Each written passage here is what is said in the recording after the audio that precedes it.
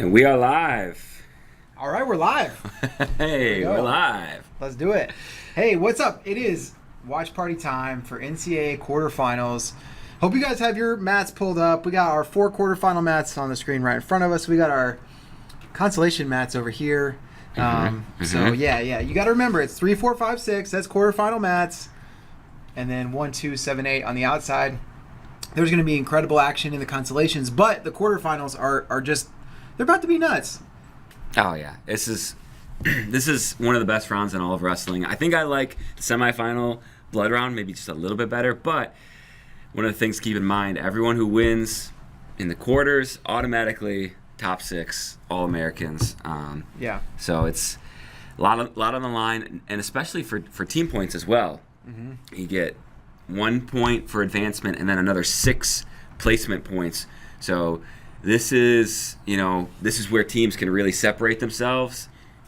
This is where we could really see Penn State take a lead, or this is where Iowa could kind of fight back and show that they're not ready to just concede, because I think that's what everybody thinks at this point. Yeah, watching Penn State's going to be really important in this round because they have 7 still alive. And we were talking about it before we started rolling. Coming into today, you maybe thought, oh man, a little bit of a bummer performance. You're a Penn State fan because Dean's on the backside, Facundo's out, but they still have 7 in the quarters, and they are the higher seed in 6 out of the 7, or all 7 of them of 6 out of the 7. 6 out of the 7. Bartlett just Bo Bartlett. Yeah, which Bartlett's the you only look one. at Bo Bartlett, he can win. He can win that match for So sure. at the end of this round, we may be talking about a Penn State team with 7 in the semis, or we might be talking about Rooks continue to stay hot and beat Van Ness. We might be talking about Bartlett got beat. The others feel. We might be talking about Levi Haynes got beat by Bryce Andonian. So Penn State's going to be an interesting team to watch. There's so much to figure out. But what I want to know, chat, what are your favorite matches? We've already seen a couple people in the chat bringing up NCAA champs at 165 in the quarterfinals. Shane Griffith and David Carr. That's an insane one. I think for me, maybe Andonian, Levi Haynes, most intriguing. Not just because of the style differential, but because you've got this young freshman in Levi Haynes who's been so solid. But then this guy, Bryce Andonian, what does it feel like to wrestle him? I don't think you know until you've done it. Until you've done it before. Yeah, and that's what's going to be super fascinating to watch. Bryce Andonian's a guy, if everything's clicking the right way, he can be very hard to beat, and he can put up points in a hurry. So, yeah, that match is going to be incredible. One little quick update, and especially because we know Gopher Chat is in the building. Bad news for Gopher Chat. Jake Berglund did not weigh in on the and he was in the consolation round, so he forfeits to Matt Casimir. Berglund, he goes out. I mean, his story really is incredible because he doesn't start for the first 3 years of his college career. Yeah, he's a 149-pounder, drops to 141, and earns All-American honors. But yeah, disappointing, for him. So what's the road for Casimir now? Because Casimir, he's had some good wins this year, but so he gets the winner of Ryan Jack, Malik Hines. Okay. And so that's tough. Yeah, Jack's a tough matchup, and then he'd get the loser of Lachlan McNeil, Andrew Alirez. So okay. Yep. Okay. Well. Yeah. You win some, you lose some when it comes to the draws. But Casimir's been tough. Don't count him out. It'll be interesting to watch. Okay. Well, we're about to get going. I see people pacing around. They're probably making jokes on the PA right now in the arena. And we'll be good to go. Yeah, Ashland's saying Levi Andonian. How could you not love it? Oh, Keith Gothard, the Colton show. Colton Schultz, Tony Cassiope. Yeah. Yeah. Keith, how's the mail route going? It got a little chilly overnight here in Texas. I would imagine maybe a little chilly in Illinois. I hope the mail route is good. Oh, baby. And we're getting started. We got Killian Cardinale, Matt Ramos. Question in the chat. I know nothing about Kekheisen. Does Salazar stand a chance? I would say no, but never count anybody out, but no. Yeah. And already Pat Glory gets a takedown on Brandon Courtney. Oh, my gosh. Killian Cardinale firing off an attack on Matt Ramos, and they're into a wild scramble. And that's one of the first times Ramos comes out on top. It's one of the first times in the tournament, other than him kicking out of that scramble, that Killian's not maybe looked close to 100%. Ramos gets the 2, but Killian's out right away, and both these guys are pretty fierce competitors. Remember, you win here, you're an All-American. Yep. So and big. Purdue hasn't had one under Ersland, right? So this could be it for Matt Ramos. He was really close last year, round of 12.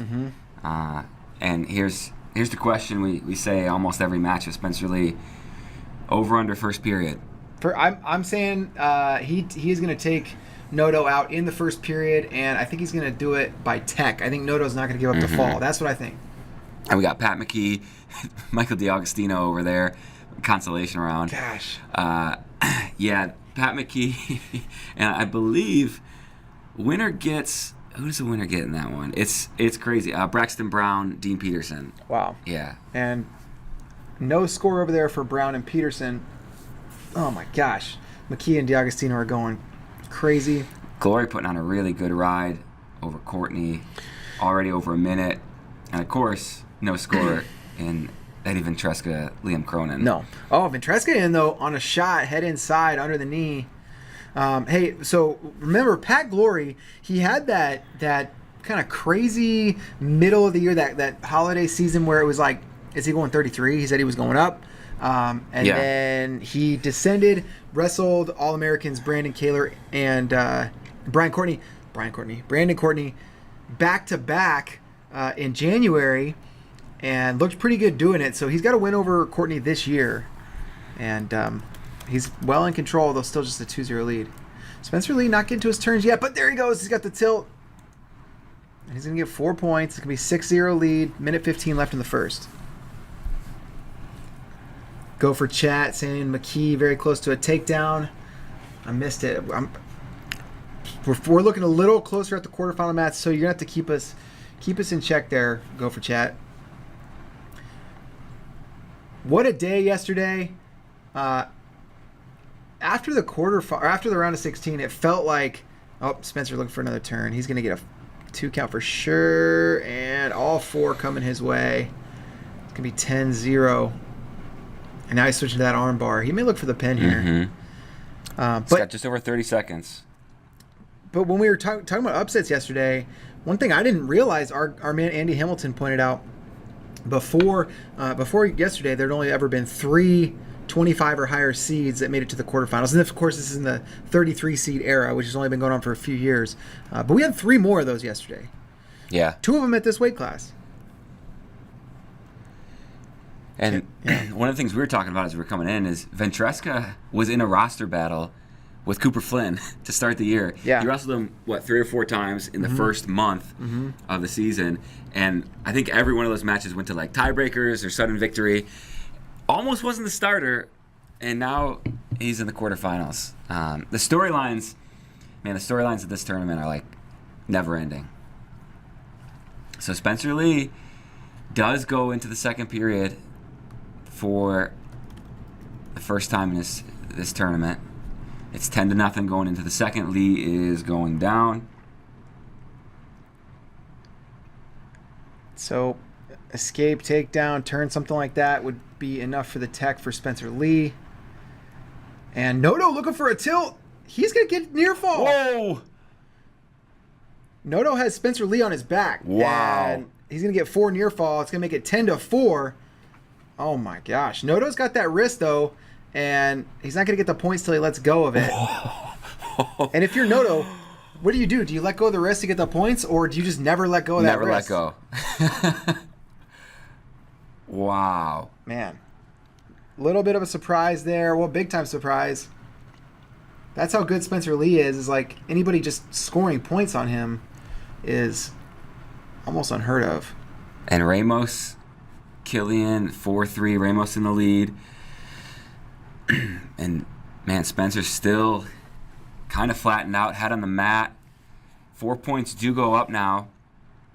And now Noto with that bar.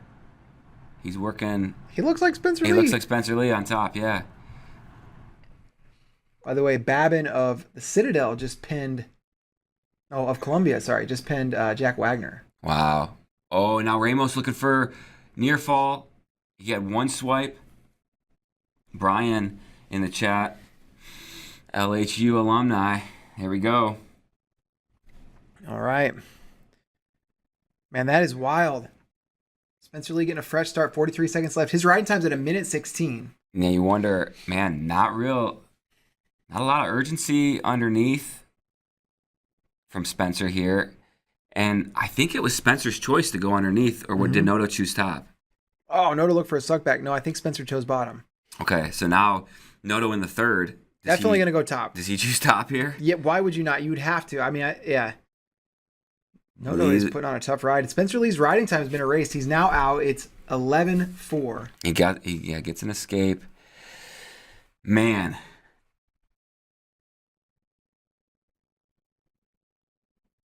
Pat McKee putting on a good ride. DiAgostino, he's looking for a turn now. And he's getting swiped. So McKee looks to be in control here. Courtney looking for a takedown against Glory. McKee going to get 4 near fall. This guy on the backside of brackets is so good. And yeah, he's looking for a fall. He's looking for a fall. He loves to He's going to get it. Is he your 125 pounder? No. Okay. My 125 pounder is Eric Barnett. 5 seconds left. Oh! Spencer Lee! Noto's trying to put him on his back. Wow. Man, his shoulders were turned. It looked like he was going over with a deep half here. My goodness. Dayton Fix is not wrestling yet. Kenny Daniel. Spencer Lee just got hit for stalling on bottom. A minute and a half left. My goodness. So Noto chose top. Yes. Man. Noto chose top. McKee distracted us. We were too busy looking over there. And Glory has riding time locked up. He's up 5-4. A minute to go in the third. Man, this is crazy. Noto wrestling him tough. And, if you're Pat Glory, Pat Glory's in a battle of his own. It's 5-4. Spencer Lee gets an escape. Time. So it's wild. As crazy as this match has been, you feel like Noto is like in it and threatening. Spencer still has a major. He still has a major decision right now. And he's in on a single leg. Oh, my goodness. Cronin OT, somebody just said. Yes, that is true. Going to OT right now. And this is where Ventresca makes his money. And he's in on a single leg. Cronin locked through the crotch, though. He's in 1-1. Liam Cronin. Ventresca is in overtime. Spencer Lee's winning 12-4 over Anthony Noto, and he's looking to finish. Oh, he almost got that takedown. Almost finished a single leg. Pat Glory looks like he's going to close out the win here. Courtney made it interesting. Glory wins 6-4. And Ramos up 6-4. There's the takedown for Spencer. And Spencer's going to do it. But my goodness, that was interesting. 14-4, Spencer Lee wins. And the guy is under such a microscope because he doesn't give up points at all, including escapes most of the time. And Noto got a 4-point near fall. Hats off to Noto for winning one sequence, but still lost the war. 14-4, Spencer Lee onto the semis. Cronin throws Ventresca to his And Cronin going to do it. Cronin makes the semis. Man, All-American for the first time. He has wrestled like an All-American all year long, and now he is one. Yeah. Good for him. Man, that's cool to see. Crazy match between Ramos and Cardinal. It's 6-5. Ramos is in on a shot, trying to finish. Cardinal dives through. What in the world? Oh, my gosh. He's got to be careful not to give up neutral danger. And Cardinal holding onto this foot. Potentially dangerous is the call. Cardinal is a dog. So is Ramos. Iowa is in first place because you're going to get 7 points for every quarterfinal you win. So they move ahead of Penn State momentarily. Cardinal 2-on-1 looks for a shot. Ramos, good head, hands, defense. Minute left, and Ramos is now in deep. He's on the right side, the right leg of Cardinal. That's the one that the heavily knee padded, knee braced.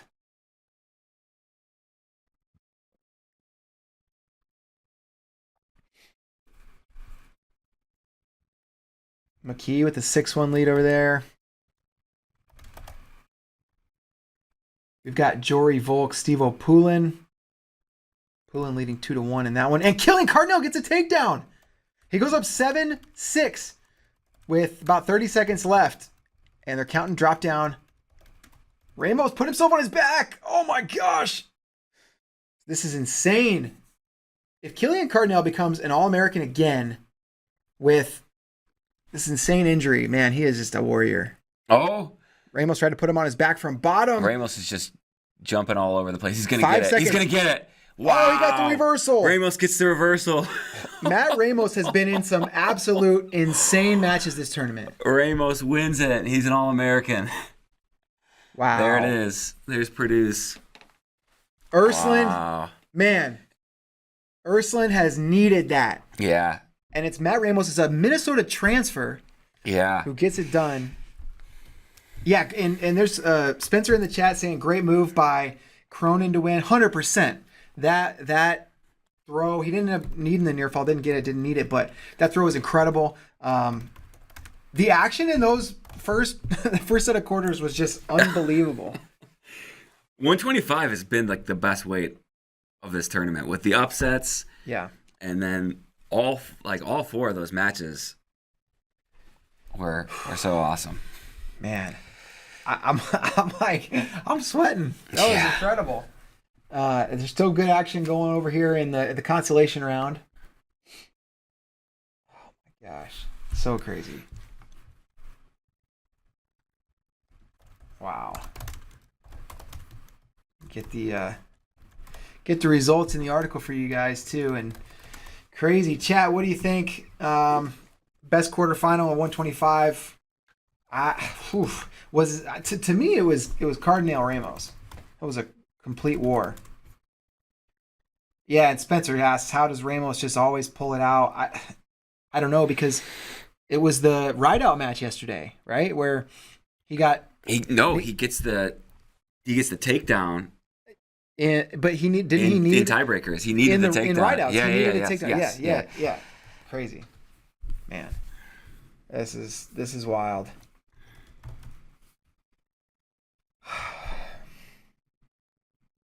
Crazy day already, and we're only one weight class in. We got 9 more to go. Quarterfinal side. We also got a lot of good consolation action going on. Trombley leading certain 1-0 over there. Steve-O Poulin, Jory Volk tied at 2 going into the third, and Poulin going bottom. Jack Medley, Ryan Miller knotted at 0, just starting that one. And now I see, oh my gosh, All-Americans, Brandon Kaler, Eric Barnett coming to the mat. And blood round. And they're going to hold weight classes so they all start at the same time in the quarters. So you're not missing any quarterfinal action right now. Whew. Man. Orini has been, really fun to watch between ACCs and, this tournament. You feel like McGee is the favorite. Yeah. But can't count him out. Jack Medley getting 4 near fall. Medley's got a tough road ahead of him. I think he's got winner of Kaler. Yeah. Kaler Barnett. Yeah. That's tough. That's 2 All-Americans. Oh, and Barnett beats Kaler. Did he pin him? What happened? I didn't see. I'm going to try to find out. I think he just won 2-0. But I thought they just started. Oh, maybe. Hold on. Let me take a look. Barnett pinned him in 29 seconds. Okay. Wow. Sheesh. All right, so consolation round winners so far at 125. Unger beat Tucker Owens of Air Force. That was a pin. Man, 3 pins so far out of the first 5 consolation matches. Nick Babin pinned Jack Wagner. McKee beat D'Agostino 7-2. Peterson over Braxton Brown 6-0. And also, of course, the match we just talked about, Eric Barnett pinned Brandon Kaler in 29 seconds. Sheesh. Wow. All right, so what's going on in the rest of the backside of that bracket at 125. Unger's going to have Babin. That's an EIWA Ivy League matchup. McKee, Peterson. Winner gets Noto. Certain and Trombley are wrestling right now. They're tied. Poulin Volk. Poulin's up 4-2 on Jory Volk, and he's got riding time secured as well. Volk got out, though. 15 seconds left, and it's 4-3, but essentially a 2-point lead. Volk needs a takedown for overtime. 10 seconds to do it. And looks like Poulin going to win this battle of freshmen. So did they hold the quarters until the whole weight class is done? I don't think so. Oh, it looks like Certain's hurt. Oh, man, you hate to see it. They might hold it. They may. I kind of. That's crazy because that's 2 sets of matches on. I think they. Or it might just be doing a commercial break or commercial time. Yeah, something like that. Oh, we got some Ireland fans in there because it's St. Patrick's Day. Do you have any St. Patrick's Day traditions? I don't think I have any green clothes. Although my wife did buy Lucky Charms. Okay. And the girls were eating this morning, and they gave me a bag to take with me. We have. That's good. We had Lucky Charms in our house this morning too, and we almost never do. A bag of Lucky Charms. So my daughter told me they were honoring St. Patrick's Day in her first grade class. My bag of Lucky Charms, and they wrote little notes too. So that's great. Wishing me happy St. Patrick's Day. My kids, but my daughter, she's in first grade. She said that the way they're honoring St. Patrick's Day is in their classroom was building leprechaun traps. So yes. I don't think that's... Yes, because we want to know more. Y'all seen Leprechaun say yeah? Yeah, that's a great video. No more. Yeah, no they're more just rolling right into 33 over here. Okay, so they're just doing commercial breaks. Yeah, they're doing commercials. All right, so team scores right now. Iowa moved ahead of Penn State, and the team scores are going to be just nuts in this round because every quarterfinal win is worth 7 points. Plus, you got those half pointers on the backside of the bracket. Iowa currently in first. You just want to screenshot that if you're a Hawkeye fan. Penn State 3.5 points behind. Oh baby, here we go. Here we go. Dayton Fix just. Lucas Bird has looked really good this tournament. He has. I feel like this will be a sneaky close match. Nagao on a single leg on Roman Bravo Young, and he's got him lifted momentarily. Roman in the Gator Bacon position just seems like he's waiting for Nagao to try something, maybe roll through, and now RBY switches off to more traditional defense, and there's going to be a potentially dangerous stoppage. Man, that was a quick potentially dangerous stoppage. Yeah. Arujao Latona is interesting too. These guys wrestled twice this year. Split. Yep, they split. Lee beat Noto. Yes, Wyatt Jackson. Lee beat Noto 14-4. But it was the closest 14-4 match that Spencer Lee has ever had because Noto put him on his back. Yeah. With a tilt. And it's going to be Trombley over Certain. Oh my gosh, boy. Latona just this is Vito's got Latona Vito. Latona Vito just went nuts. Wow. Latona almost put Vito on his back. Yeah. They did give him 2, and then they gave a reversal to Vito. And now going to be another reversal for Latona. It's going to be 4-2 Latona. It's like they're pulling guard. That's what it looked like. Yeah. It looks like they're pulling a Brian Soldano. Yeah. And so Sam Latona leads Vito 4-2 right now. Oh my gosh. Medley looking for a major decision over there over Miller. He's up 10-2. Yeah, he is. McGee gets the takedown on O'Reaney. And O'Reaney has been a fun story in March. Great ACC championships. Mikhail McGee, he is one of the best wrestlers that I think people don't maybe recognize just how good he is. Uh-oh. Okay, we're good. Man, Nagao RBY is interesting for a lot of reasons. Obviously, the Big Ten final, Nagao rides RBY out, and then Nagao has looked good this tournament. So you don't look at his performance there as just an outlier. You look at it as Nagao is really coming on. This is who he is. Whoa. What just happened with Fippen and Cannon? Fippen just got a just pin. pinned Cannon. Fippen pins Regason and then pins Cannon. Oh my gosh. Wow. I wish I saw. Did anybody see the Fippen? Hey, Spencer in the chat. What happened with Fippen? How did he pin him? Did he do the same Gator bacon as yesterday? That is crazy. And McGee gets a takedown. 0-0 still with Nagao and RBY. And if you're Aaron Nagao, this is exactly where you want to be, right? Yes. And I don't know if you remember the end of the Big Ten final. Nagao tried to kind of be buddies or shake hands or do some kind of friendly gesture after having ridden RBY so hard. And Roman was like, have none of it. He just 0-0 in the first. Away. And Vito gets a takedown, 5-4.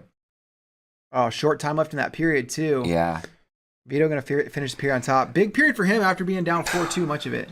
That period, man, how do you clip those scoring highlights into 1 minute? They were just rolling around all over the place the whole period. Yeah. All right, Wyatt. I'm sorry we had you scared about Spencer Lee for a minute. It's just he's never in any level of danger. That's why we had you scared. All right, so Nagao on bottom, and he's trying to roll. And I'm a little surprised he chose bottom. Roman's riding time is just climbing. Gosh, what would your choice have been if you were Nagao? Yeah. Top. I would have either gone top or neutral. If you go neutral, you're tied in the third, then Roman's got to choose. But if you go bottom, man, Roman is... Dude, you can't forget, this guy rode Dayton Fix forever. You're probably thinking, get the escape, force Roman to go underneath you. Yeah. But instead, what you get is... You get an ankle ride for 2 minutes. You get an ankle ride, yeah. Yeah. Yeah, I think that's probably a tactical error there from Nagao. I mean, Roman's going to get hit for this drop down here. Mendez Zacone coming up in Consi's. Winner of Mendez match gets Ragusin. Winner of Ragusin's match. So we're going to get Mendez-Ragusin round of 16 probably. Man, how crazy is Fippen? He's crazy. He's a troop that I will salute. Man, Latona Vito just still rolling around. Ward says Spencer looked like he might be compromised. Who do you think got to him? The Russians? I don't know. I don't think he's compromised. I don't think he's hurt. I think I don't know. Roman continues to ride. Nagao's trying to roll through. He's been a couple times close to putting himself in danger of giving up near fall. Mary Gum, good joke. Where can I watch the matches? And she said, all caps. Just kidding. Do get that question a lot.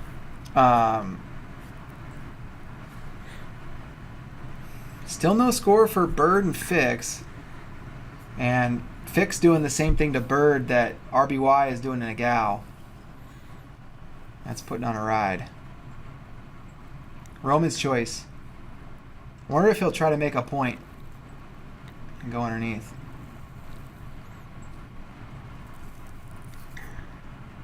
Yeah. He is. Wow. Dude, if Nagao can ride like he did last time, he can send this to OT. Vito up 6-4 going into the third. Vito on top. So did Latona ride out Vito? Yeah, he must have. Now Vito with the leg in.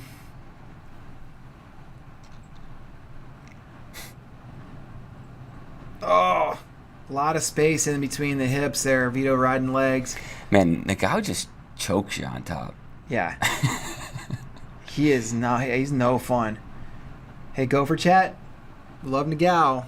He looks like no fun to wrestle. No. And you wonder how long does the ref let him stay with legs on top before he gives a fresh start? Yeah. Especially in this position of a leg ride. It's not like he's cranking and, stretching him out. Roman gets a reversal. That feels like the match right there. Yep. And now Lucas Bird putting a ride on Dayton Fix to start the third period. And Dayton turns in. Oh, Dayton almost gets a reversal. Gets to the leg. There's a reversal. Does get it. Man, these matches are so similar. Mm-hmm. Now Bird gets the reversal. Wow. Or just an escape. You wonder if you're going to see a challenge.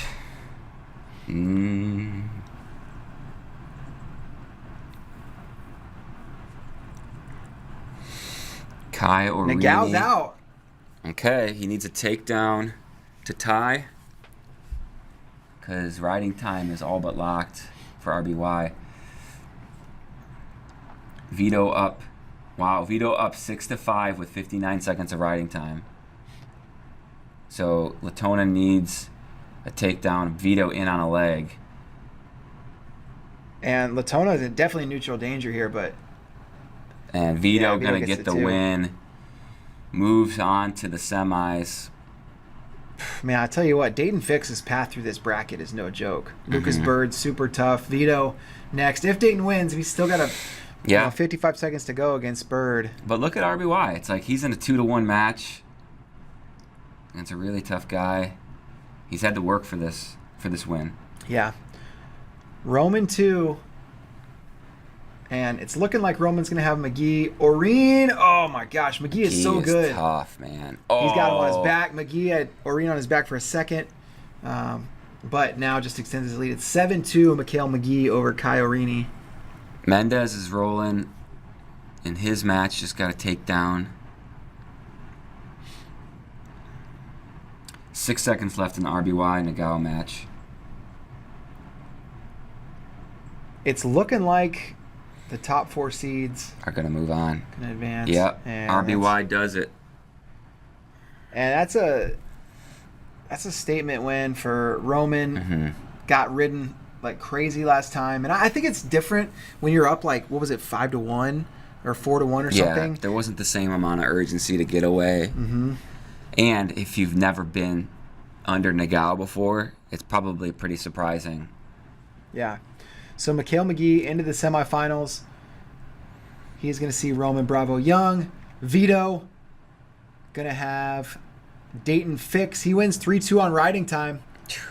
Yeah. And Penn State goes back into the lead. I feel like that's kind of, it should be how it goes until we get to those upper weights with 74, 84. It'll go back and forth. It'll be interesting to see what happens here because Penn State has a chance at 141 to get the slight upset. Right. Bartlett, and if they do, they're gonna maintain that lead. But yeah, Cole Matthews has looked very good this tournament. Yes. But if somebody has a style to beat him, it is Bo Bartlett. Yeah. 100%.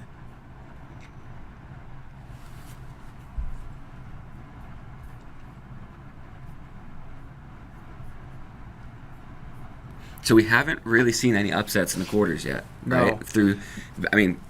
Incredibly fun matches. Yeah, we've full seen of action, ton of really action. close, but no real upsets. Yeah, and that's the thing about live wrestling. Like sometimes you'll feel like when you said that, I was like, well, we surely have, right? Because the action has felt back and forth. But no, I mean, when you look at full match results, we haven't. But these matches have not been, certain. The outcomes have not been certain.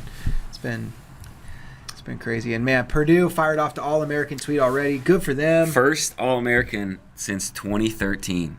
Sheesh. Man. 2020 was a real dagger for them. I mean, it was tough for everybody, but they had such a good team at NCAAs that year. Yeah. It's cool. It's cool to see. And you've always felt like, okay, this is the year they're going to do it. This is the year. And then finally punch through. This is the one, right? Yeah. They could have a couple this year. With Phileas is in the quarters. Kendall Coleman battling back through. Coleman's a guy who, man, this year I think he got all the way up to number 3 in the country. Yeah. McGee RBY is the fast twitch match. Yeah. Yeah, we're gonna have to watch that one in slow motion. There's a lot of fast twitch wrestlers in this weight class. Vito, Mendez is one of the faster twitch guys. I mean, Dayton has that fast twitch. Yeah, he's more like you see that fast twitch more in freestyle with him. He seems to be a little more controlled, methodical in folk style. Man, I think Vito can beat him, to be honest. Yeah, he can. The thing is with Fix, though, is like with that matchup, I feel like Vito can get sloppy, he can make mistakes, and Fix could make him pay one or two times, and that's it. Like, that's the match. And then Fix just shuts it down. But Vito has a way of kind of opening guys up and forcing a lot of action. So, yeah, for sure. I want to see that one. Yeah, I do too. And we will tonight. Yeah, we get to see it. 8 p.m. Eastern are the semis. All right, so Real Woods almost... Now, he didn't... If D'Amelio would have got the takedown, he wouldn't have lost. It just would have went to overtime. Yeah. But that was a very close matchup. But I said this yesterday. I feel like Alan Hart is an easier matchup for Real Woods at the 8 seed than Dylan D'Amelio was at the 17 seed. Yes, I agree. Just with the skill set, some of the strength that D'Amelio possesses at that weight class. Now, Alan Hart, he can be dangerous, but I just feel like Real Woods matches up really, really well with him. I think Alirez matches up pretty well with McNeil, although McNeil, he's going to try to muddy the waters. And I think Hardy matches up pretty well with Phileas. So the biggest question mark for me here is Bartlett Matthews. But I could be wrong. Maybe some of the other ones will be closer than I think.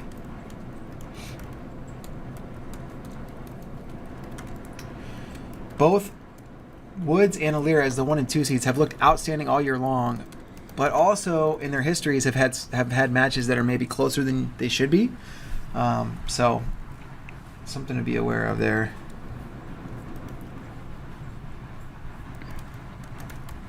Yeah. Ashlyn saying that Bartlett's another guy who maybe has that fast twitch muscle in freestyle, and you don't see it as much in folk style. Keith Gothard, pumped for Real Woods. Let's get it.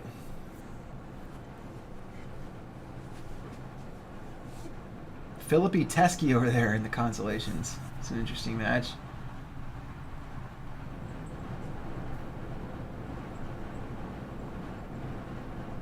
Wow. Thought Philippi might put Teskey on his back momentarily, but Teskey scrambled out of it. Cornella 2-0 lead on Swiderski. Yeah. Ragusin Rich. Rich had the upset over Cannon yesterday.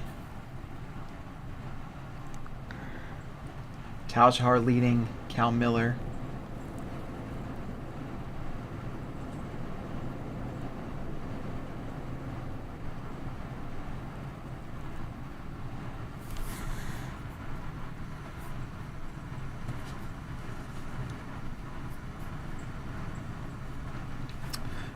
How did Bird get a second point is a question in the chat.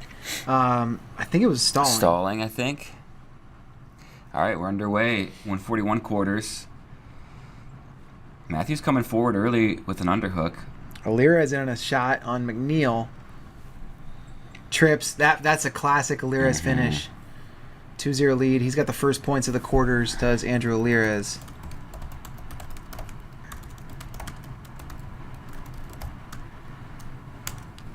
Andrew Alira is yet to be an All-American, which watching him this year is like surprising to say, but he said that not placing last year was really the thing that got him to be 100% disciplined and focused in the offseason, and he's been consistent with that throughout the entire year and see the results paying off.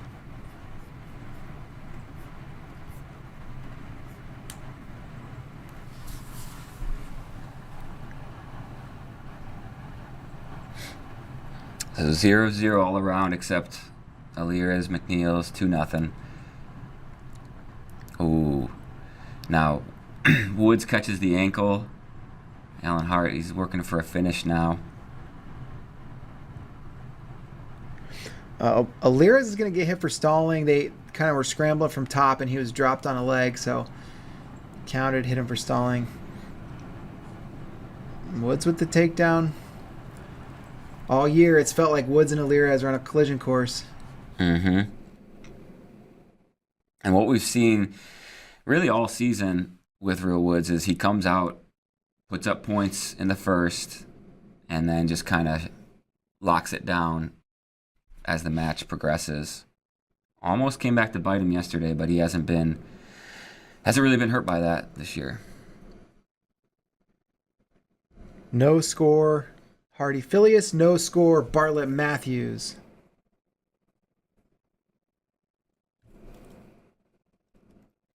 Woods working for a turn on top. He's got, I think, at least 2 swipes. Alirez with another takedown. He's up 4-1 now on McNeil. Riding time at 55 seconds.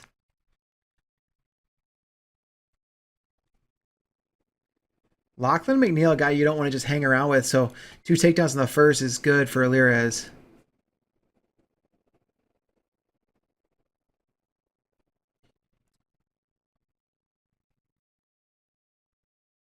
P. Young's asking what school is CSUB, and Ward coming in clutch, Cal State University Bakersfield. That's right.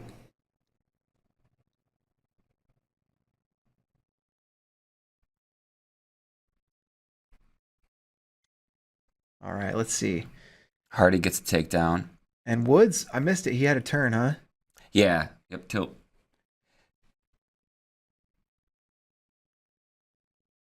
All right, and so Hardy in the lead, no surprise. Alirez in the lead, no surprise. Woods in the lead, no surprise. And scoreless, Bartlett Matthews, no surprise. No surprise. No surprises at 141 so far. JCS 761. Spencer is going to lose to Glory. Okay. All right, well. We'll tell him. Bartlett gets a quick escape after Matthews looked to lock up a far side cradle.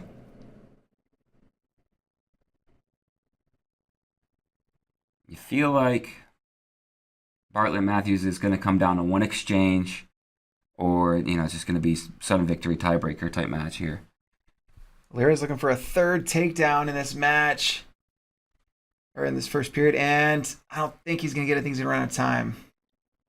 But 4-2 with 1:10 of riding time.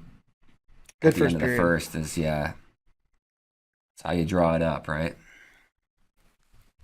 Ragusin up 3-0 over Chance Rich. Winner of that gets Jesse Mendez in the round of 16 on the backside, which is just so crazy to me. Very crazy. Hardy got out in that match. Oh, man, Real Woods, really, really nice low single. Got to it nicely. Can't finish right now. Hart tying him up. And now Woods now looks like he's gonna finish.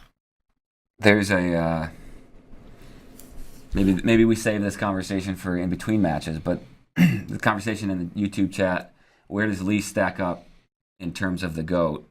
Not in front of Cael Sanderson, right? I don't think so. But if he wins 4, where do you put Lee? Where do you put Yanni in that group of would be 6 4-timers now? Great question. And McNeil with the escape in the second makes it a 4-3 match. Little deceptive because there is riding time and Alirez still has choice. And Real Woods in control here, 6-0 over Alan Hart. McNeil, wow. Stall warning against McNeil, but now McNeil trying to sit the corner. Alirez improving his position a little bit, but McNeil trying to scoot the corner. 52 seconds left. And Bartlett close to a take. No, he's on third. Yeah, it's the start of third side. I thought the same thing, yeah. Yeah, Brock Hardy in control here going into the third, up 5-0. All right, no takedown. It was stalemated between McNeil and Alirez. And based off of Bartlett going down in the second, Matthews in the third. Both get quick escapes. You don't really feel like any of them have an advantage on the mat from that. Mm-hmm. And the way, the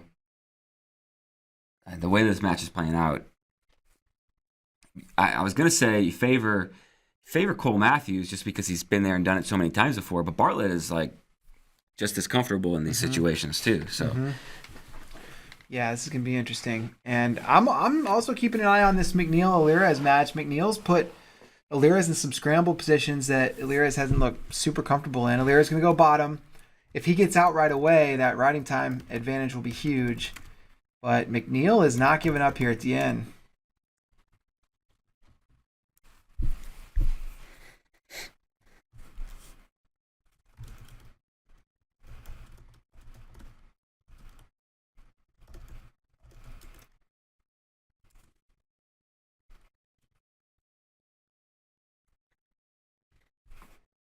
And McNeil got the riding time down to 1:20.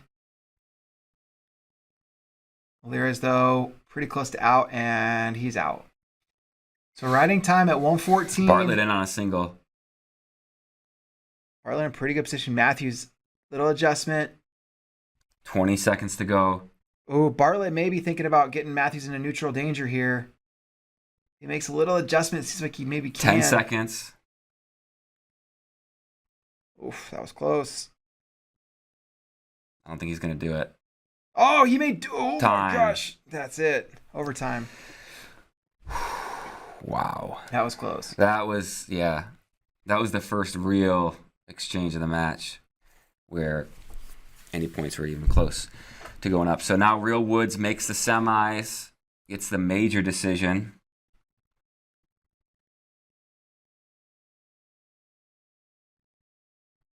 Brock Hardy closes out.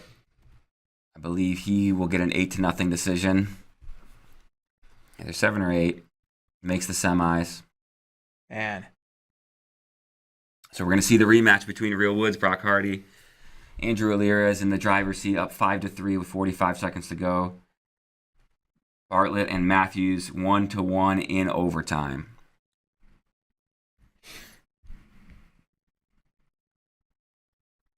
Man, this would be big win for Northern Colorado, and gosh, McNeil just keeps coming. Mm-hmm. Riding time almost locked up for Alirez.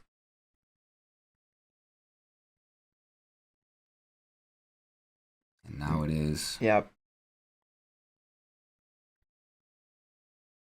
He's going to get hit for stalling again, though. Yeah, there it is. And that's 5-4. But it doesn't matter. Andrew Alirez gets the win. And he's into the semis. Sheesh.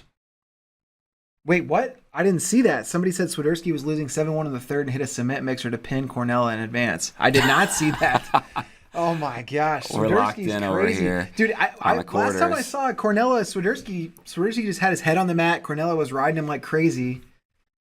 That is wild. Somebody asked earlier, Spencer asked earlier, does any team still have all 10 left? Missouri does not. Oklahoma State does not. Virginia Tech does not. Mm-hmm. What about Iowa? Did Iowa bring all 10?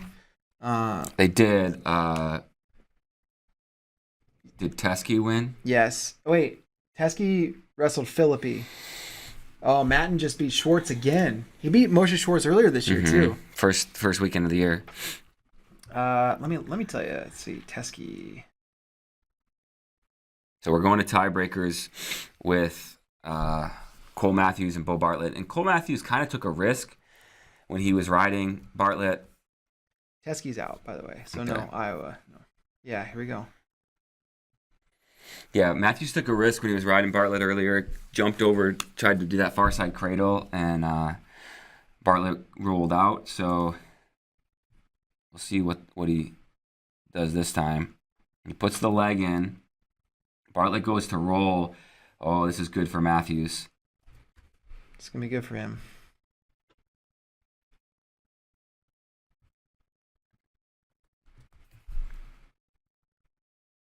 Matthews doing a really good job Slowing things down with that leg. He might get hit for stalling, but he doesn't, and period ends. He's going to go neutral, right? Yeah, why not? He's going neutral. He thought about going bottom, and it's like, wait, why? Mm-hmm. What's the point? What is the point of all this? Bartlett coming forward. Big underhook, man. Matthews has got a circle here. And this feels better for him. Stuck in front headlock, edge of the mat. Bartlett thinking about trying to go big. Oh man. Wow. He just circles that toe in. So smart. Keeping the foot in. And 8 seconds 8 left. seconds? Yep, 8 seconds left. Sheesh. This is just exactly the match that you would expect. Who was it in the chat that said that Bartlett's in deep. 3 seconds. He's going to get it. No. He gets it. He gets the takedown. Wow. Bo Bartlett to the semis. And, man, Penn State not giving up that team lead. Wow. Are they going to review it?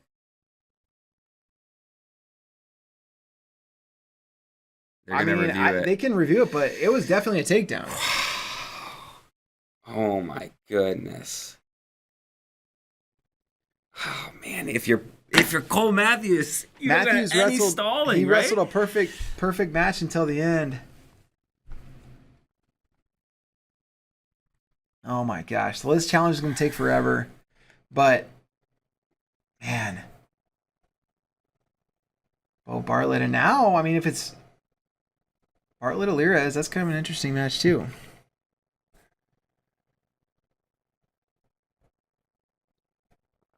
I think this was definitely a takedown.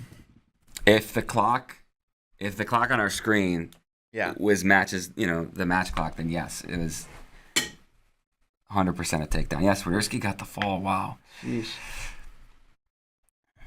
So now he's got Tel Shahar and then Phileas. Both of those are tough matches, but not like, you don't look at it and be like, there's no way. Mm-hmm. Man, there's no way they're overturning this. This was definitely a takedown.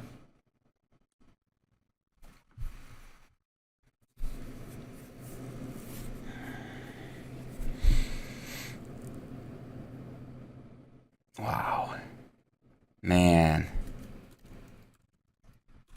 That is like, if you're Cole Matthews, that's like literally the worst way to lose. Yeah.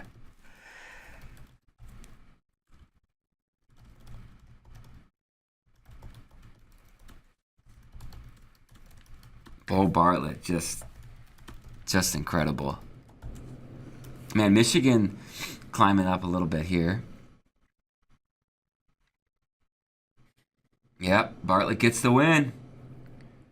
There it is, into the NCAA semifinals. And we said it before this round. Is this going to be a round where Penn State punches like 7 through to the semis? Yeah. Or is it going to be one where they, have some ups and downs? And that was one of the biggest question marks. Probably the next one coming up is 157. Van Ness, the favorite to win at 49. So, man, crazy. What a tournament this is. What a tournament this is for Penn State every year. Malik Hines up 10-1 on Ryan Jack. Wow. Sheesh. It's 10-2 now, but crazy.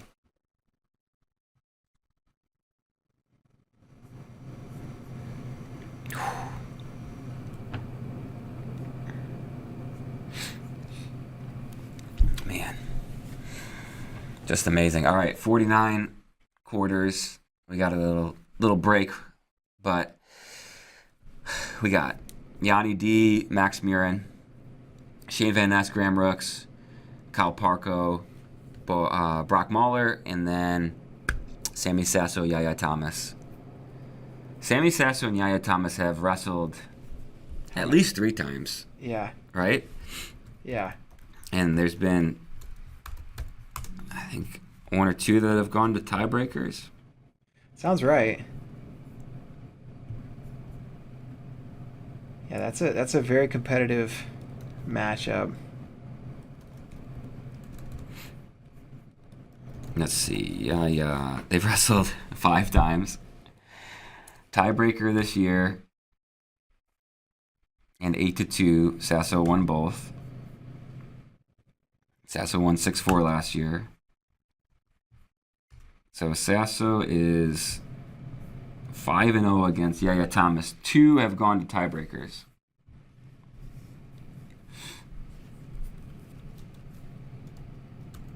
Wow.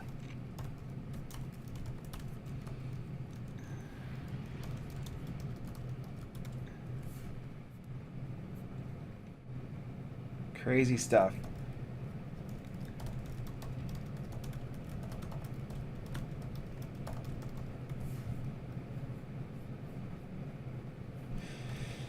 Whew. All right, so 149. What match are you most excited about? At 49? Yeah. I mean, I want to see if Graham Rooks can keep the magic going, you know? Mm-hmm. Or Van Ness. I feel like they both got the magic. That match, I mean, I feel like, okay, we know Sasso Yaya. It's probably not going to be all that exciting. Good chance it goes to overtime. Really good chance Sasso wins. We know Yanni's probably going to be Max Murin. So those other two, Parko Mahler, Van Ness, Graham Rooks. Yeah, I mean, Van Ness, what was he, the 12? 12 seed? 12. Making a run to the semis? Yeah. Yeah. Yeah, it's pretty wild. Yeah. Okay.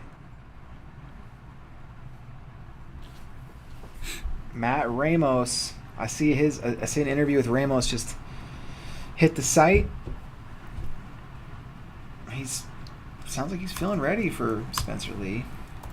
I mean, they wrestled earlier this year and he was winning 8-1. Mm-hmm. So after what we saw, you know, Spencer just gets put on his back against Noto. Now he's wrestling a guy who threw him and had a 7-point lead earlier in the year. I mean, that's not your easiest draw if you're Spencer Lee. Not your easiest road to the finals. Yeah.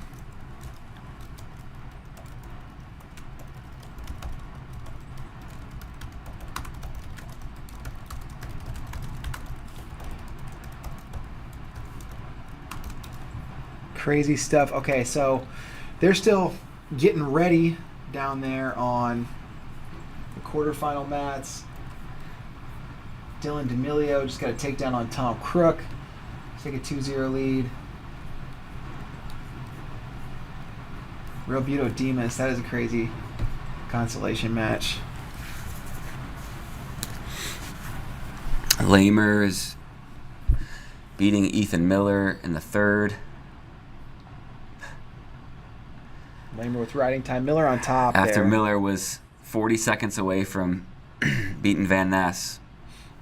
Yeah, that's the part of the Van Ness story that, you know, if he makes it to the semis, a lot of people may not remember.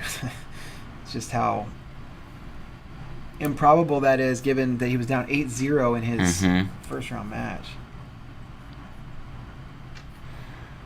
Yeah, and Van Ness has 2 wins. Matthew Cox in the YouTube chat reminds us 12-4 and 17-5 over Graham Rooks. Yeah. Yeah. Yeah. Okay.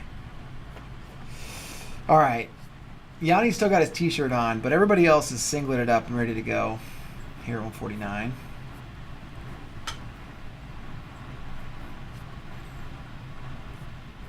You gotta stay warm. Okay, t-shirts are off. Murin stomps up to the line. Yanni just kind of strolls.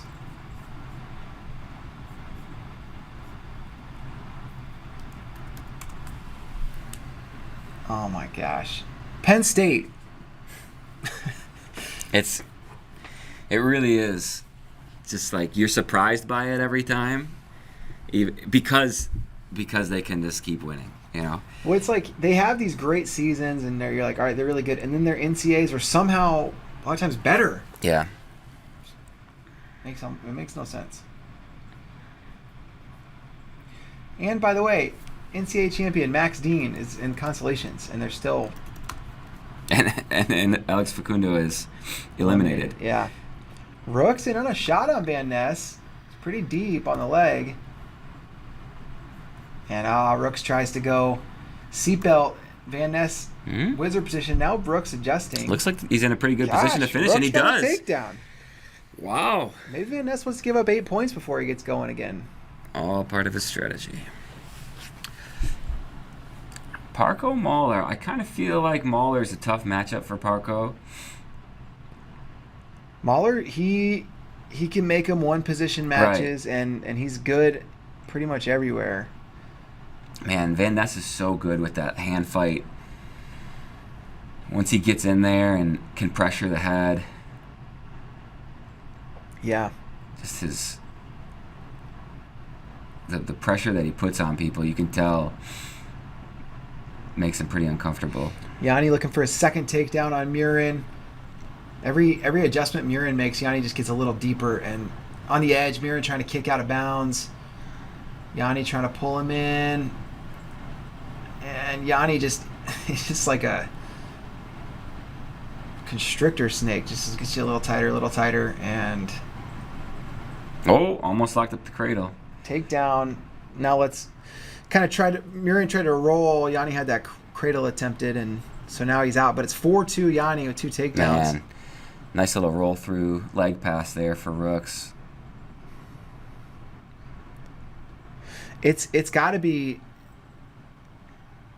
interesting for some of these wrestling coaches. Like, I'm sure they see Graham Rooks wrestle like this, like he's been wrestling this year, or like this term, like every day in the room. Yeah. And then he goes out and probably doesn't perform, and you're like, what the heck? Is he going to get another takedown He's here? close. If he can slip this head out, although... He's very close. He pops the head out and he gets a takedown. Graham Rooks, 2 takedowns. Graham Rooks up 4-1. Listen, sorry, we were giving Van Ness this match. Graham Rooks. The heck? Wow. And Spencer in the chat, same thing. He said, seeing how badly Blockus dominated Rooks, he had a hard time seeing him compete with Van Ness. I mean, yeah, like, who would think that this would be what was happening? And this is out. Now this is where Rooks just needs to be smart, be happy with the 4-2 lead going into the second, or where Van Ness can capitalize, get his takedown, and basically make it 0-0 into the first. But Rooks gets called for... Oh, Van Ness looking for a cradle. Stalling. Short time in the first. Okay, 4-2 lead for Rooks going into the second period. Rooks has got to be careful. He's given up a lot of ground on his feet. Gets called for stalling already in the first period. That's not a good recipe moving forward. No, second period, Max Murin's out right away on Yanni, so it's 4-3 Yanni leads. I feel like the Sasso Yaya match is just like start watching in the third period. Yeah, Sasso's out, so it's 1-0. Something crazy can always happen. No escape yet. Parko riding Brock Mahler just 14 seconds into the second period there. Doug Zapp, Nero Johnson. I don't know if we talked about that match is going on right now. That's a tough consolation match. For both wrestlers. Yes. Rooks in another single. Another single. Man, oh man. He tried like a head wheel finish with his head on the wrong side. Yeah. But this doesn't matter if it's the wrong way to finish. We're going to do it. He must have some like sneaky strength, leverage. He's a little bit longer. But the way he was able to work and pull that in was really impressive. It also kind of looks like his singlet's completely ripped. split. It's completely split. His singlet's split right off the butt crack. Yeah. Oh, no. Oh, I thought Max Muir was hurt for a second. The way he was crawling on the mat was just odd. Maybe it's his lucky butt crack singlet. Oh, he's going to get another takedown. He's got another takedown. 7-2. Graham Rooks leads Shane Van Ness. This guy. Man. Graham Rooks. It's so amazing. How? You're just like, how? I want to see where Graham Rooks has been ranked this year. Give me a second. Take your time. I don't know if he's been ranked in the top 24 at all the whole year. By the way, Yanni with another takedown, Murin with another escape, and Yanni in on a shot at the end of the second period. But it's 6-4, Yanni, 3 takedowns. And this is the thing. Somebody asked on FRL the other day, like, this question about, will Yanni have more than X number of bonus points in his 4 NCAA titles? And, like, he gets this reputation for not, because he doesn't have bonus points. But, look, the guy's winning this match 3 takedowns to none. Like, he's plenty dominant. It's just not in the way of, bonus points. So I don't want people to think Yanni squeaks by, because he's pretty dominant. So Graham Rook's highest rank this year was our preseason rank. We had him ranked 24th. Oh my gosh. Yanni on bottom in the third. Murin riding pretty high. They're up to their feet. Yanni pulls the head, pulls the arm, and Yanni going to get a reversal. So 8-4 now for Yanni. Riding time ticking up at 30 seconds in his favor. 7-4 Van Ness, Graham Rooks. Nice double leg for Van Ness, and he's going to finish on the edge. Oh my gosh, he might put Rooks on his back. He is. He likes to give up leads and then pin people, so Rooks has got to be careful. Oh, he goes out of bounds. Out of bounds. So 2 back points given. And Escobedo challenged something. Chad Red is saying that they were out of bounds. Oh my gosh, Van Ness. I don't think they ever went out of bounds. And it's like, man, it's literally what we saw in the first match with Van Ness and Ethan Miller, where he never panicked. Oh, Murin close to a takedown and gets the takedown on Yanni. It's 8-7. It's like, yeah, Van Ness, he's not panicked this whole match.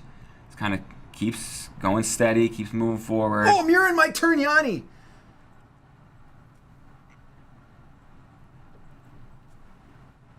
Oh my gosh. Yanni might pin Murin, though. What is happening? No swipes yet. This is bonkers right now. No swipes yet for Murin. No back points. I think Yanni's winning 8-7. Do you think we're going to see a challenge? I mean, maybe just like YOLO, but I don't think there's back points there. Wow. 8-7. Yanni holds on to beat Max Murin. Murin got a late takedown, and he was very close to a turn. Yeah, no challenge. Wow. Yanni moves on.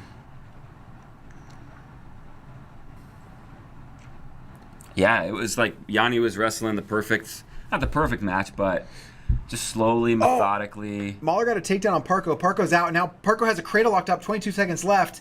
Gets the takedown. Parko up 4-3. He can just stay here if you're Parko. Yeah, right? Yeah.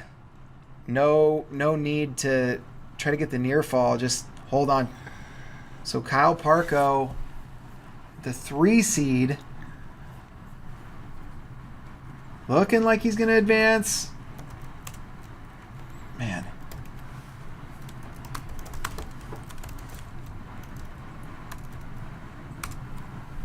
All right. 2. Yep.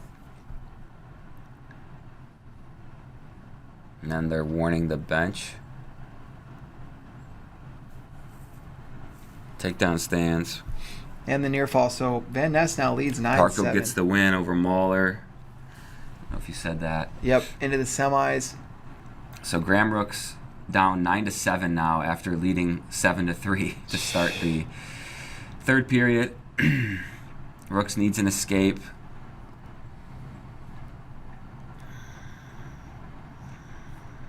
Dude, this tournament for Shane Van Ness has been wild. It reminds me a lot of Max Dean from last year. Yeah. Not necessarily the same way, and Sasso gets the 2-1 win. Sammy Sasso, the 2 seed. So 1, 2, and 3 all into the semifinals, and it's either Doug Zapp beats Pinheiro Johnson. Wow. It's either gonna be 12 or 20 for Yanni.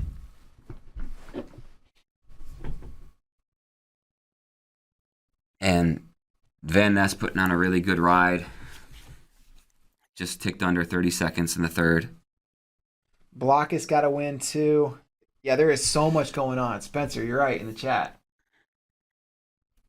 Austin Gomez leading 2-0 over Kellen March. And Pinheiro looks like he's going to ride not Pinheiro, excuse me. Shane Van Ness looks like he's going to ride it out. He's got a riding time point coming now, and 10-7 win. What a roller coaster It's ride. amazing. It's such a good job by Shane Van Ness to stay cool. A lot of times you see guys in that situation, they get down early, and they kind of just start panicking. But not Van Ness. And now we see Penn State's lead go to 10 points over Iowa, and they could extend it even more. That's where you're like, man, is this ever coming back? No way. Are we gonna see 7? Are we gonna see 7 in the semis? I think if we see Levi Haynes, then yes. Yeah. So, if it sure feels like it right now. It does. Although I will say, Bray Sandonian, that's a different kind of cat. That's not Graham Rooks. That's not a regular wrestler. That's a crazy person. Yeah. It's a crazy person. Yeah. So I don't know. Jaden Abbas, Victor Voinovich, man, these round of 16 or round of 24 consies are just, some of them are so good. Austin Gomez. Cortland in the chat. That's Corby, right? Corby, is it? Corby, is that you? He said Penn State Magic. Yes. I mean, it's Penn State Magic. Yeah. But like, and when you look at it in like the aggregate, it's just like, all right, Penn State Magic. But then when you watch it happen, each person's story and year after year, it's like, yeah, but okay, yeah, sure, Penn State Magic. But how is Shane Van Ness going to do it? And then this is how he does it. And then he does it. It's insane. And man, if the Van Ness Graham Rooks match wasn't what it was, we'd have probably been keyed in on Yanni Murin more. Yeah. And the ending of that match was like, it got spooky, right? Yes. To quote Nick Sirianno, things got spooky for a second there. Question in the chat: should that have been near fall? I don't think so. No, I don't think so. You can't. The thing is, I don't think I even saw a swipe, and there maybe should have been a swipe. That's and you can't get back points if your back is on the mat in between your opponent's back, right? Like that, you can't get back points that way. Yeah.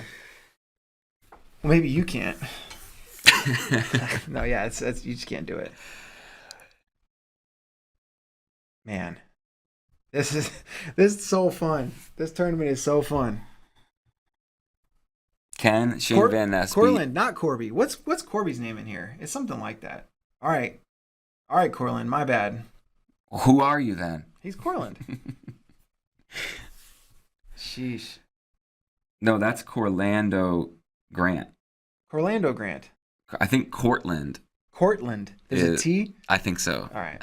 Sorry, Cortland. Man, Cortland Gomez Grant. looks good. He hit like a little, almost like duck, but like misdirect level change.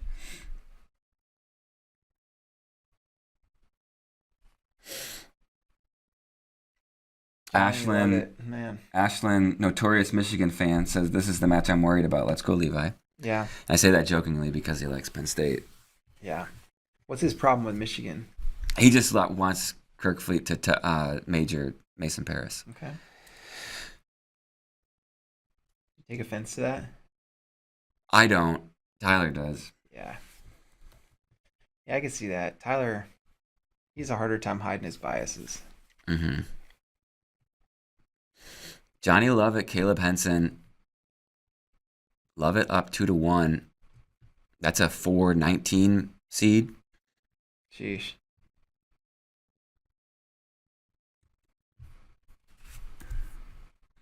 Humphreys versus Franek.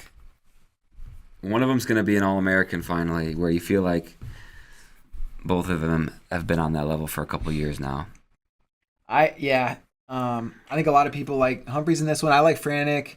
They're both super good, super tough.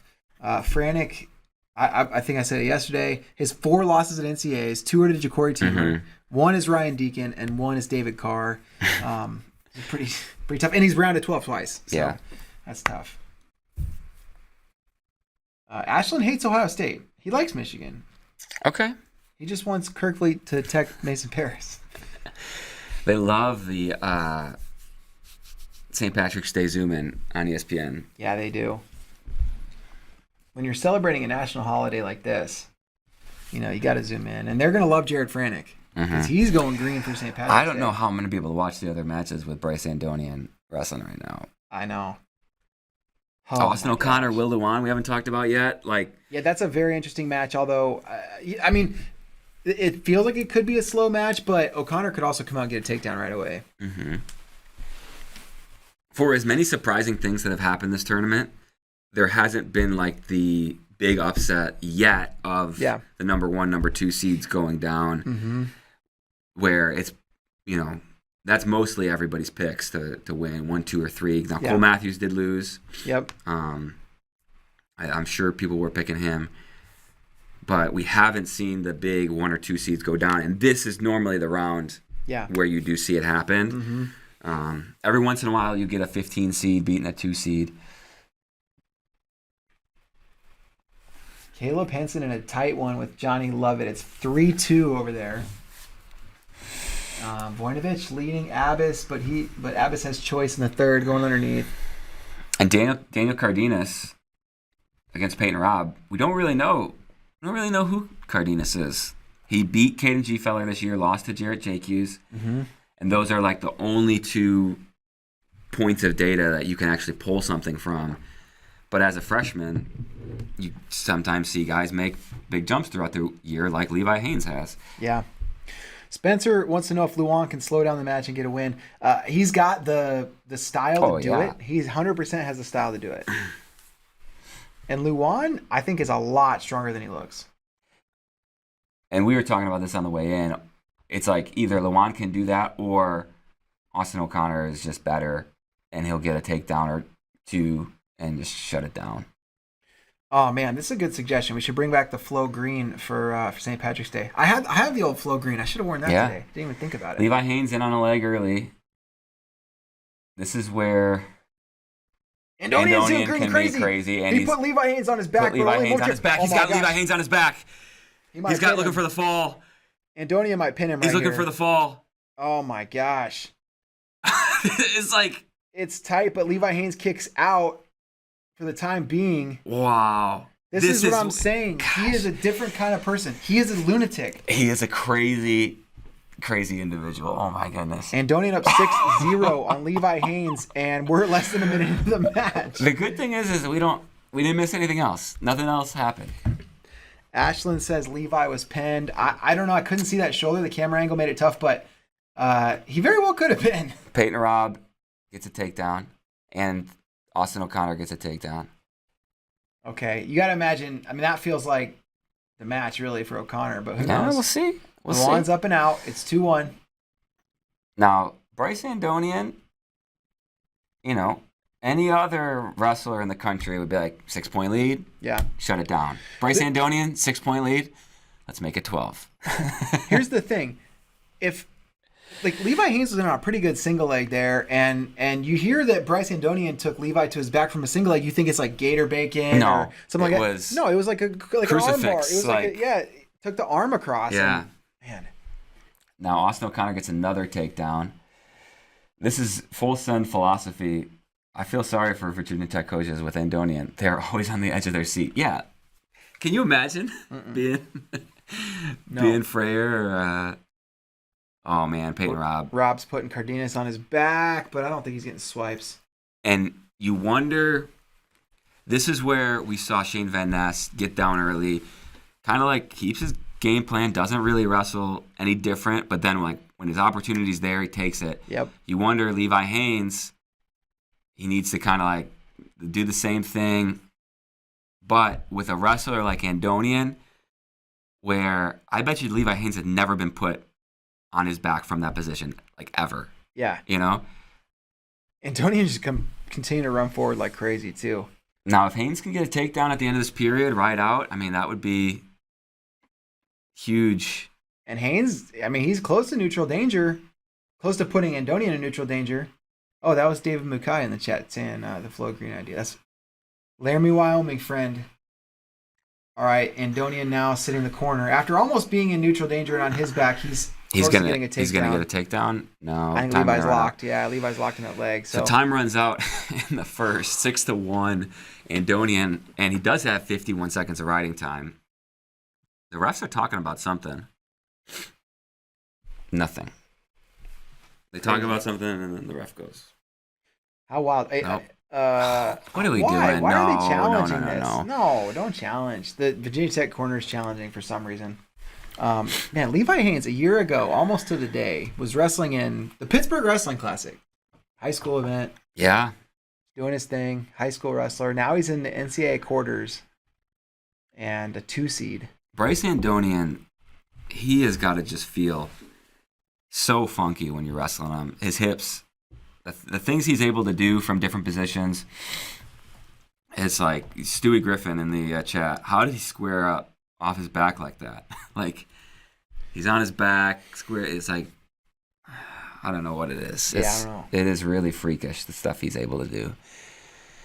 And then we see him able to do that stuff throughout the season. But then when he's in the NCAA quarters doing it against somebody like Levi Haynes, it kind of blows your mind. Hey, more. Cardenas has a lead on Full Peyton set Robb. of near fall, yeah. Yeah, full set of near fall, and Nebraska's corner is challenging. And Frantic Humphreys is 0-0. Humphreys gets a low single, and he's going to finish here. It's bad news for Frantic. Yep. Frantic trying to fight hands, trying to keep that leg from coming in. Once it does, it's not fun. And you watch Humphreys, he is just so mean on top. It's like painful. It's a painful leg ride. Mm-hmm. Some guys throw the legs in. They're just looking to eat up riding time. But Humphreys is like looking to turn, looking to put you in some pain. And Yeah. no takedown for Andonian, so that's a wasted challenge. Yeah, whatever. I don't know what that's about, but Did you get a good look at the Rob situation? Do you think that the near fall? I didn't see it. I didn't either. Spencer says that Andonian is a more polished Dylan Ness. It's a good comparison. Yeah, that's a good comparison. And he's like Ness 2.0, yeah. He's like Ness 2.0. He has some different tools. But the Gator Bacon was just so... Oh my gosh, now Andonian almost on his... I don't think anybody...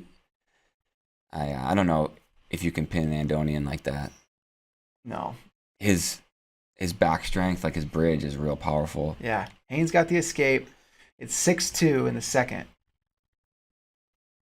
Man, Austin O'Connor is just putting it on Will Lewan. This is what we said. O'Connor just might be better. Deep shot for Haynes. Andonian locked through the crotch, and Haynes almost going to come out the back door. He gets the 2. It's 6-4. Haynes coming back.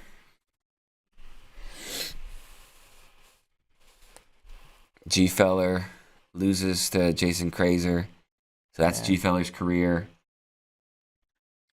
Fun Oklahoma State Cowboy. No All-American honors, unfortunately, but...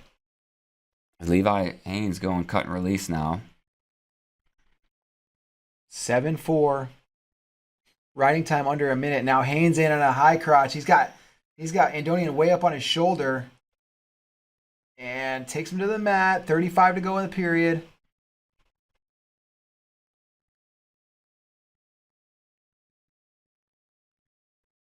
Slowly crawling up. This is where you got to be careful. Yeah, now it gets the takedown. So now it's 7-6. And you got to imagine Haynes is going to ride him out. Oh, my goodness. Are we going to see another comeback? Levi Haynes, he's done a good job of just kind of sticking to it, chipping away, stalling on bottom. Frantic's out. He made it look easy to get out that time, but, man, he's been ridden quite a bit. He's down 4-1, almost no time left. Humphrey's going to move on to the semifinal. So Andonian going bottom to start the third, and Levi Haynes lets him up right away. So 8-6, third period. Haynes is starting to figure out the puzzle of Bryce Andonian, too. Mm-hmm. 2 takedowns in the second. And, man, Andonian just kind of letting him finish it, letting him in. Made it look really easy. 8-8, Haynes. Tight waist on top. And you got to be careful here if you're Andonian. Giving up another stall call rolls to his back. By the way, they did take 2 of those near fall off in the Cardenas-Rob match. So now Peyton Robb leads 4-3 instead of trailing 5-4. Levi Haynes has a bottom leg Turk in. It's 8-8. No riding time now. This looks like, I mean, how is Andonian going to pull this out, you know? Yeah, and yeah, Levi has the time to get his riding time point if he stays on top. Ashland says if Levi pulls this off, he's never doubting again. And Levi with a tough half. But Andonian almost like uses it as a way. Levi might pin him. Oh, wow. Levi might pin him here. There it is. Wow. Levi Haynes pins Andonian. Wow. Goodness.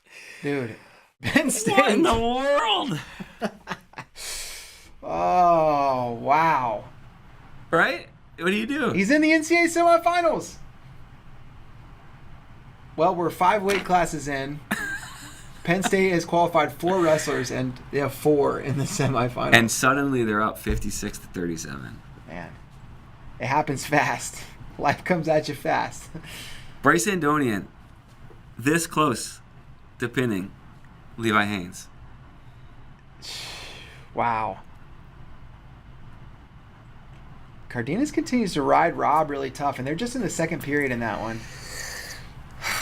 Wow. O'Connor up 7-2 on the one. Riding time's locked.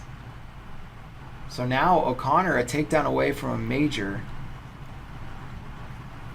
So we're gonna see. Oh man, Peyton Robb Cardenas is still. Yeah, second period. Second period. Okay.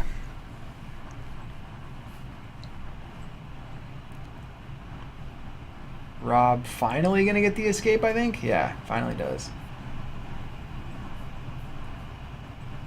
Jeez. It looked like Andonian just had nothing left. Yeah. When you wrestle that high octane, it's like it empties the tank pretty quick. Man, Austin O'Connor is just so much better than Will Lewan. O'Connor's really, really good. And I mean, yeah, that's no shot at Lewan. It's like Lewan's very, very tough as himself.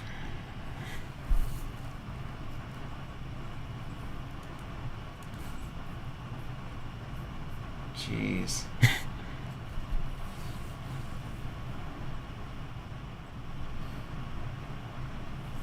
And Austin O'Connor gets the major decision win over Will Lewan.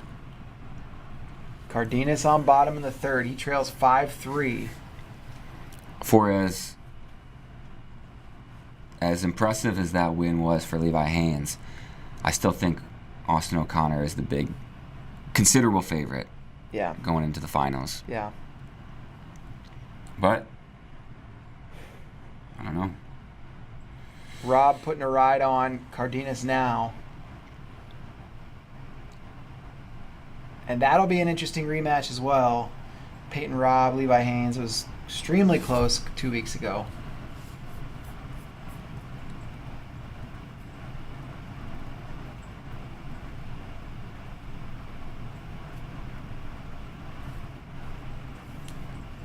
Paddy Gallagher over there in the consolation round. He's up 12-6 on Holschlag. Kendall Coleman, Chase Saldate, Kobe Seabrick, Trevor Chumbley, Garrett Model, Kale Swenson.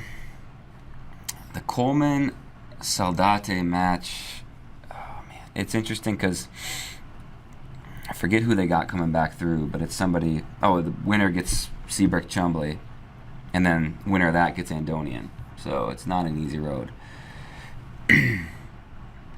Rob riding tough.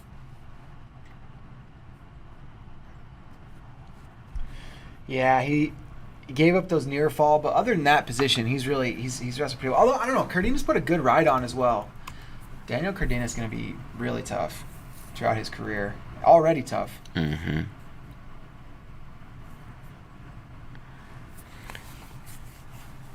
And we still haven't seen the upset. Yeah.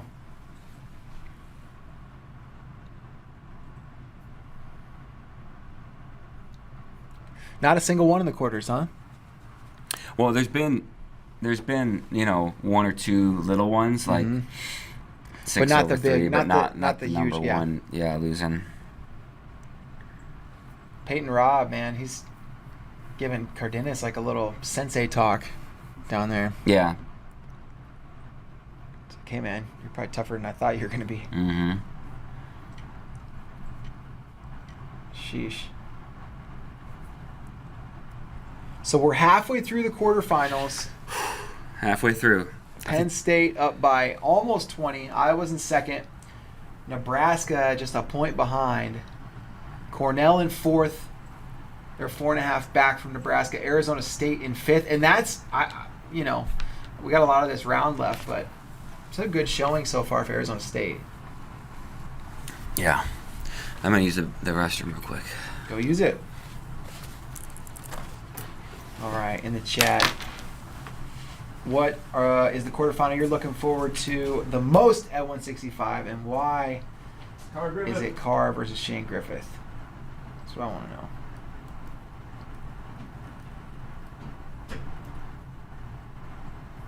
Can't believe we get to watch 2 NCAA champs. Just to reiterate, we've talked about before, but the run that David Carr is going to have to make to be an NCAA champion is... It could and probably will include an NCAA champ in the quarterfinals in Shane Griffith, followed by an NCAA finalist in the semis, Quincy Monday, and then an NCAA champ in the finals, Keegan O'Toole. That is a pretty ludicrous run. Eric in the chat says Rob versus Haynes round 2, 100%. That's coming up in the semis tonight. It was a great match in the Big Ten finals. A little controversy. I think Nebraska fans feel like Rob maybe had that, but we're going to see it again. Coleman Saldate is getting crazy over there in the consolation rounds. Coleman leading 4-3. Saldate trying to scramble. Get a takedown. Saldate's got a cradle. Oh my gosh. Saldate with the takedown to make it 5-4. He's got a minute left in that one. Cale Swenson leads Garrett Model 7-5 in the third. Kobe Seabrook up 3-1 over Chumbley. No score in Gilcher JQs.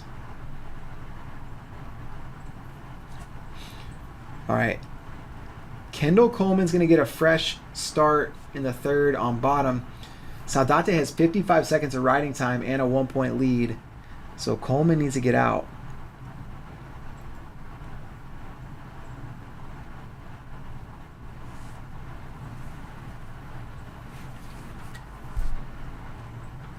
We are going to have, I believe, one more consolation round this morning. Or it's not morning, it's like afternoon, but this first session. Kendall Coleman trying to look for a reversal. Saldate in crab position. And Coleman trying to put him on his back. 33 seconds left. Coleman needs a reversal now, probably. Saldate going to try to finish the period on top.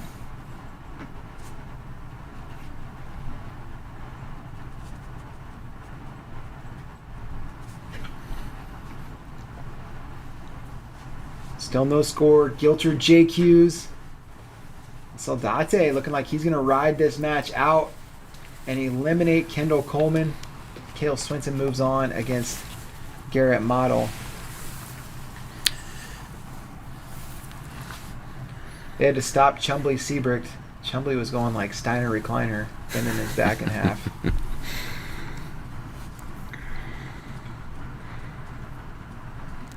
Ashland says he bets this is the first time 2 NCAA champions were both the 9 seed in an NCAA tournament. Returning NCAA champs? Yeah, probably. That's a good little stat fact there.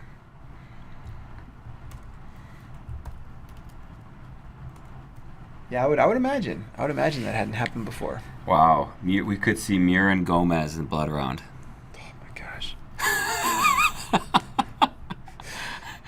Man, Murin's been in the blood round 3 times. Mm-hmm. He's going to be in the blood round 4 times. He's lost in the blood round 3 times. He's got one more chance. Oh, man. That's what Andrew Space said. I need to fact check him, though.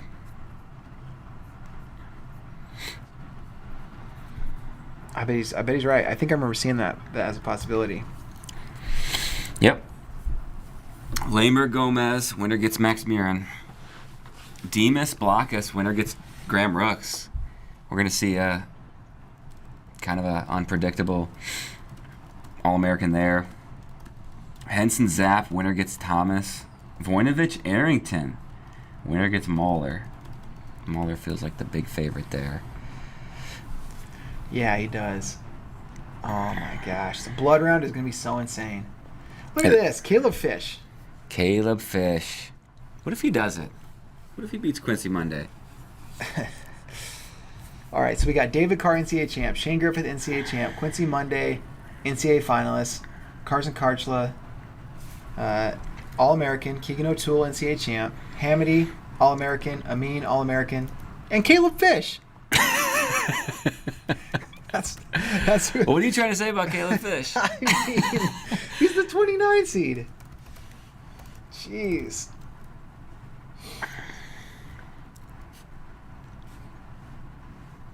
Ashlyn said Sparks may cry on air if Murin does an AA, and he might. And how do you? I mean, Gomez is hurt, but Gomez is still wrestling well this tournament. Yeah. I don't know how you pick Murin in that match. I mean, his match he almost beat Kyle Parko. Yeah. If we're, maybe the first half of it looked like he was going to. Cam Amin and Dean Hamity has looked very good running through Big Tens the way he did. But Cam Amin beat him earlier this year. Caliendo's beating Olguin early. Got a takedown in the first.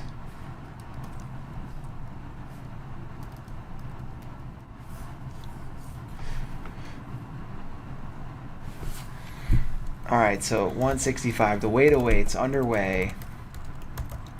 Gosh, these matches are all awesome. And you also have Caleb Fish. Who knows, though? Caleb Fish has been solid. Quincy looking for that double. Fish pulls it up with the underhook. Not a lot of people pull up a Quincy Monday double leg with an underhook. Caleb Fish strong. Harchley in deep on this single leg on O'Toole. O'Toole already with a takedown, though. I missed the takedown. I was watching Caleb Fish.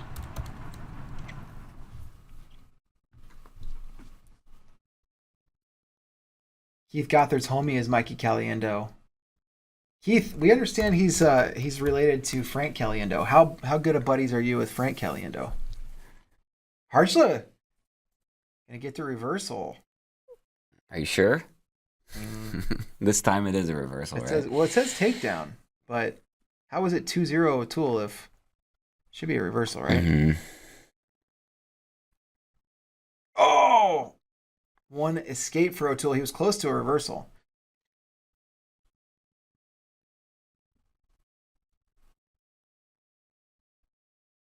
All right, Monday with the takedown. He's up 2-0. No score in Carr, Griffith, or Hamity Amin.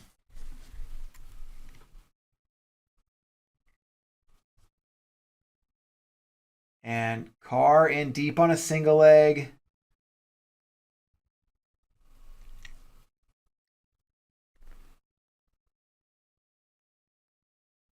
Griffith with that shin whizzer. He locks it down from the shin whizzer at the NCAA championships.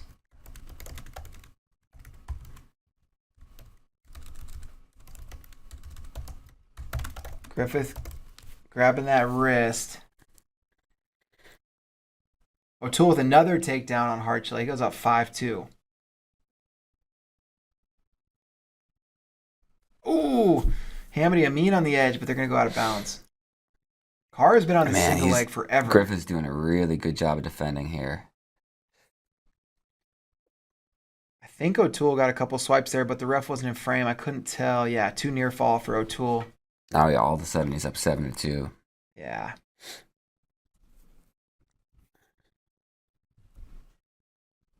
Now what's Princeton challenging? I think they thought that Monday had a takedown in bounds, but the call was that they went off the mat. 0-0 and the first, both in Griffith and Carr and Hamady Amin. Carr's out in 2 seconds. So it's 1-0 David Carr. Griffith's pretty tough on bottom, but Carr can ride if he needs to. We saw him do that against Keegan O'Toole in the dual meet against Missouri.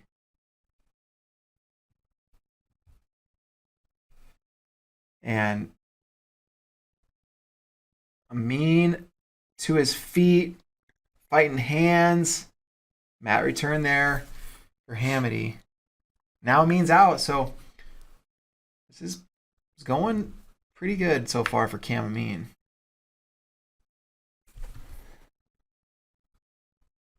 Yeah, Griffith looked for a shot, and then Carr about ran through his face on a rear attack. Griffith ate it, though. He has been seen in many a wrestling tournament with blood all over his face.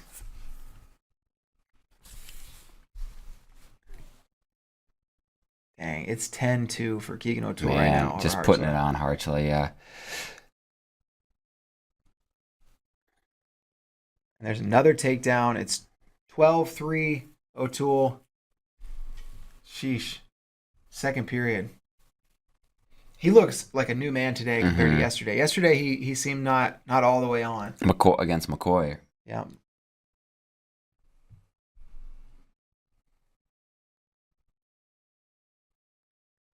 Taking a long time to review this call on Quincy Monday and Caleb Fish's mat.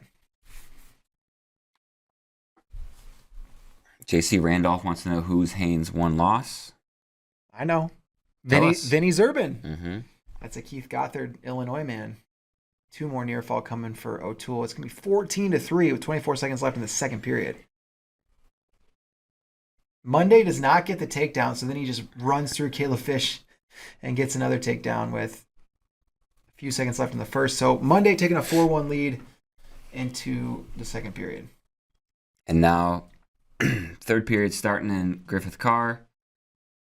Griffith going underneath, Carr up 1-0. Same with Hamady, down 1-0, going underneath. So now we saw it in the first match. David Carr able to ride out Keegan O'Toole in the third. Can he do it to Shane Griffith? He's got to ride for 1:07.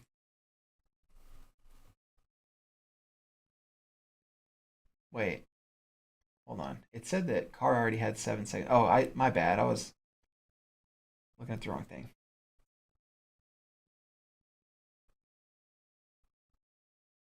Griffith to his feet.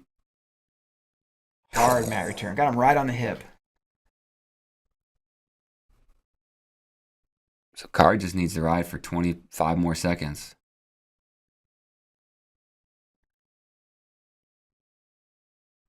O'Toole picking up his footwork a little bit in the third. Harchlet to a leg and pretty deep. Head outside. O'Toole, though, man, good hard sprawl. Puts Harchlet's face in the mat. 52 seconds of riding time for Carr.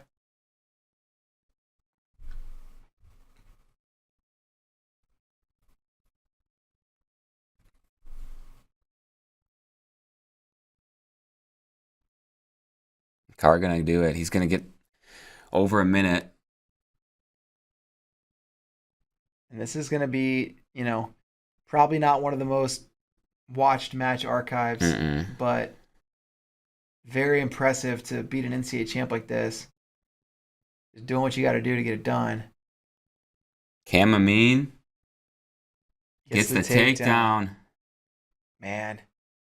Looking like he's going to be in the NCAA semifinals for the second year in a row. And again, against Keegan O'Toole. Stalling now for David Carr. 23 seconds. He's still riding. So, makes it a little bit better for Shane Griffith, but still a lot of work to do. If you're Carr, you can give up the other stall call or you can give up an escape, but not both. He gives up the escape. And Griffith, can he get a go behind 15 seconds? He's in a front head position. Griffith looks for that ankle. He gets it. He gets the ankle. To the foot. And is he gonna finish? No, not enough time left, but he made it. Oh my goodness! Griffith made it interesting at the end, and wow, they're gonna challenge. They're gonna challenge, but it's pointless. Or at least he's gonna. Is it an official review or is it a challenge? No, official's holding the block. Yeah, so Deacon looks like he threw it in. Keegan gets the 19-4 win. That's a tech. That's a tech, buddy. Oh, tech fall. Yep. Remember when James Green said that? Mm-hmm. Tech fall, buddy. Michigan in 5th, baby. So Cam Amin back to the semifinals. Quincy Monday's up 9-4 on Fish. Question in the chat: what happened to Brevin Balmaceda? I'm pretty sure he wrestles Division II now. I think I saw him in the D2 bracket. Okay. Yeah. Oh, how to shell? Is that Drake in the chat? He said they need to figure out these reviews. It makes it hard for fans to enjoy. Yes, 100%. They take way too long. Way too long, and there's nothing on the screen for you to watch as a fan. There's no analysis, really. It would be great. Yeah, it'd be great if we could at least get a replay of what's going on, what's the position that they're reviewing. They don't necessarily put all the production into these early rounds. Yep. Rather than just the compared to what they do for the finals. Yep. So. All right. So the challenge is failed, no takedown. That's confirmed. David Carr into the semifinals, looking like he's going to have a rematch with Quincy Monday. This is a match from the NWCA All-Star Classic, and this was a very, very close match. No takedowns. And I believe there is another round of Consolations. After this, yeah, I think that's true. After this round, I think it runs right into it, because then this evening's round is the blood round semifinals. It's the dog bone. The dog bone. It's Andrew Spay's favorite configuration. Yeah. That biggity boy's a diggity dog.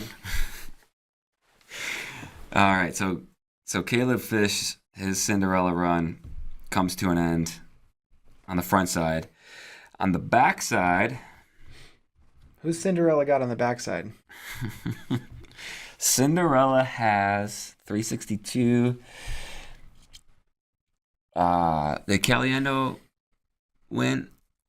He was winning last I saw, but I didn't see the final result. McCoy, Ogunsanya, Caliendo, Olguin. Okay. So that's... Wait, Olguin beat? No, one of those four. Whoever got it. comes to track isn't... It's not updated just yet. All right, I'm going to take a look here in a second.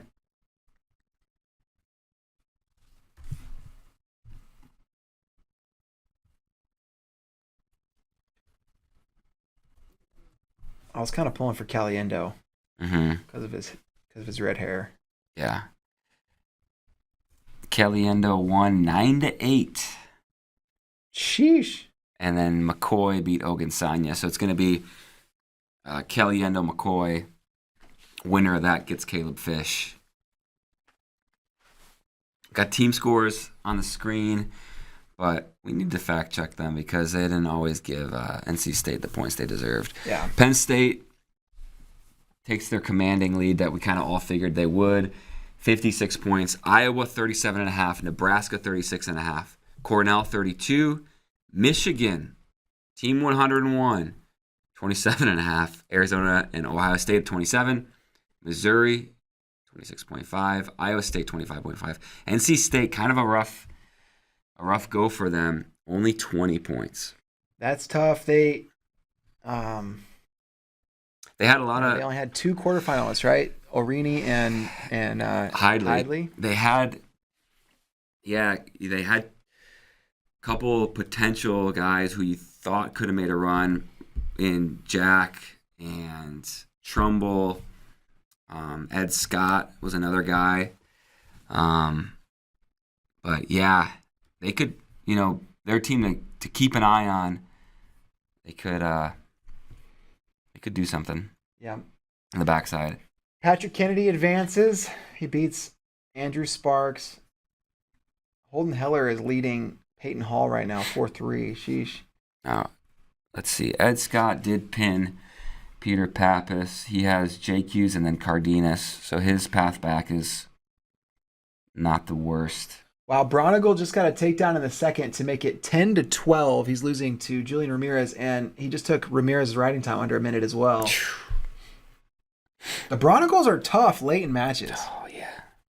Wow, Jack lost to Malik Hines. 18-6. Yeah, that was crazy. I remember seeing that he was up like 10-2 or something like that. Man, yeah, I got to catch up on these consies. Olenik's leading Tanner Cook 3-0, but that's just an opportunity for danger. Mm-hmm. So Matt and D'Amelio, winner gets Cole Matthews. All right, let's look at 25. Unger Babin, winner gets Cardinal. McKee Peterson, winner gets Noto. Trombley Poulin, winner gets Courtney. Barnett Medley, winner gets Vantreska. Medley's path to AA is about as good as you could ask. Yeah. You know? Man, what if he does it? He's beaten Barnett this year. What if Shane Sparks, he only gets one? He has to choose between Medley and Murin. You only get one. You only get one, Shane. And it's up to you. Yeah. You decide. What's he going to do? Any thoughts on Cronin Glory? I mean, you cannot overlook Cronin. I think you favor Glory. He's good in every position.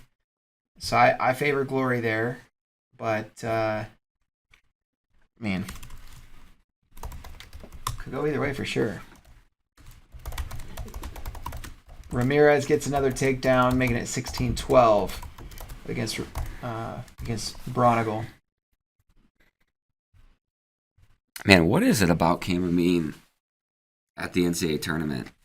You know, and even against Hamady. It's like Hamady just looks better than him wrestling anybody else.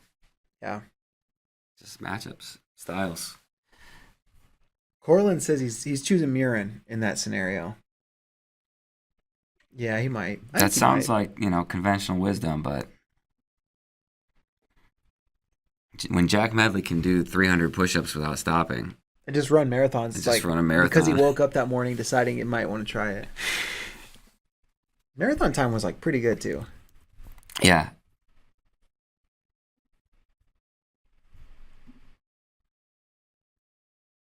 $16-15, Bronigal Ramirez. Bronigal looking for another takedown late. Oh, he goes for it.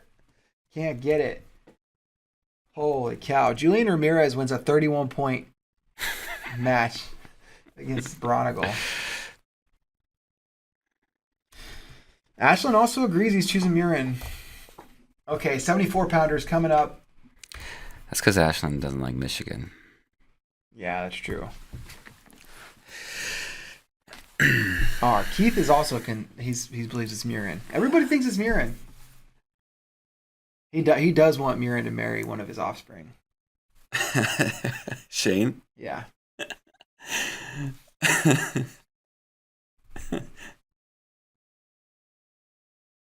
Heller is leading Hall. Was leading Hall 5-3. Hall got a takedown. It's 5-5. All right, we're underway. 74.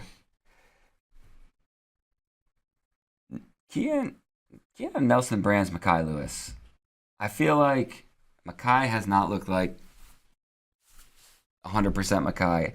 And Nelson Brands has looked better, like the best he's wrestled this year. And he also is motivated because he said he wants to score more points to keep Penn State fans from being up his butt. Yeah. So that different people have different motivators. Be a pretty good motivator. Different, yeah. Yeah. All right, here we go. Okay, so Keith says that Shane is picking Murin and then he's marrying Murin to his daughter. What if Medley AAs and Murin doesn't? Does he now offer his daughter's hand in marriage to Medley instead of Murin? Mm-hmm. I don't know. Might change things. All right. Strachey in on a shot on Bailey O'Reilly. collects the second ankle. There's the 2. Strachey, first points on the board in this These set of scrambles quarters. in Mako Labriola are going to be insane. Yes. You're going to think both guys are They're going to just score. It's just going to be a leg passing competition. Labriola Look trying at to get this. this. Look at that. Mako arching that back so that Labriola can't get his leg free, but now Labriola's going to get behind, and he's up 2-0. How many times are they going to pass each other's legs? It's going to be a lot. It's a compliment to Strachey for me to say I'm probably not going to watch this match. Yeah, because it seems pretty well in hand. You feel like, oh, Foca with a pin. wow. Chris Foca. That's his. Is that his first All-American honor, I believe it is. All-American? Last year. Because Lowe placed, but I don't think Foca did. Yeah. Yeah. And Foca, man, only 1 loss on the year. 3-2 to Mekhi Lewis. Like, sneaky, really good year. He'll have probably Strachey. Mm-hmm. Holden Heller just got a takedown on Peyton Hall to go up 7-6. Yeah, Foca went 1-2 at NCAAs last year. Lost to Thomas Flitz and Matt Feinsilver. Dang. So, way better showing for him. Mm-hmm. And Cornell goes into second place. Man, Peyton Hall needs an escape in 10 seconds to tie it up and go to overtime. He's close. Yeah, there it is. 7-7 over there in Consolations. Peyton Hall, Holden Heller. Let's see what their path is on the way back. No points for Brands and Mekhi Lewis. And Strachey looking for that second takedown with short time left in the first. And he's going to get it. That was nice. Strachey looked at the clock, saw there were like 4 seconds left, pulled O'Reilly in and finished.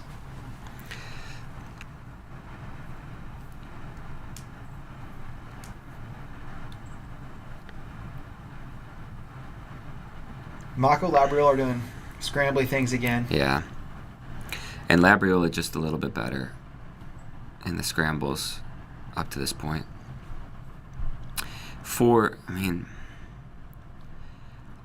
It's really hard for me to envision Nelson Brands getting a takedown against Mekhi Lewis. And I think that's what he's going to have to do to win. I don't see him winning in rideouts. I don't see him riding Mekhi at all. Yeah. I mean, maybe he tries to get a stall call or something, but I don't think that's how this match is going to be decided. Yeah, probably not. Scramble alert. Minute left in the second. Oh, baby, we're passing legs.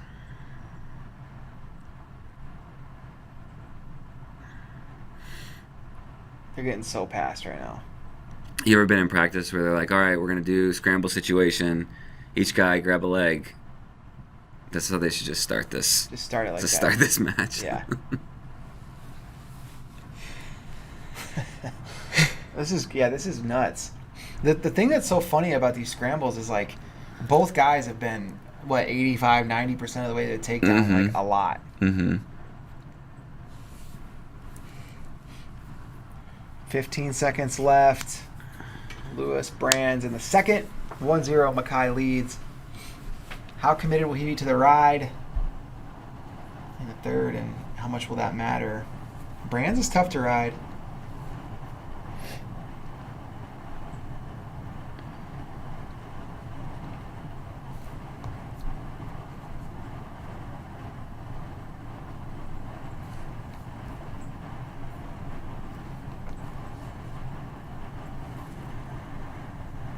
Who ended up winning Hall? I'm Heller. I'm going to look. I took my eyes off the prize on that one.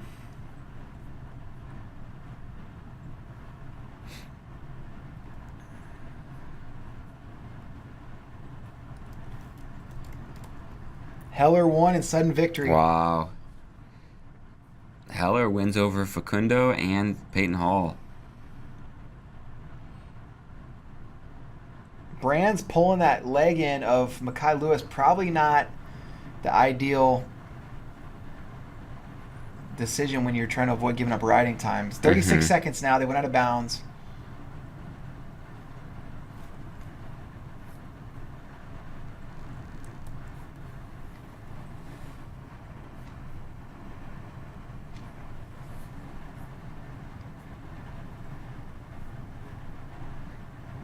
Yeah, Mekhi putting on a pretty good ride here.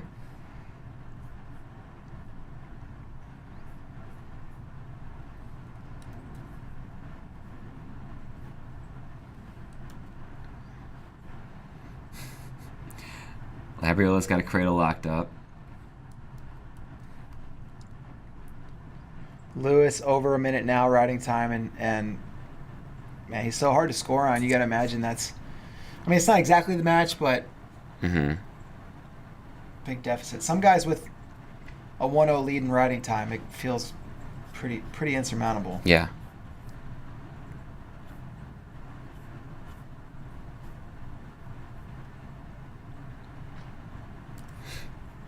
Labriola Mako 4-3. No riding time there. They're on their feet in the third. 40 seconds. Labriola's in the lead.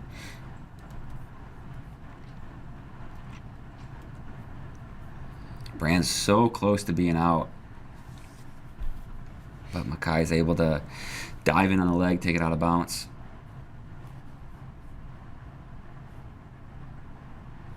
$20 seconds to go now. Labriola Mako.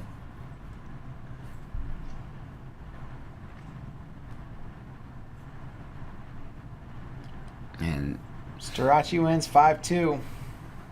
Man, Mako coming forward. They go out of bounds. Stall call. Yep, first stall warning. So 7 seconds to go now. And Mekhi gonna ride Brands out. Win 2-0. And Labriola gonna win 4-3 over Peyton Mako. So we're gonna see Mikey Labriola, Mekhi Lewis, and Carter, Starachi, Chris Foca. So no surprises at 74. Yep. Top 4 seeds advance. Mekhi grabbing his hand. Looks like he's in some noticeable pain. I think it was fingers. Yeah. Who's the mayor of Tulsa? I mean, it might be Caleb Fish. Might be Is Shane it Van Shane Van Ness. Ness? It might be Shane Van Ness. Yeah, we're not in Tulsa, though, so we don't know what the people are voting. I think the people would be hard-pressed to find a more qualified mayoral candidate than Shane Van Ness at this moment. Yeah. It's just hard when he's a Penn State guy. Because you just expect it a little bit. Yeah. Well, let's see. Who else is in the semis? Matt Ramos. He'd be a good candidate. It could have been, if it wasn't Van Ness, I mean, it could have been Rooks. It could have been Rooks. It was almost Rooks. He lost the primary, though.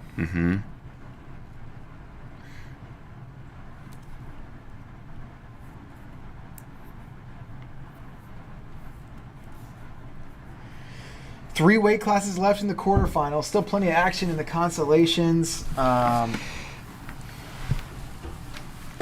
Nebraska takes second place now. Iowa down to 4th. Okay. They have quarterfinal opportunity at heavyweight, and that's it. Nebraska has a quarterfinal opportunity at 97. Yeah, Iowa still with Assad and Warner coming back through at 84, 97. So they could get, kind of chip away depending on if they can get bonus point or not. Oh my gosh, Demetrius Romero was trailing 6-0 on his back for a lot, and he just hit a suckback on Worthing. Yeah. And looking for a fall. Romero's close to it. It looks like he's going to get this. He's got a minute 43 to work in the second period. A lot of time. This might have been something he learned at Boise State.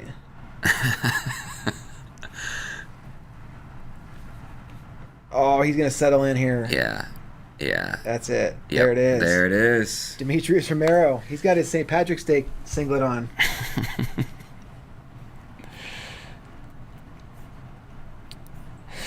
Oh, man. We got Bolin Hidley coming up. Trey Munoz, Marcus Coleman, Parker Keckeisen, Isaiah Salazar, and Aaron Brooks, Caleb Romero. We saw Aaron Brooks. The way that he beat Romero in the Big Ten Finals was just so impressive. Was it a major? We got, man, look at O'Malley was just, he had him, it was like WWE style, just bending his back with both legs. Canigliaro. But yeah, the way Brooks beat Romero in the finals, Big Tens, was crazy impressive. Yeah. All right, so the question, Hidley Bolin. At the end of the match, when Hidley punches himself in the face, will they be punches of joy or punches of frustration? I think Hidley's going to win. Yeah, me too. But Bolin always wrestles Hidley really tough. Yeah, he does. Always. I think they're 3-3, in their careers, and Bolin won the first 3, Hidley won the last 3. Ethan Smith, Lennox Wolak, round of 24 there. Wolak beat Smith earlier this year. That was the first time that he kind of came on my radar. Mateo Almos, Tyler Ishins, Pac-12 matchup. Canigliaro beats Mickey O'Malley, eliminating O'Malley. O'Malley, not the year kind of thought he was going to have after round of 12 last year. He had a really good start to the year, but just didn't face high level of competition. And then, last month and a half, 2 months hasn't been that great. Yeah. Full Sun says Bolin Hidley will be boring. It could be boring. They wrestled in the duel, and that duel was maybe the duel of the year, Virginia Tech, NC State. But Bolin looked like he was like on his way to winning, and Trent had to like pull it out, late takedown, I think like end of the second, and then I think he got a buzzer beater takedown or takedown in overtime. So a lot of times familiarity does lead to a boring match, but you never know. Never know for sure. All right. These guys are getting ready to go.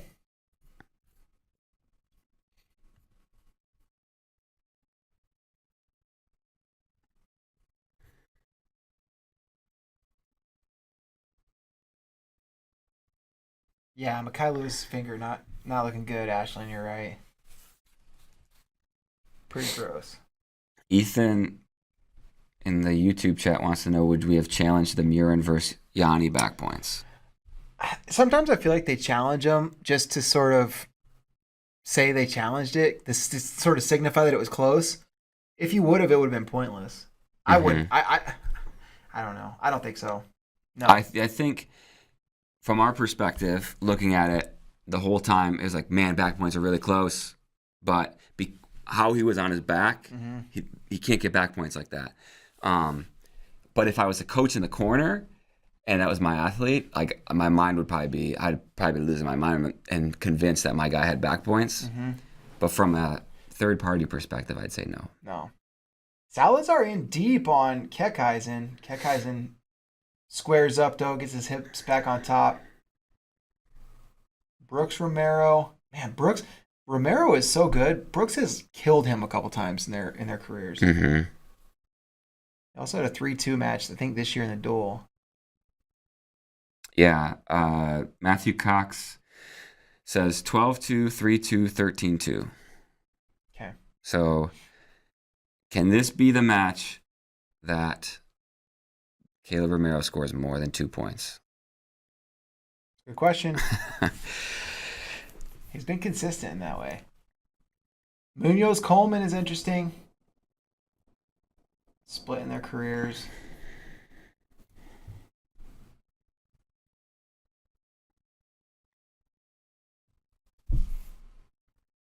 Yeah, this is this is a revenge match for Munoz. Coleman beat Munoz in the round of 12 last year, and I believe he majored him. This year, Munoz beat Coleman at the collegiate duels. It goes a 1 or 2 point match. Troy Fisher's moving on for Northwestern.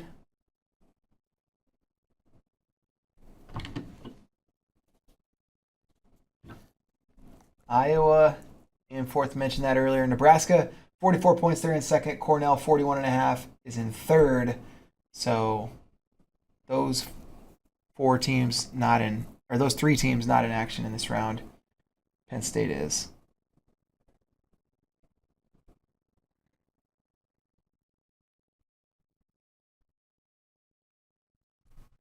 Man, nice little re-attacks, counterattacks, like 3 or 4 in a row in the Munoz-Coleman match, but no points go up.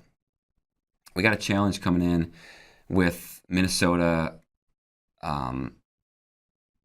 corner. I believe they're saying Keckeisen pulled a headgear, so they're looking for a penalty point there.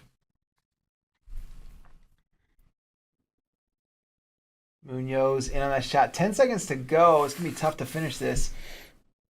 And Munoz reached like between his own leg to try to grab Coleman's leg. Full Send Philosophy is saying Shane Sparks on the girlfriend talk again.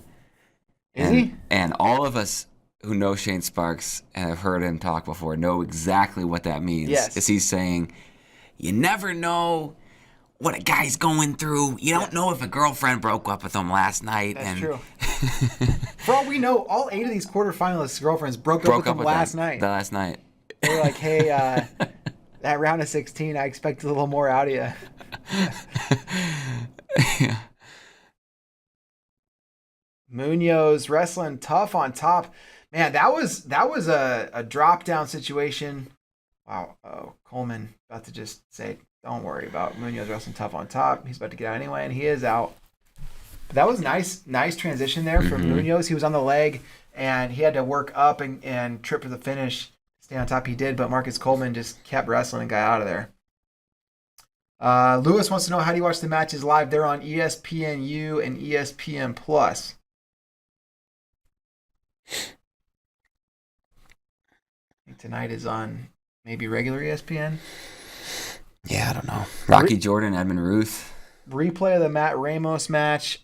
We will have highlights of quarterfinals coming up as soon as the session is over. We can't post them till the session's over, but that'll be, so I don't know, session gets over in, I don't know, probably like hour and a half, something like that. We got a whole nother round of consies, so.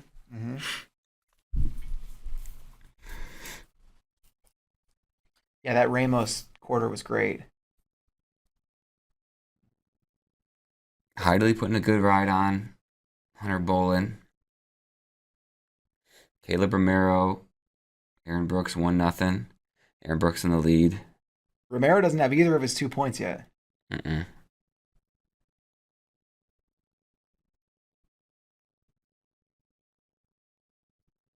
Still reviewing Salazar, Keckeisen. 2 points total on the board in these semifinal or quarterfinal matches. All 4 of them.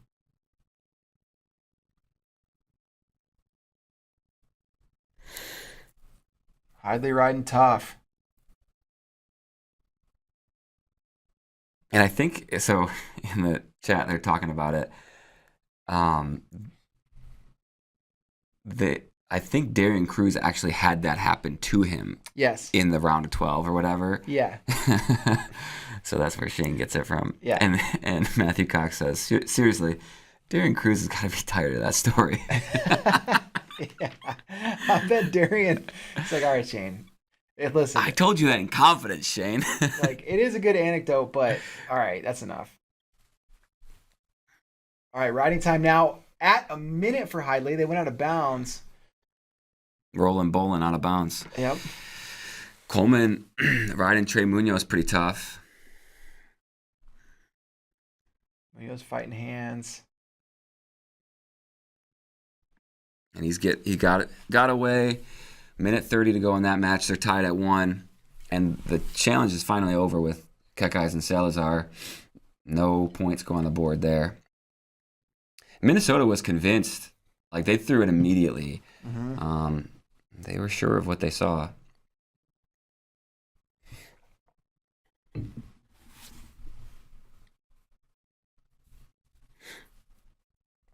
All right, so Romero out. It's 3-1.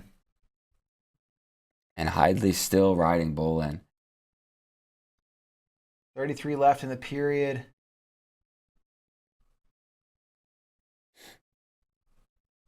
I wonder how these guys will look back on their rivalry with each other in like a decade. Mm-hmm.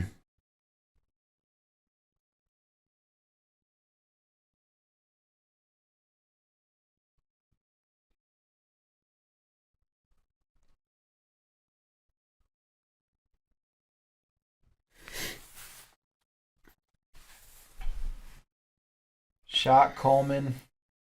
30 seconds left.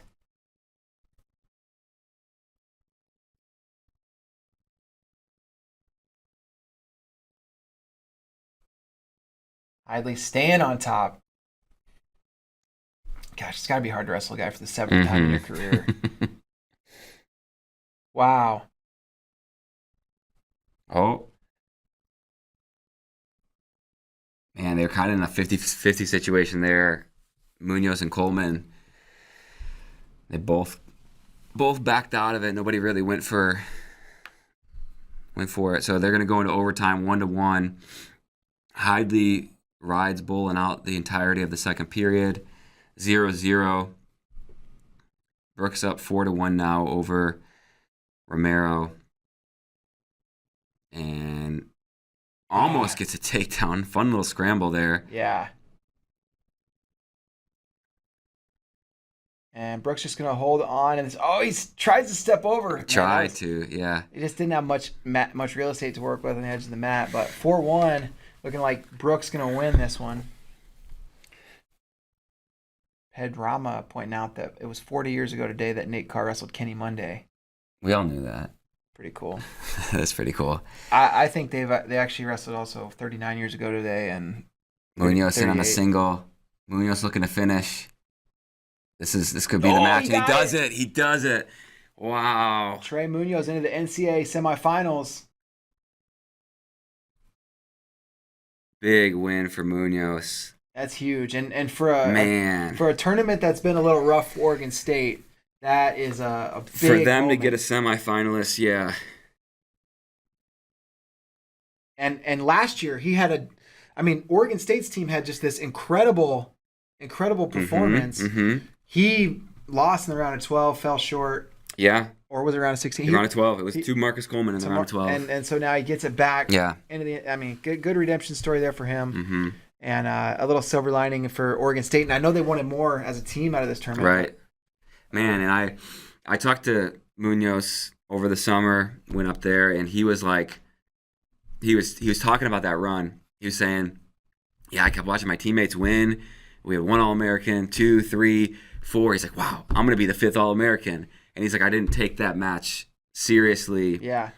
Going into the round of 12. He said, I just kind of figured like, all right, I'm going to do it. And he's like, I got out there and he goes, I had all this adrenaline from watching my teammates. And then I was like tired in the first period. Yeah. So yeah, cool to see for him. Just like the nicest kid too, man. Yeah, totally. He doesn't watching him like celebrate like that, and he's like a beast. Obviously, at 184, he has like the coolest and like calm personality. Yeah. All right, so Kekais and Salazar tied at 1, and Salazar making this a pretty tough, gritty match. And oh man, Kekais in on a low double, steps over the leg, hooks it. If he can get past his knee with his head, he's gonna get the takedown. And there it is. So Salazar kept it close for 5.5 minutes, and then Kekheisen just beautiful low-level attack. Wow, Edmund Ruth just eliminated Rocky Jordan.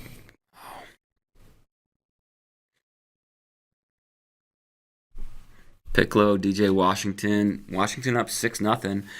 Fine Silver, Whitlake. Fine Silver up 2-1. Hidley into the semis. Raising the roof. Whoa. That was a nice roof raise. Yeah. He did hit. He didn't punch himself in the face. It was an open-handed smack. Open-handed double smack. You knew his face was going to take a little abuse, though. Mm-hmm. Good for Hidley. Yeah. The Heller boys are still rolling. And Soldano's right where he wants to be on his back. He loves it. Oh, he's putting Heller on his back. He does love it. He really does. He's going to get a 4 near fall from here. At the end of the first. Just where I want to be. Brian Soldano, he does love it. He's. Is it 6-6 now? It should be 6-6, yeah. Sheesh. 15 seconds left. Keckeisen just a 1-point lead, and it's looking like it's going to be Keckeisen Munoz. Have they wrestled?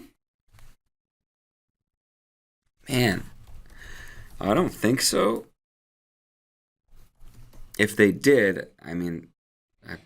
Nobody recorded it. I was going to say, if they did, Keckeisen won. No, they haven't wrestled. Okay. Keckeisen into the semis. He'll have Trey Munoz. And Hidley versus Brooks. It's an annual tradition at NCAAs. Mm-hmm. The matches are always really good. They wrestled finals 2 years ago, semis last year. Yep. Semis again this year. Yep. Sheesh.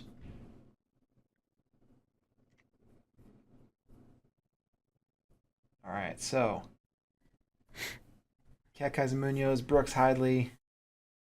Penn State, another semifinalist. They now have 70 points.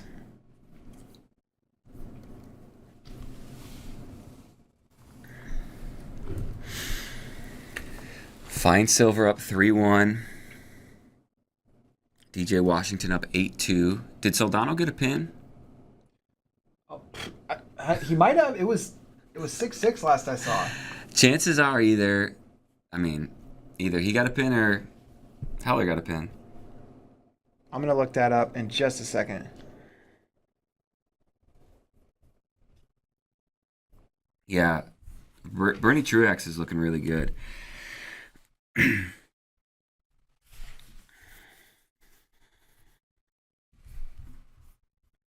Truex is looking good. I'm curious, that matchup with Sloan. Mm-hmm. Truex is so good. He's dynamic offensively on his feet. Yeah, Soldano got a pin. My gosh. But Sloan is, he's so good on top. He's big. And that size could be something tough for Truex to deal with, who started his college career at 149. Yeah. Yeah.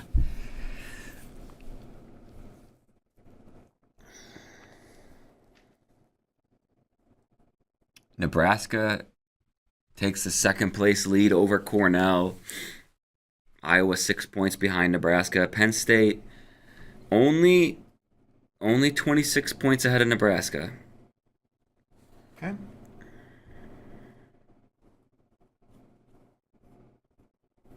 That's it. Just 26? Just 26, yeah. Okay. So to put that in perspective, they would have to Nebraska. That's the equivalent of 4 more wins in the quarterfinal round. Yeah. All right, let's look at 84 Consolations. It's gonna be Fine Silver, Soldano. Winner gets Coleman.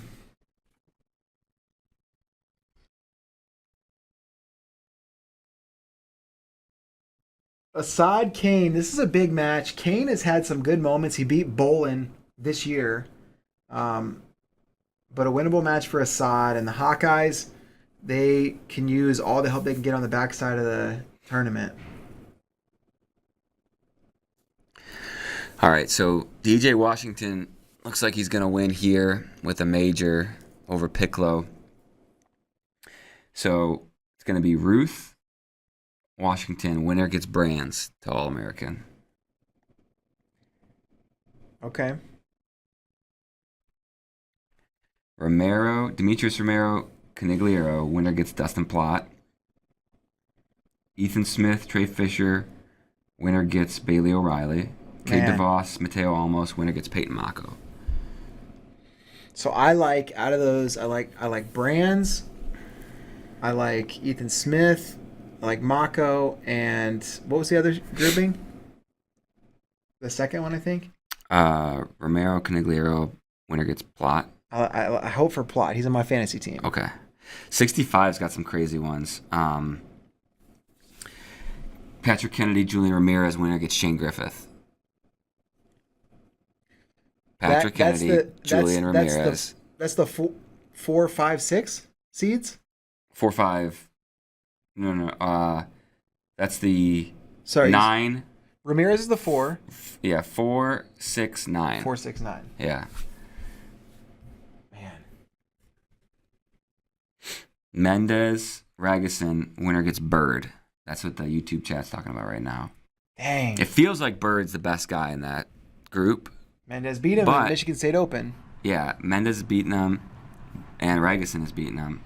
They've all beaten one another, or has Bird not beaten Mendez yet? I don't think he may have. Let's see. I don't know if they wrestled. I don't think they've wrestled since.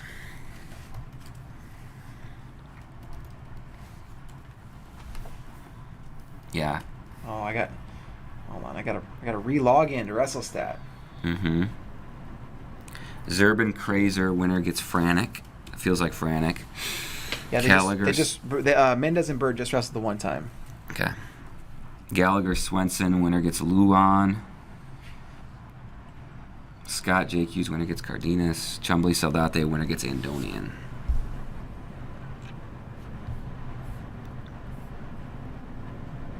All right. Here we go.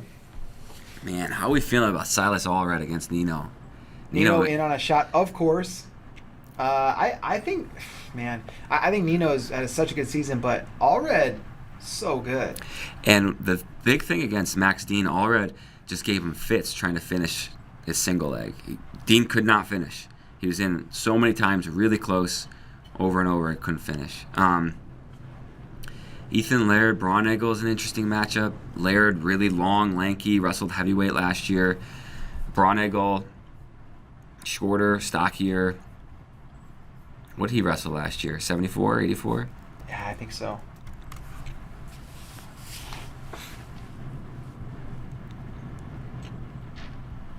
Yeah, wrestled 84 last year.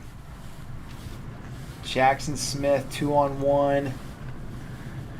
Elam to a single leg. Can he finish? Yeah, I actually like the matchup for Rocky Elam here. I think big, strong guy, finishes, able to pull in legs, doesn't really engage in, weird scramble positions. I think Elam is a tough matchup for Smith. And Nino gets a takedown. That's big. Yeah. But Allred gets a quick escape. Nino, NCAA finalist a couple years ago. And then didn't place last year, right? Did not place. He lost in the round of 12. Did he lose to... That's the Hoffman in the quarters, maybe? And then Rocky Elam. Nino, another takedown. Truex in on a single. This would be huge for him. Goes body lock and finishes. But oh, did they not call it? No, they did. They did. Sloan, quick escape.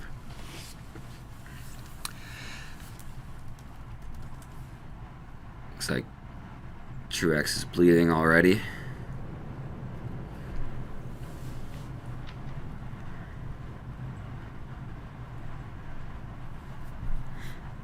Colton Hawks stays alive, beats Giuseppe Hoos. Lenny Pinto losing to Will Feldkamp 6-5. Assad losing to Gavin Kane 2-1. Jacob Nolan beating Neil Antrassian 4-1.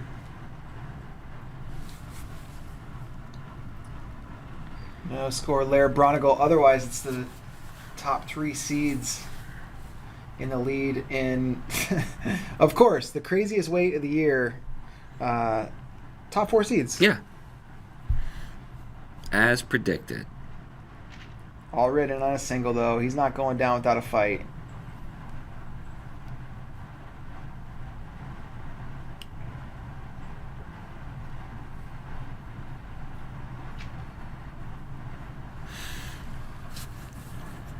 Rocky Elam really fighting hard to continue to ride Jackson Smith.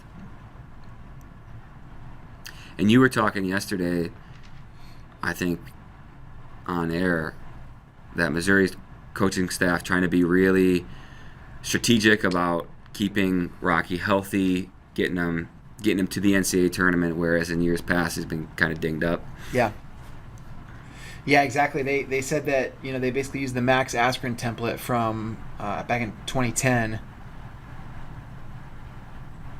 where they held him out of a lot of competitions, and seems like it's paying off. Sloan gets a takedown, so now he's up 2-1. But Truex gets away, and that's a good sign if you're Bernie Truex, getting away from a guy like Sloan. Damian Hahn did an interview with Kyle Klingman before the tournament, and Kyle asked him if Sloan could ride him. And he goes, yeah, I kind of pride myself in not being ridden by anybody, but most of the time when I wrestle Tanner, I tell him we're just going takedowns. Yeah, I heard that. That's great. Yeah, I wouldn't probably go takedowns or top bottom with Sloan. Right. I would not be interested. 4-3 now. Nino, Allred. Nino, 49 seconds of riding time. Yeah, don't count out Allred. This guy's a competitor.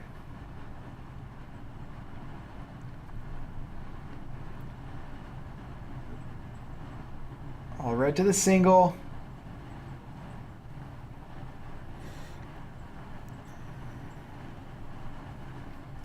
We got blood time and Elam Smith. Truex gets an escape in the second, so he takes a 4-3 lead. Laird. I don't believe Ryder had any All-Americans last year. Jesse Delavecchia was in the NCAA finals the year after that. Oh, man, Allred was close to 2 there.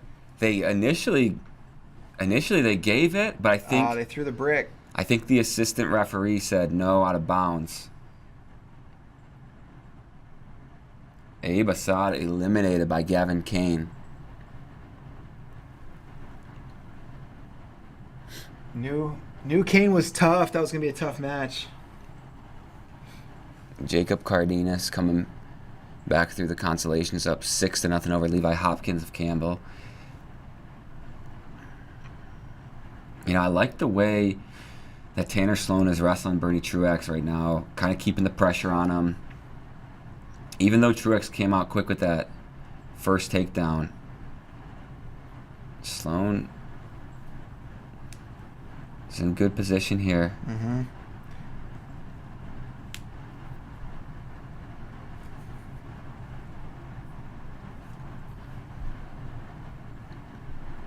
And Rocky Elam going to finish the first period on top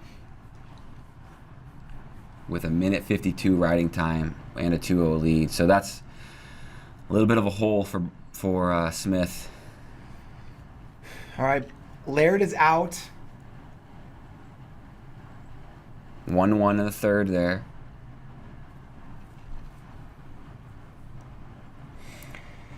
Tough round for Oklahoma State. Whitlake's eliminated. All right, Sloan escapes in the third, so it's 4-4. Riding time not a factor. Laird in on a single. Splits the legs, gets And it. he finishes. Yeah. Man, he made that look pretty easy, finishing there quickly. But Braunagel gets an escape, and they go out of bounds. So 34 seconds in that match. Laird up 3-2. And for Braunagel, it was the late score against Beard that got him to this round, and he's moving forward. 26 to go.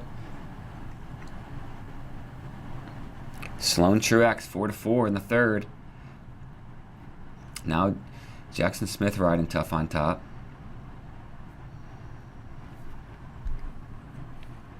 to me, it's Nebraska again. This takedown situation looked almost identical. And now Bronigo gets the leg. Nothing. He was so close. Wow. He says throw the brick. I don't think it was I don't think he had it. But what I was getting ready to say, for Nebraska, it was literally the same situation as Peyton Robb, Levi Haynes. Yeah. Takedown, out of bounds, tries to drag the toes. I don't think Bronigo had that leg ever captured. No. It was kind of like Laird kicked over one way, kicked over the other way, was on his hip, but never fully covered. They're going to review here. When you look at Ethan Laird's chest, you can see they got GT on the singlets on the chest right over the heart. Gary Taylor, longtime rider coach, he built that program into a perennial giant slaying program where they were never going to be like the best team, but you don't want a rider guy in your bracket because in your path in the bracket because they can knock you off. So they put his initials. Gary Taylor passed away last year, and so they put his initials on the singlet, and so it's cool to see one of their guys with his initials wrestling well. It's cool. Truex and Sloan going to overtime. Rocky Elam up 3-0 now over Jackson Smith, but Smith does a good job eating into that riding time. So it's only 48 seconds now. Ooh. Sloan almost had it. No takedown for Zach Bronigal. Ethan Laird into the semifinals, where he awaits the winner of Nino Bonacorsi, Silas Allred. Wow. What a season for Ethan Laird. He came back for that 6th year. And Sloan and on a takedown. He's on that single. He's got both legs head on the inside. Really tough to finish on. Oh, and he gets Sloan it. Sloan gets the takedown. He's into the semis. Wow.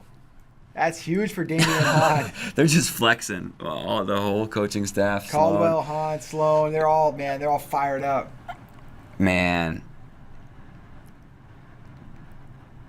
Good for Tanner Sloan. That's awesome. His first All-American honors. He's always been a guy where you feel like he can challenge the best in the weight class. Should be on the podium. And now in the semis, it's looking like he'll have Rocky Elam unless Jackson Smith flips the script. But their match in the Big 12 Finals, it came down to basically 1 minute of riding time. Elam had 1 minute. So then he got to choose neutral in the third. And then they went to overtime. Went to rideouts and Elam got the rideout. So could be a Big 12, but as long as Elam holds on here, it'll be a Big 12 Finals rematch, and already in a single. It's interesting I don't know why he's choosing to ride. I don't either. He's down 4-3. He could get riding time, but it's like he needs to give himself a chance to get a takedown.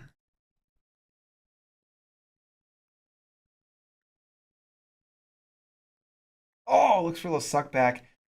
Man, it's a gutsy move to try to ride out for a tie in NCAA quarterfinals as a freshman against the number 1 seed, but he's trying to do.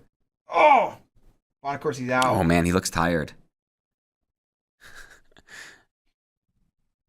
Bonacorsi he gets out and doesn't ever leave his knees. Just kind of stays down. But could be a good strategy because he's able to get on a leg right away and eat up some time here. Now he's looking to finish a double. And he's got the out of bounds line as a safety. And he's going to stay here. Yeah, Bonacorsi move on. Bonacorsi gets the win. So we're going to see Nino Bonacorsi, Ethan Laird semis. And you can tell this means a lot to Nino after punch himself in the face. Let's go. After punch himself in the face, but reaching the NCAA finals 2 years ago, round of 12 last year. Jackson Smith mounting a comeback, but I think it's going to be too little, too late. Yeah, 8 seconds left in that one. Matt Thicken asks thoughts on if Caleb Romero was opposite Brooks, he'd make it to the finals. I don't know. I think Keckeisen's too big of a challenge. He'd have a better chance on that side. Yeah.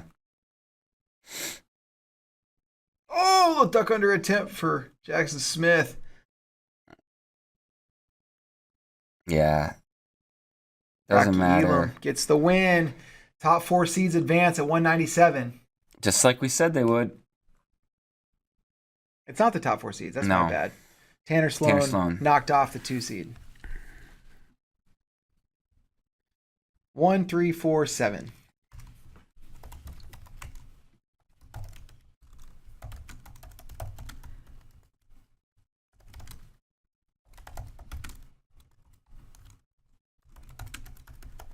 Man.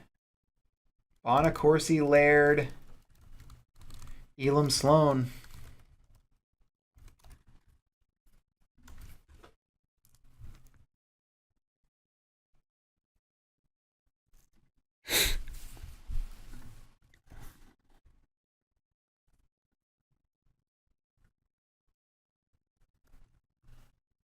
All right, so Penn State still in the lead. No surprise there. 70 points. Nebraska still 44. Cornell still in third, 41.5. Iowa still fourth, 38.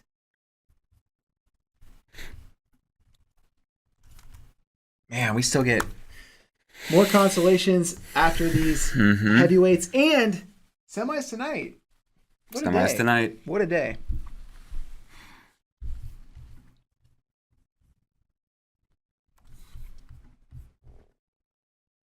Every number 1 and number 2 seed still alive, correct? Or no? No. Bernie Truex. Truex just lost.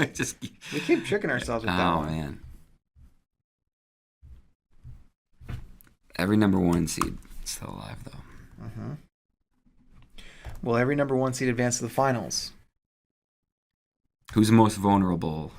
I mean, Spencer doesn't feel like it. no. Nino. Real Woods, Brock Hardy, those matches have been very close. I would say Nino's probably number 1. Nina, yeah.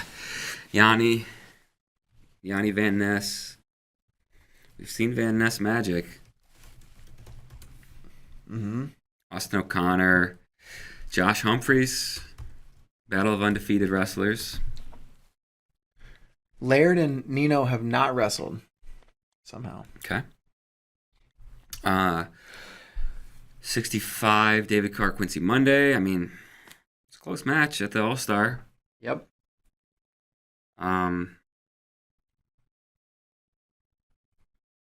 74, Starachi, Foca. Yeah. I mean, Mason Paris is going to wrestle. He's going to wrestle tough. Lucas Davison this round, and then he's going to get either Colton Schultz or Cassiope, Cassiope was like inches away from beating him. Their match in the duel. Schultz beat him last year in the quarters, so Jacob Warner looking for a pin against Bachman. And there it is. That's big for Iowa. Yeah, that's gonna move them a lot closer to Cornell. Yeah, they're down 5. That means they can move into second now if Cassiope wins. So they're down 5 to Cornell. Now they're going to be down just 2.5. Max Dean taking the mat.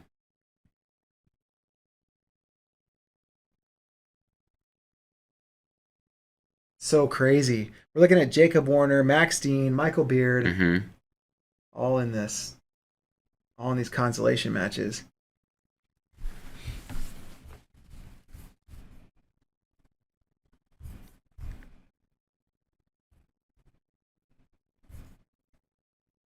Russell, thank you for tuning into our show. We appreciate everyone who does. Yeah, it's great. It's great we get to do this. Man, it's all these are some seriously fun days of the year. Ashland says Schultz is a real guy. Schultz is real, guys. I read that wrong. I thought he said Schultz is a real guy. I'm like, yeah. Oh, we've met him. We've met him. Yeah, he is real. He is real. Yeah. And that's a tough guy for Cassiope. Trumbull and Kozak, man. Kozak gets a quick takedown on Trumbull. This is you got to know your role here, Trumbull. You're on my fantasy team. Yeah. I'm going to check in on my fantasy team. I believe I've had a decent round. I don't believe I have. So Eric Barnett got a pin. Okay. Vito did good. He made the semis. Lachlan, not so much. Yanni did good. Bryson Donian broke my heart. Okay. Hartzler, not great. Labriola did good. Munoz did good. Ed Scott did good. So I had Glory win. I had Cannon get pinned again. That's a bummer. What is going on? Is Trumbull on his back? He's right behind the scoreboard. Yeah, he's on his back. Yeah. That's sick. Alirez is in the semis. I had Pinero Johnson eliminated. Frantic lost in the quarters. Quincy Monday is in the semis. Dustin Plott got beat. Fine Silver, I think he's still alive. Yeah, he beat. Yeah, he won. He beat Whitlake. He beat Whitlake. Okay, good. And then Elam in the semis. Peyton Hall eliminated. Zach Elam still to wrestle. Man, Trumbull.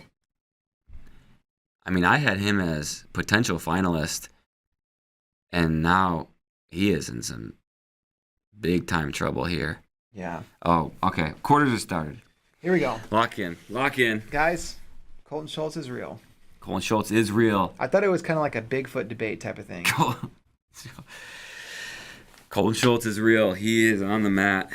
Mason Paris is in on a single leg early and finishes 4-2.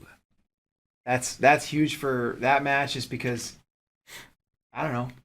Davidson's tough to finish on. You remember in the CKLV finals when Mason Paris was on a shot and Lucas Davison lifted him up by his neck, basically?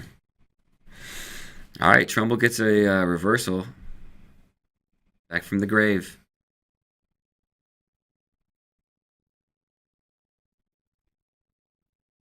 Elam going body lock on. Oh, he tries to throw Wyatt Hendrickson. Elam's got Wyatt Hendrickson on his back. Oh my gosh. Hendrickson's in trouble. Hendrickson gonna put Elam on his back. Hendrickson's gonna try to pin him from here. Hendrickson. Oh my gosh, Wyatt Hendrickson. So okay, what did they do there? They did 2 near fall. Is it 2-2? So did they do no near fall for Elam in there, huh? That doesn't feel right. Now Hendrickson is rolling it through. Oh wow, Wyatt Hendrickson. Jeez. Holy crap. The great thing about these quarterfinals is you only have to watch Hendrickson because he'll get a pin or get pinned before the rest of their matches have any points on the board. Except Paris has a takedown. Man. Hey, when Elam locked up that body lock, I thought he was crazy, but it almost won him the match. And I wonder if Missouri. Oh, now they put 4 near fall on the board for Elam. Wow. So okay. No near fall definitely didn't feel right. 4 near fall, I'm not sure. I kind of want to go back and watch it again. I wanted to go back and watch it again for fun, not just for the clarification. Mason Paris looking to finish another takedown here. Hoffman Beard was 0-0 after the first. What? Cassiope Schultz still. Oh, Hoffman Dean. I was like, Dean, Beard, sorry. Beard has 12 points. That's 12 points on Stemmet, which appears he's not trying again. All right, Elam's out. So Zach Elam leads 7-6. Kirks is wrestling Hilger. Hilger, he can be tough. I was going to say at the start of this match, what do you give him? What chances do you give him? Not very high for me. 20%? Yeah. Stalling Cassiope. They go out of bounds. Schultz loves walking people out of bounds. Yeah, he does. Ward's pumped for Elam, cheering for Elam. I don't like this, Mason. Oh, okay. Okay, we're fine. 4 near fall coming for Mason Paris. And Wyatt Hendrickson trying to get to a shot on Elam. Elam pulls him to a front headlock. Quick reversal. He really is back from the grave. It's 6-4. Or excuse me, 6-8. Trumbull is still trailing. And he's locking up a cradle.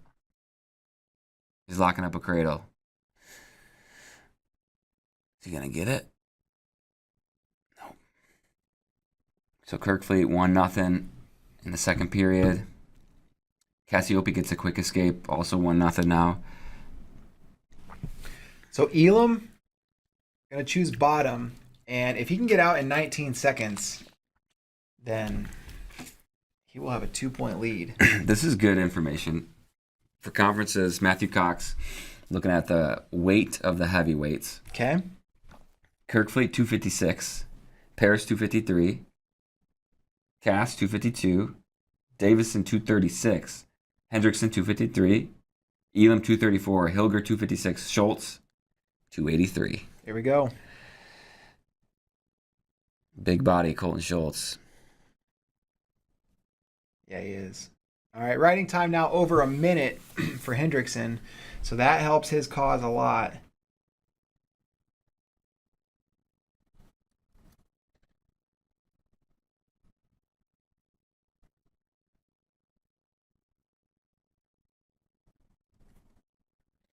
Kirkfleet gets the takedown. Trumbull looking to work on top against Koser. Still down 8-6. Mason Paris up 9-1 now. Man.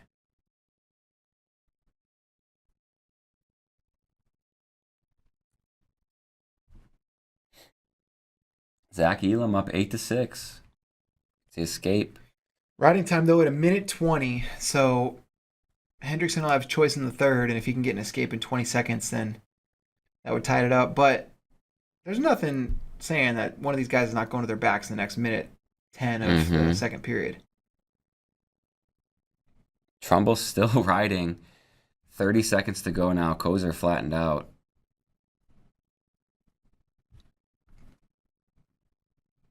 Zach Elam trying to join his brother Rocky in the semifinals.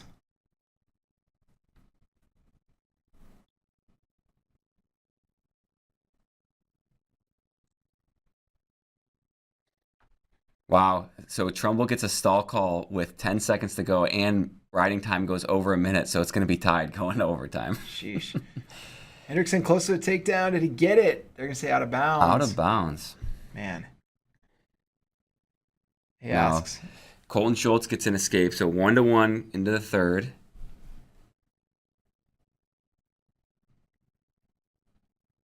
Stall warning against Elam. Oh my gosh. Hendrickson just took a shot. Elam sprawled, and Elam's so tired. Hendrickson He never just got off his knees. He got the easiest go behind.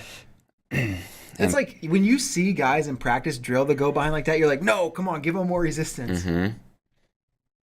And Trumbull, is he back from the dead? He is. Oh, he's going to, yeah. Wow. Overtime. He did it for me. Thank you, Isaac.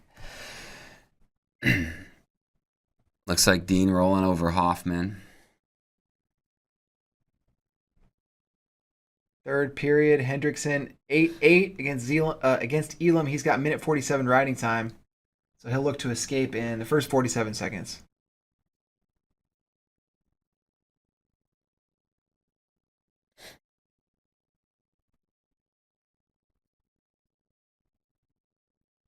Cassiope Schultz looking like they're on the express train for overtime. Mm-hmm. Oh, maybe a stall call? Oh, no. Cassiope stays in bounds. Oh, my gosh. Elam tried to roll Hendrickson through. Hendrickson putting Elam on his back. Hendrickson loves to pin people. Kirkfleet wins 4-0 over Hilger. Advancing to the semifinals, extending Penn State's team lead. It's all but formality at this point, feels like. So Rocky Elam put 6 points on the board at the beginning of this match, and Hendrickson looking like he's going to win by major decision. He's up by 7 with riding time, but still minute 10 left in the match. We'll see what happens here. Tanner Harvey still rolling through in the consies for Oregon State. He's got Pence. Mason Paris has a bar. 9-1. That's impressive for Mason after a 6-4 match at CKLV. Overtime, Cassiope Schultz. And Cass in on a single leg, but Colton feeds him the big boy hips. Ward says it looks like... Oh! Cassiope! He's in on a single. Single leg. He's going to finish. He's going to finish this. Schultz has got the leg now. Schultz, Cassiope close. He's going to finish this one. If he doesn't, I would be so impressed. Schultz tries a lock. Cassiope gets it. So we're going to see Mason Paris, Tony Cassiope in the semifinals. And we're going to see Iowa take over second place. Mm-hmm. Big for them. They're going to have 47.5. That's going to put them ahead of Nebraska. And Michigan in 5th place. Yeah. Team 101. And there's the major decision for Wyatt Hendrickson. He's an All-American for the Air Force. They haven't had one in 20 years. The last one was Kevin Hoy. He was also a heavyweight. He was also a 2-seed. He made the finals. Okay. Yeah, and Wyatt Hendrickson, Kirkfleet, that's a match. 100%. Hendrickson is one of the few guys in the heavyweight field who can match the size, the athleticism, strength of Greg Kirkfleet. Did you listen to Hendrickson's post-match interview last night? Yeah. He said he wanted to thank Scotty Boykin for letting him beat the crap out of him every day. Like, hey, thanks for letting me beat the crap out of you every day. Shout out, Scotty. Man. Yeah. Younger's still alive, too, here. Andrew Davison. Andrew Davison originally wrestled for Michigan, graduated, was at the same weight as his brother, and then Lucas moves up to heavyweight, recruits his brother over as a grad transfer, and now they're teammates. Not bad to transfer in and get your graduate degree from Northwestern University. And, yeah, right. So Davison Bastida, if Davison wins, where he's the underdog here, but if you're Mr. and Mrs. Davison, you got 2 boys in the round of 12. Yeah. By the way, Ashlyn's pointing out this is maybe a tough moment for Keith, who's been calling Colton Schultz to win it all this whole year. Yeah. So Keith, thoughts and prayers to Keith. I hope you're doing all right there, Keith. Quick moment of silence. All right, that's enough silence. So the semis are set at every weight class.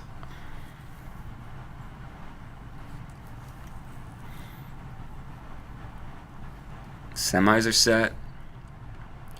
We didn't really see too many upsets. No. In the quarters, which I thought we were going to. It feels like you always do. But there were no upsets at 25. Mm-hmm. No upsets at 33. 41 Bartlett over Cole Matthews. 49. No upsets. 57. Humphreys over Franek was like a slight upset. Yep. 65. Amin over Hamady, again, like slight upset in the rankings, but Amin's beaten him this year. 74, nothing. 84, nothing. 97 Sloan over Truex, and then heavyweight, nothing. So everything almost a chalk. Yeah. It's pretty surprising, honestly.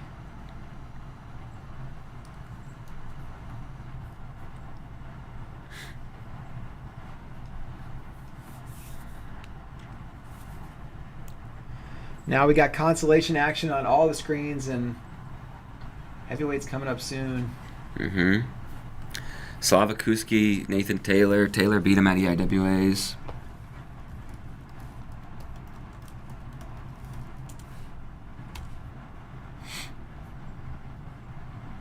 Michael in the chat says if Kirk wins in the finals, Keith Gothard gets tased. Oh, Okay. wow. Okay. Keith might not mind that. What time do the semis start? They start at 8 o'clock Eastern Time. 8 Eastern. Yep. Late night. Late night.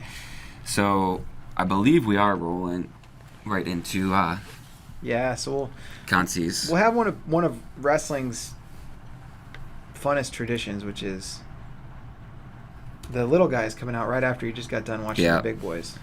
It's like all of a sudden someone hit fast forward on a movie you're watching.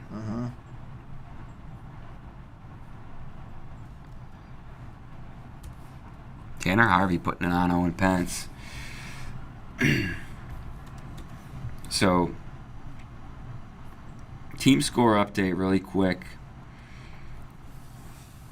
Penn State 77.5, Iowa 47.5, Nebraska 44, Cornell 43, Michigan 36, Missouri 34, Ohio State, NC State, Arizona State, Iowa State round out the top 10. Princeton number 11. Good for them. Over Virginia Tech. Air Force number 13. Wow. Lehigh 14. Air Force, not just Hendrickson. They're getting some serious pen points from Fippen. Yeah.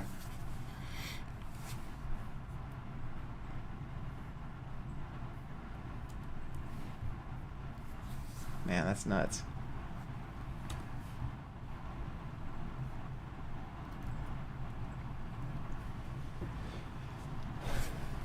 Yeah, these next consolations set the stage for the blood round.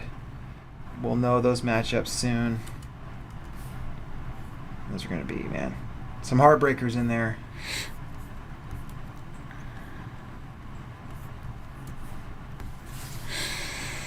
So 97 consolations. Cerber Cardenas, winner gets Braunagel.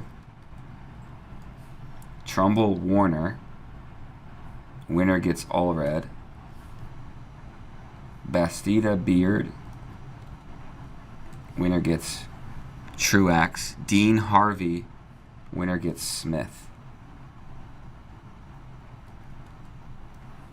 So Penn State 7 for 7 in the quarterfinals, huh? 7 for 7 in the quarters, so they have at least 7 in the top 6, and then they have their returning national champion coming through in the backside. Owen Treffin, does he get a pin? Or wins by decision? Okay. Still, any guy that NC State keeping alive on the backside, they're gonna be excited about.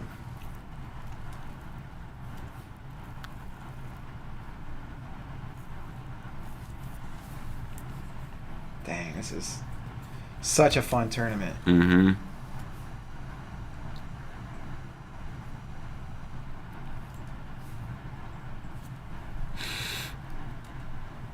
It's so different than most sports where, like, every single weight class is this whole story. There's a whole different, set of characters, and it's a team thing, but it's also like these. So it's individuals, but it's also these weight classes that have their own character and their own. Just it's just awesome.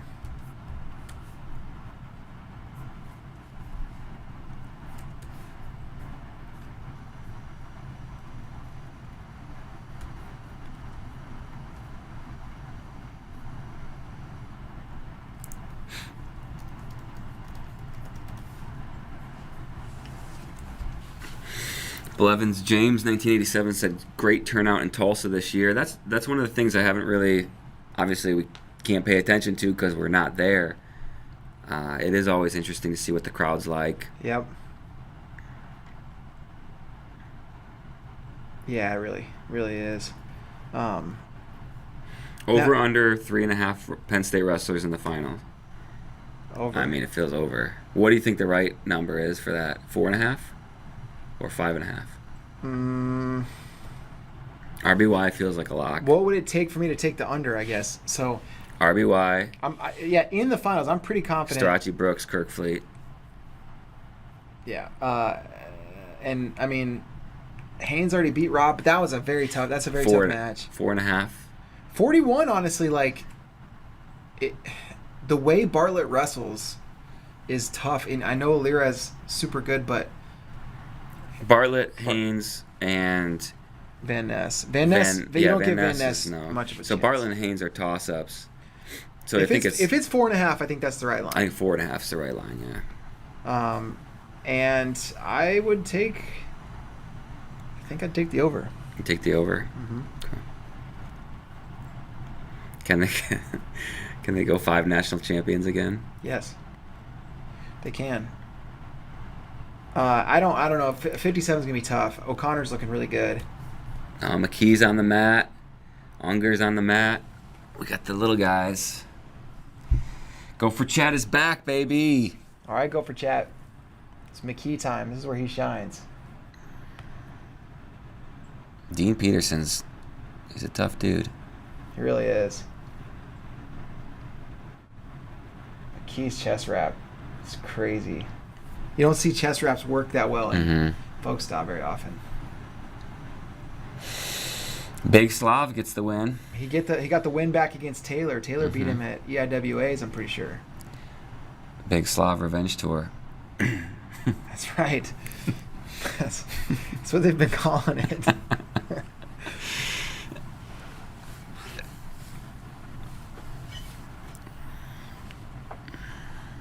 Team scores in the YouTube chat.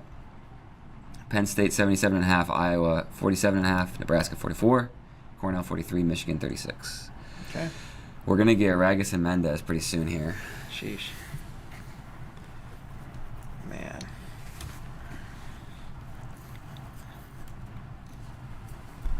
Ragus and Mendez is nuts. Okay, McKee. Peterson, no score. Unger's up 6-0 on Babin. It's good for Cornell. These matches in the Consolations still just a half point, but puts you in position to get those 8th place points next round. And I think 8th place is like 3 points. Mm-hmm. Yeah, so those wins in the blood round are worth 3.5. AJ Neville's advancing to the round of 16. Steve O'Poulin and wrestling Trombley.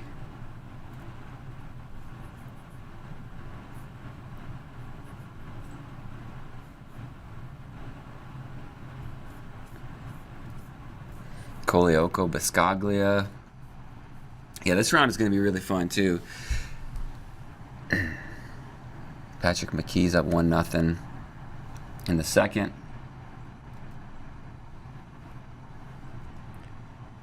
I always get confused watching this round because, like, you see a heavyweight win, you're like, all right, going to the blood round. Oh, no, not yet. He's still in the other round. Not yet.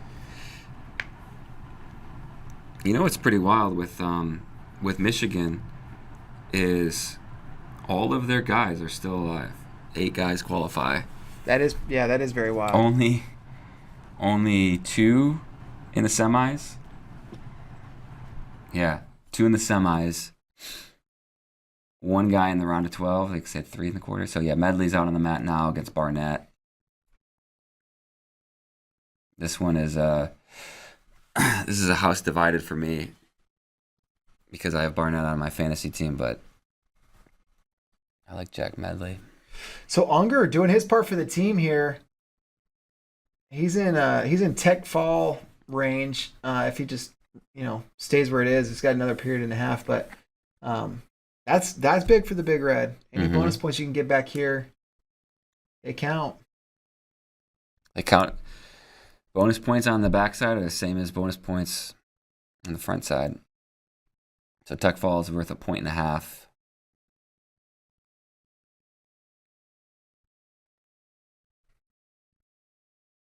Barnett gets the early takedown over Medley. Up 2-0. Redding and Fippen. Fippen had that big upset over Ragusin early.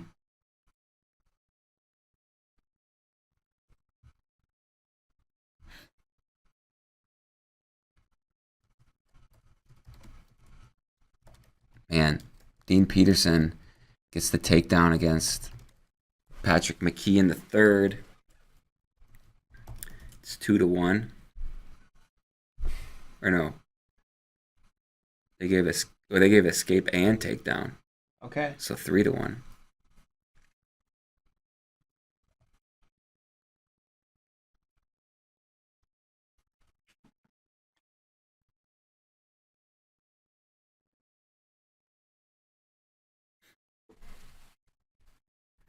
Barnett riding Medley tough. Medley gets to his feet.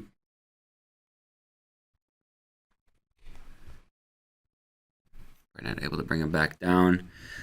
Barnett almost had a minute of riding time in the first period, up 2-0.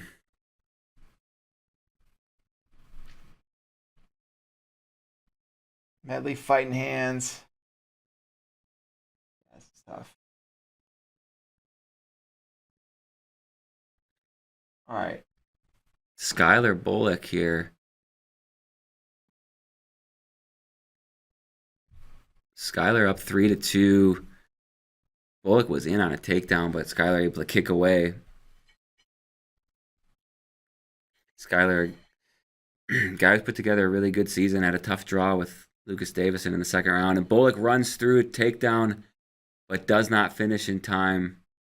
Skylar going to get the win. Stays alive. Consolation rounds.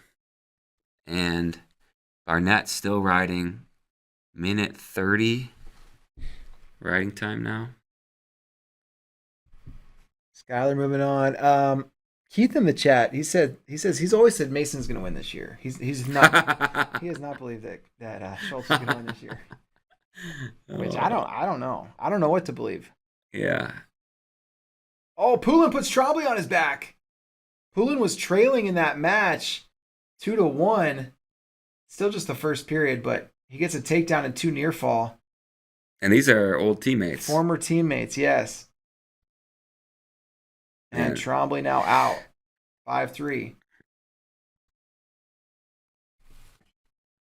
Yeah, and these are the rounds, man. You just see guys fighting for their lives. There's head wrap on about half the people. Ragus and Mendez. What is that, Matt? 2? Mm-hmm. Gosh, Fippen putting a ride on. And what a run for Fippen. Oh, Pat McKee. Pat McKee's down 3-1. Dean Peterson.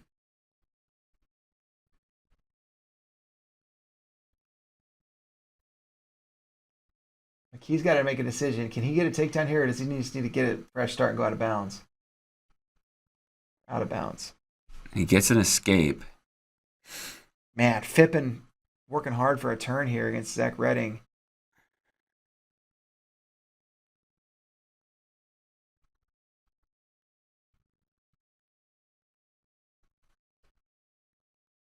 Air Force, I mean, that's an interesting team. You mentioned they're in like 13th or something.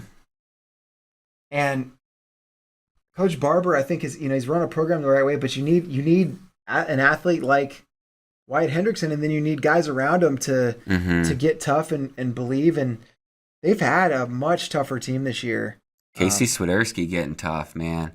Nice takedown against Del Shahar. Sorry, I interrupted you. No, he is, yeah. That's great, but yeah, it's cool to see Air Force. Dean Peterson going to finish it off here.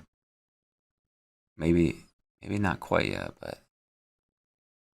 Oh my gosh, McKee tries just complete insane things. 0-0 Mendez Ragusan, but Mendez suffered a cut, I think, against McGee early in the tournament. And we've got blood time early.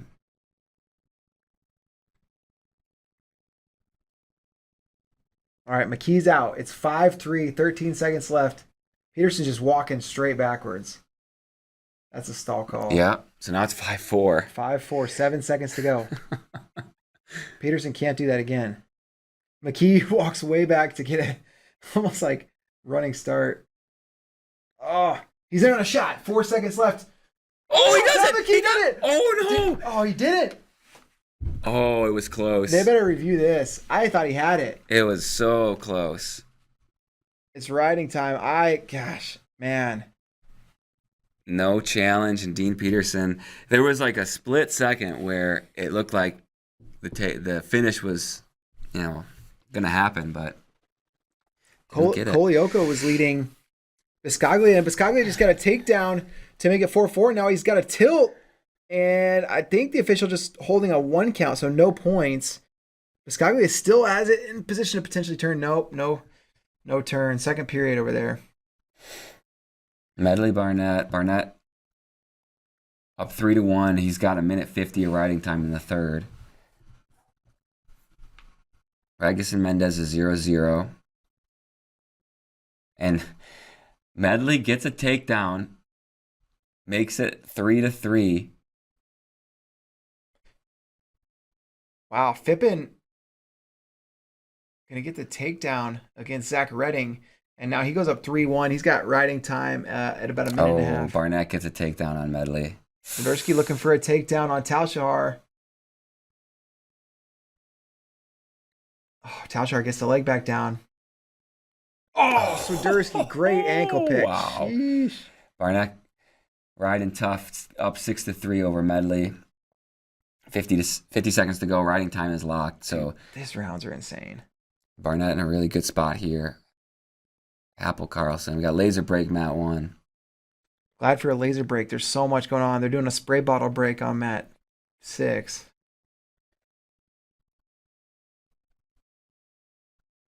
Riding time points locked for Barnett, so he's up 6-4, but it's actually 7-4. Oh, Redding got a reversal, and if he rides out, he's going to bring riding time under a minute, and it'll go to overtime. Step into his feet. Redding takes him out of bounds. Man, this Ragusan Mendez match, they're wrestling at a really high pace. Hard hand fighting. Not a ton of action to talk about, but be interesting to see if both of these guys can keep their motor going this whole match. Barnett breaks Shane Sparks' heart. Eliminates Jack Medley from the tournament. Dang. Barnett stays alive. So Barnett is going to wrestle who for All-American? It's going to be Barnett versus Ventresca. Okay. Biscaglia leads Kolioko 5-4 in the third. Poulin over Trombley right now, 7-5 in the third. Minute to go.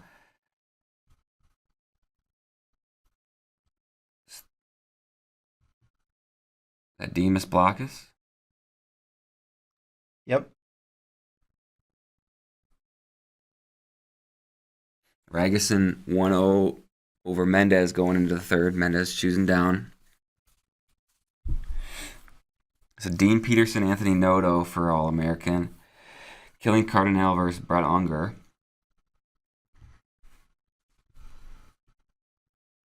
Oh, wow. Kolioko tried to go for broke at the end. Desperation, and Biscaglia gets the win.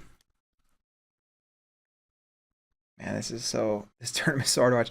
All right, so Poulin leads 7-5 over Trombley with 10 seconds left. And Poulin's just bleeding all over Trombley. Trombley shot. Poulin counter. Oh, gets the little shove. 9-5. I don't know if you saw that there. Yeah, he gave him a little shoulder to the face. Poulin. So, Steve O'Poulin versus Brandon Courtney in the round of 12. Yeah, you got to favor Courtney there, even though Poulin has the higher seed. Mendez Ragusan 1-1 in the second period. Is it second? I thought it was the third.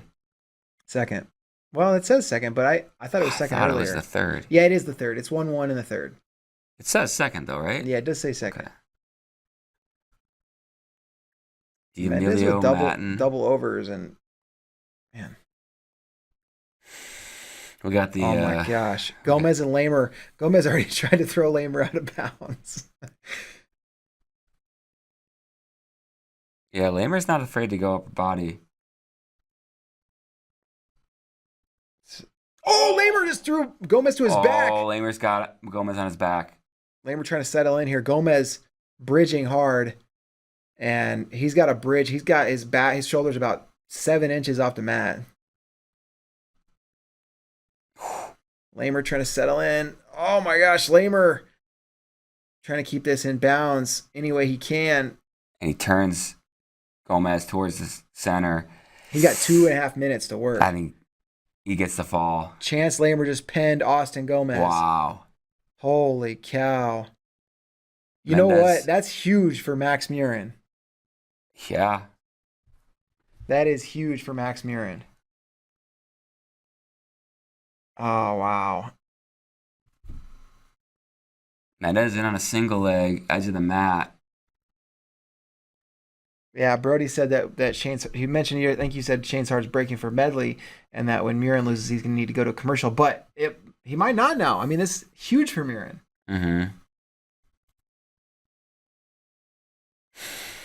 Jeez. So Mendez does not finish on the single leg, but he does get a stall call. And now we are going to overtime, even though it said second period.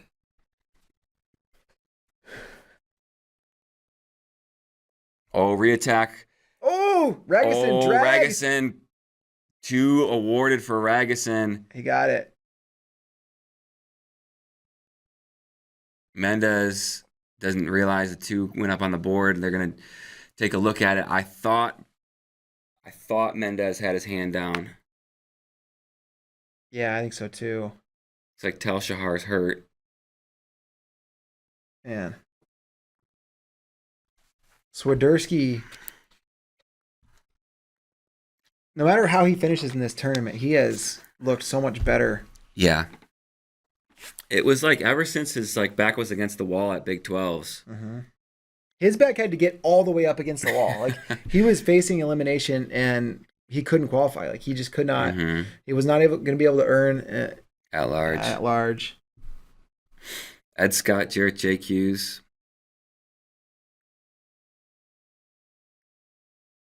And if this call is confirmed, it's gonna be a big couple minutes here in a row for the Wolverines. Yeah.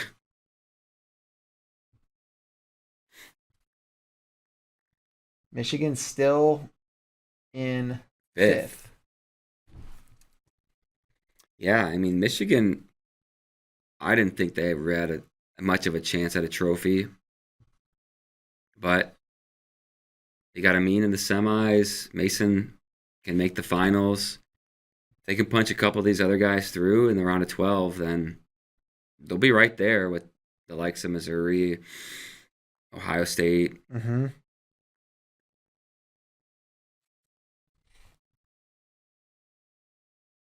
Swiderski just continues to push the pace. 10-5 the lead, but he's just like firing off attack after attack. Keith Gothard says, I have to ask now that we have hindsight, was Gomez properly seated? That's funny. No. Yeah. He's still, I feel like he maybe should have been a little bit higher. And really, like look at Cole Matten. His Graham Rooks loss now is not. Did he lose to Graham Rooks? Yeah. Because Michael Blackus beat Yaya Thomas. Yeah. Graham Rooks beat Austin Gomez. Yeah. That loss is not looking like a bad loss now. Yeah. They took the takedown away for Mendez Ragusan. Yeah. Wow.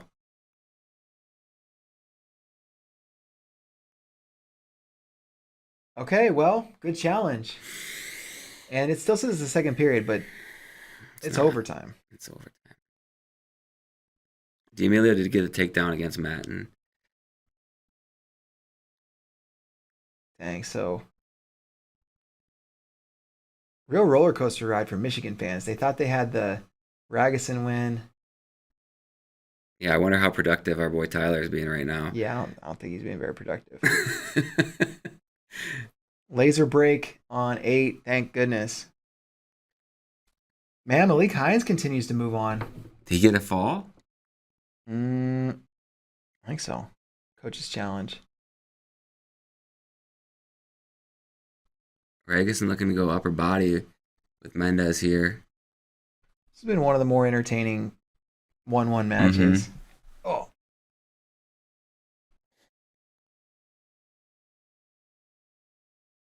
Man, Ragusin kind of stalking. He's just going edge of the mat like crazy, and Mendez smart to not get pushed out there, potentially give up a stall call. I've been watching all the mats, so I'm not sure his stalling. Well, only Ragusin has a stall call against him. Call to action there. And I think that's fair, even though Mendez took Ragusin out. Ragusin did a lot of work getting him there. Vinny Zerban staying alive at the 32 seed, right? Don't forget, this guy beat... Oh, Ragusin double, or Mendez double. Ragusin reaches back, looks like a trip. Man, for an overtime match, these guys aren't afraid to take some risks here. Yeah. Don't forget Zerban. He's the guy that beat Levi Haynes. He gave him his only loss of the year. D'Amelio finishes on a takedown almost. Oh! Mendez. 7 seconds left. Ragusin looking for that go behind. Sheesh. Looks like we're going to tiebreakers. Yeah. Yep. Bacchus Demas is 1-1 in the third. I have not been watching that match. Ed Scott 2-0 over Jake Hughes. So Ragusin going down to start. Rolls. Oh, Mendez follows. And Ragusin fights the hands and still body lock. Oh! Mendez puts him almost on his back. Ragusin I think Ragusin kind of thought he was out. He thought he was out. And Mendez just went right to the body lock here. Dang. All right, so Mendez needs to escape to win. Or just go neutral. Just go neutral. Go neutral.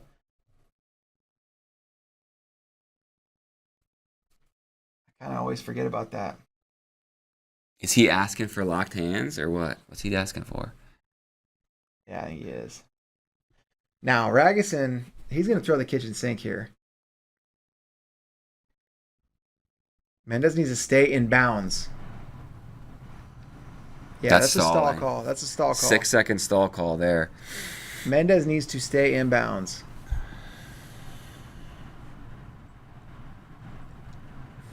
Gosh, he needs to catch Ragusin on one of these shots and pull him into a front headlock.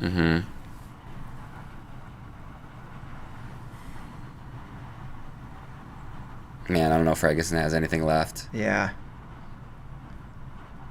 5 seconds. That's it.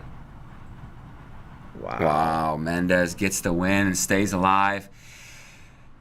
Jesse Mendez going to have Lucas Bird. And man, what a heartbreaking 3 matches for Michigan fans. Jack Medley, Dylan Ragusin, and Cole Matten all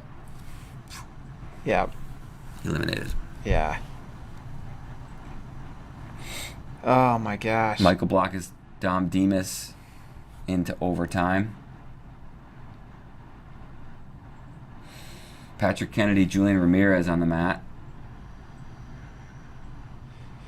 And man, that puts it into perspective even more so the Cam Amin win over Kennedy. Man, where it's like he gets the Hamity, makes the semis instead of fighting back against Julian Ramirez and Shane Griffith. Yeah. Because remember, winner of Kennedy Ramirez goes up against Shane Griffith. Man, this tournament. Hard to believe. We just watched Swiderski and Mendez get tough in this round. Those guys wrestled in who's number 1 last year, high schoolers, and here they are. So Swiderski is going to have Parker Filius around a 12. We're going to see Alan Hart, Clay Carlson, Malik Hines beat Casimir, right? Yeah. Malik Hines, Lachlan McNeil. Okay. Dylan D'Amelio, Cole Matthews. At 33, we're going to see Kai Orini versus Kyle Biscaglia. Aaron Nagao versus Zach Redding. Zach Redding making it all the way to round of 12. Yeah. Jesse Mendez, Lucas Bird, Mickey Philippi, Sam Latona. Mickey Philippi. Those are some incredible matches. Mickey Philippi has been round of 12 now 4 times. That's crazy.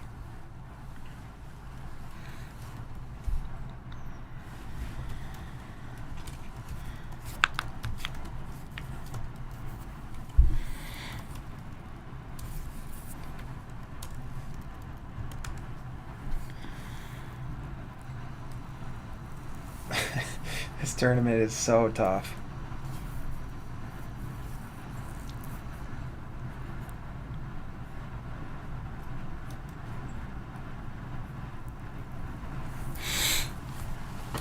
Yeah, the bright spot for Michigan was the Lamer match. Yep.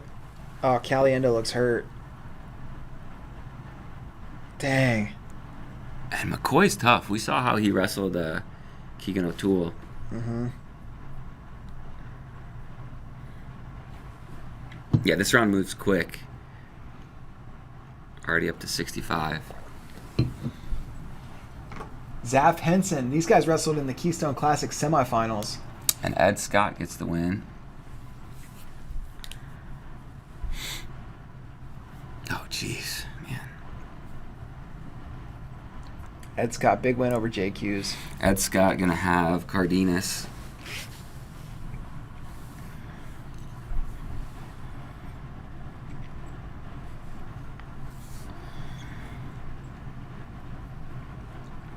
Paddy Gallagher making a good little run. Yeah. He's going to get Luan if he can beat Swenson here. 2-1 lead over Swenson. Zerbin looking for a major decision here against Krazer.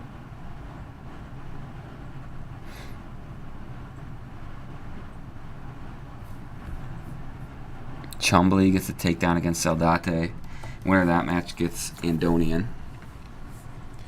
Yeah, Chumbley eliminated Kobe Seabricht. Here's what I want to know. Is Andonian going to be sad? Or is he going to be like angry kitchen sink?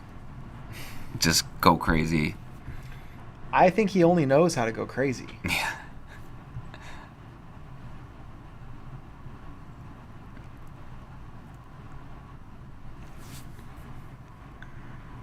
Winner of Zaf and Henson gets Yaya Thomas.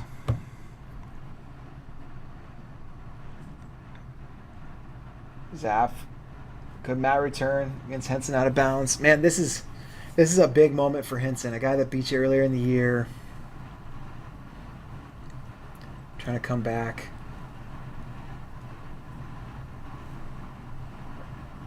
Paddy Gallagher's out, yeah. He's wrestling.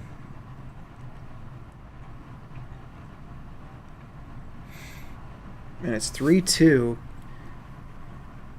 McCoy leads Caliendo. Michigan State already have Caleb Fish in the round of 12. Looking to put Saldate there as well.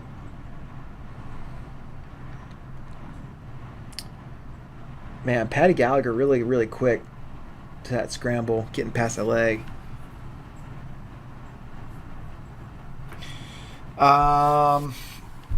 Can anyone beat Penn State in the next 5 years with their recruiting? I mean, Ohio State. Iowa's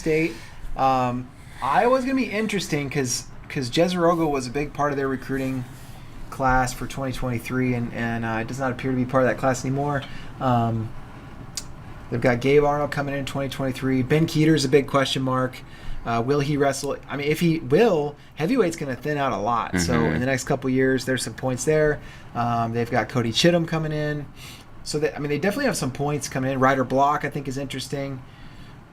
Iowa's going to have some interesting recruits. They're going to make a difference. So I think Iowa in the mix. Ohio State for sure in the mix.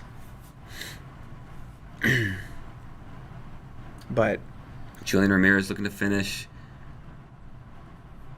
on Pat Kennedy, and he does. So Ramirez takes a 3-1 lead in the third. But you talk about Ohio State's recruiting class with Nick Bouzakis, Jesse Mendez, who he sees in the round of 12 now, Paddy Gallagher battling back through. Carson Harchless still has, 2 more years? Or does he have 1 more year? 2 more years, right? Sasso's got another year. And then they got Geog and Nick Feldman. Mm-hmm. As you mentioned, and like heavyweight thinning out, you feel like Feldman's a guy who's going to contend for All-American honors right away, national title down the line. They also next year have Vinny Kilkiri coming in. Could be a 25-pounder. I don't know if they'll start him right away. I don't know if he'll be quite ready, but he might. And then Rocco Welsh coming in. So who knows? Yeah, I don't know how those guys all fit, but they are going to have a lot of weapons. Oh, Kennedy almost threw Ramirez. He tried to trip him. He tries it again, and Ramirez is just going to crunch him. 15 seconds left in that one. Ramirez leads 3-2. Oh, Kennedy in on a leg. Ramirez trying to kick out. And he does. Oh. Ramirez. Wow, that was slick. Ramirez is so good with that, kick over. Yeah. Julian Ramirez into the blood round. He'll face Shane Griffith. My gosh. He's beaten him before. Patty Gallagher now down 4-3. Minute 10 to go. Keith Gothard saying Iowa going to need a heavyweight maybe soon. Yeah, that's the interesting thing. They're either going to have one of the best heavyweight recruits coming in, or no they're heavyweight. not. Do they have anyone at 97 who could potentially bump up or no? Colby Franklin maybe. He's not big enough to go. Bradley Hill maybe. Yeah. Colby Franklin feels like a perfect size 97. Yeah. Henson's leading Zap 3-2. I didn't see how he got there. Did you? 35 to go. That was a really close match at the Keystone Classic semis. And Henson kind of lost on a stall call. Well, stall call sent it to overtime, and then he tried something crazy in overtime.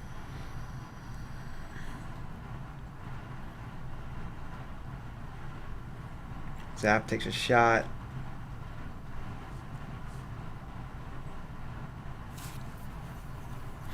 Henson going to hold on. Man, that's tough. That's it for Doug Zap's career.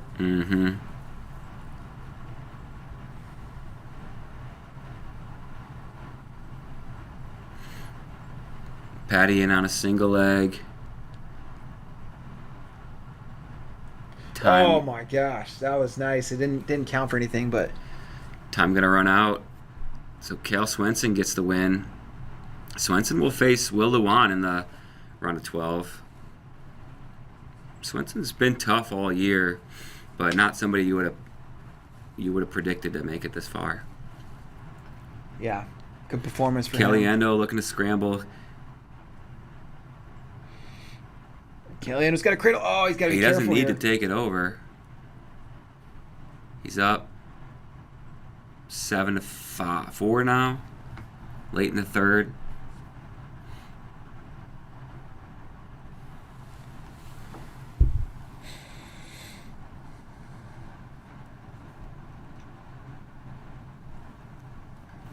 Demetrius Ramiro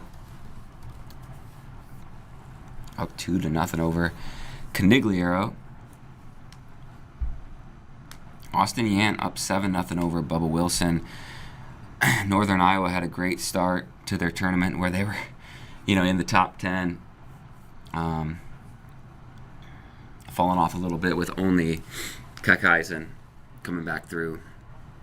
Fine Silver Soldano watch.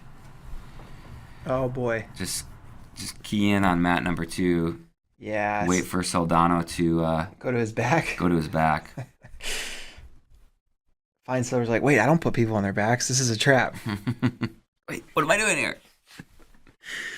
Keith doesn't think that Heater is gonna wrestle. Football is fronting the bill. Yeah, I mean that's the risk. Yep. No risk, no reward, though, right? Yeah, it is. It's interesting because the Iowa football coaching staff, they're fans of the wrestling program, but yeah, we'll see. We'll see how it works out. Mateo Almos, Cade DeVos, mat number 3.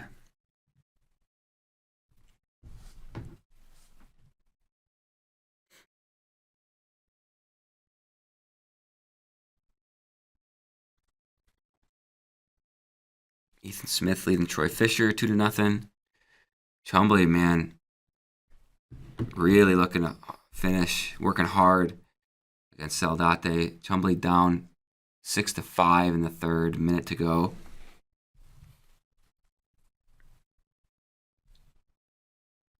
So Fine Silver, Soldano, winner of that match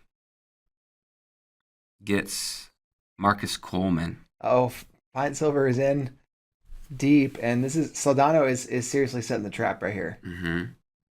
Takedown for Fine Silver. But Fine Silver wisely just does not move from that position. Yeah, he's like, let's just go stalemate. Yeah. So who did you say the winner of this match is going to have? Marcus Coleman. Oh, man, that's tough. So, yeah, whoever wins here is an underdog to Coleman.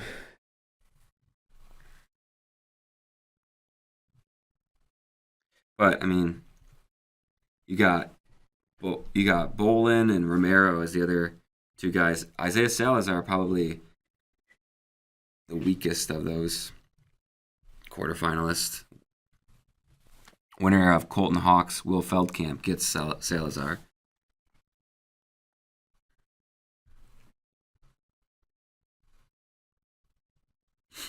All right, so Saldate joining Fish in the Here we go. blood round.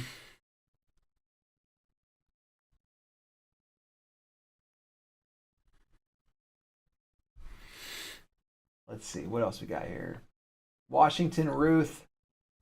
Washington looking for a turn. He's already up 2-0. He's got a tilt, but can't get it.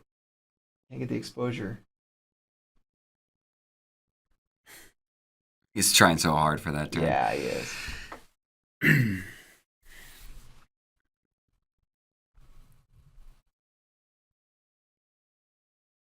Fine Silver riding Soldano tough. No score in the almost DeVos match.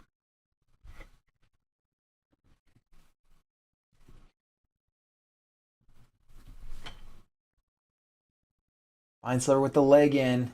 Just going to ride. Just keep his belly towards the mat.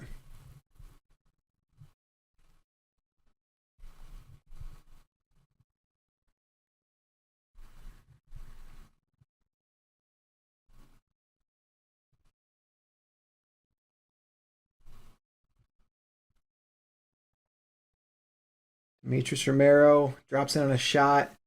He was on a shot on the edge earlier and got Canigliaro hit for stalling. It's 2-2 in the second. I think Romero will have choice in the third.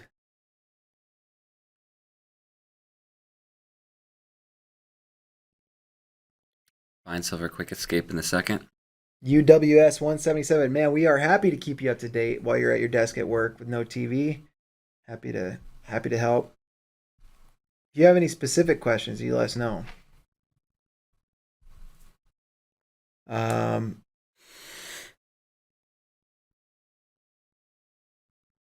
All right, so 20 seconds left in the second. Romero Canigliaro. Fine Silver is just trying to be as cautious as possible.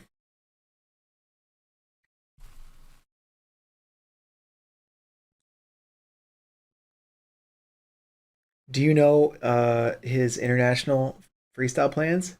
I don't. I know his brother wrestles for Israel, and he's good. I think two of his brothers have done some wrestling for Israel. Well, Josh Fine Silver too, right? Yeah. Because he was going to wrestle against Donnie, and they forfeited to him. So yeah, Mitch has had some success. Mitch has been the most successful. All right, another takedown there. But right where Soldano wants to be. Seriously. What he does a lot of times is he'll pinch. And, oh my gosh, it almost worked. He got two. Yeah, he pinches down on that arm and then just hips rolls through, and it's almost like a lat drop from your back. Back lat drop. In that particular one, he was so comfortable being at 47 degrees. Yeah. Yeah. It's you don't see anything like it. No. And it's such a specific situation that he gets in. Mm-hmm.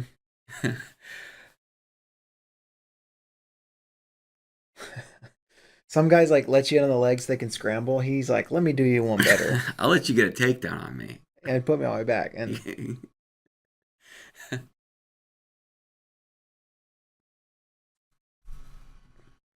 Soldano now in on a leg attack. Fine Silver locked through the crotch.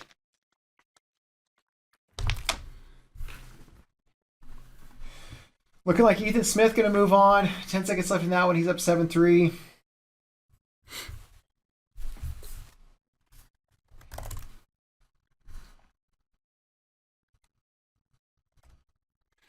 Murin and Lamer wrestled in the duel. Murin won 10-4. Okay.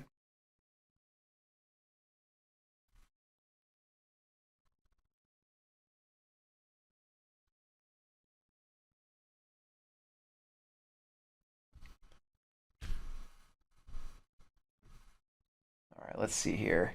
Yeah, Dusty Matthew points out if Carr wins, he's going to have to go through most likely 2 national champs and an NCAA finalist. Yeah, we've been talking about that run throughout. That is a historically difficult run, I would imagine. Yeah. I don't know who else has gone through. Guys who have already accomplished those things. Probably runs where their opponents would maybe go on to accomplish that, but Demetrius Romero stays alive. Beats Canigliaro 3-2. Almost DeVos is 1-1. Colton Hawks, Will Feldkamp. Feldkamp up 2-1 in the second.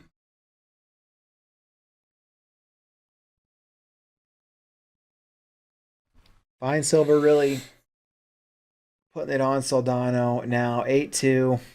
Is this Jacob Warner, Isaac Trumbull? Yeah. Mm-hmm. And really interesting match here.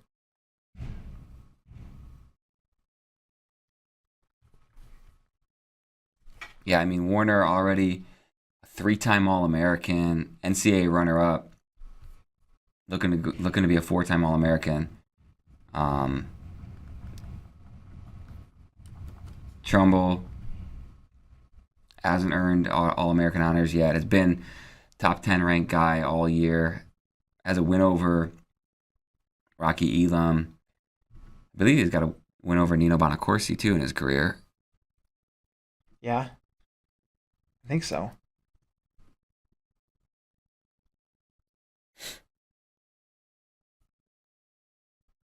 Oh, DeVos almost gets a takedown as the third period expires, so they're going to go into overtime. Okay, DeVos, Mateo almost.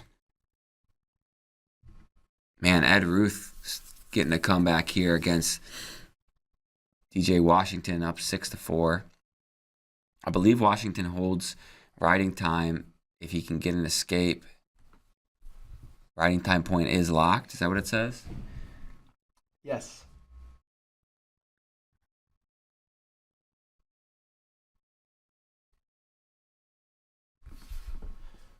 Jacob Warner gets a takedown. Big for him.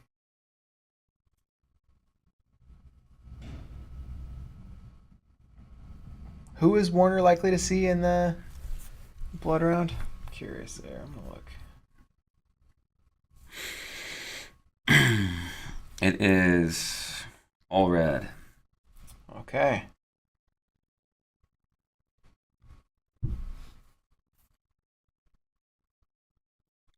And I'm pretty sure Warner beat him this year in the duel.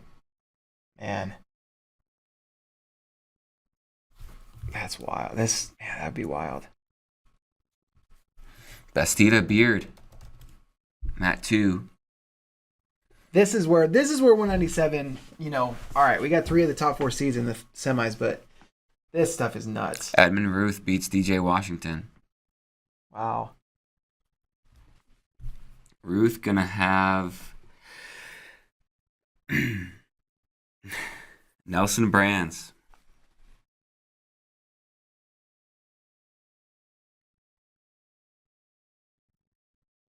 Did those two? I think those two might have wrestled this year. Warner beat Allred 3-2, and that was one of those matches where Allred had the only takedown in the match, right? Okay. I believe that's how that went. Tanner Harvey looks so much bigger than Max Dean. Harvey in on a single. These two wrestled, didn't they? They wrestled in a duel this year, didn't they? Or am I thinking of Michael Beard? I know Tanner Harvey wrestled Michael Beard early. These two have wrestled a lot because Tanner Harvey. Oh no, they did wrestle just once this year, and Dean won 6-3. Okay. Oh, Harvey gets the takedown. Matthew Cox. Demetrius Romero moves on. Go Idaho. We'll face Dustin Plott, who was in 8th grade when Romero started college. Plott now in his 3rd year of college. Harvey got a takedown. Yeah. I looked away to read that. Yeah, Fun really fact. nice, really nice. He was in on that single and then brought it up and tripped the opposite way to finish. What year did Demetrius Romero start college? Well, look back to when Boise State had a program. Yeah. Harvey in on another single, head inside. Wow, 2016. 2015, 2016. So 2015 was when he started. So he graduated high school in 2015.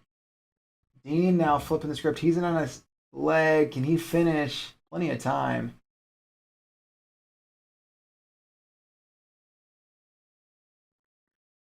Harvey just kind of let go of that whizzer. Potentially dangerous. Oh, they gave a takedown and then... Yeah. It's kind of weird when they do that, but Harvey let go of the whizzer. Okay.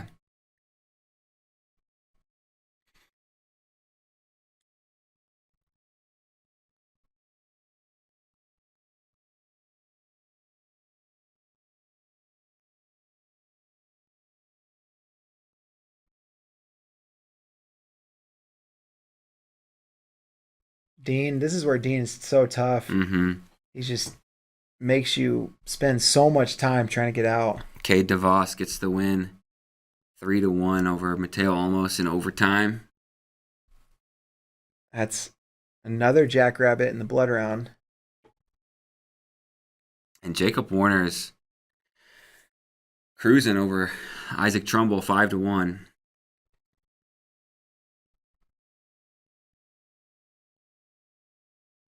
And Harvey gets the reversal. Max Dean doesn't look like 100% or like he's got a ton of pop behind him.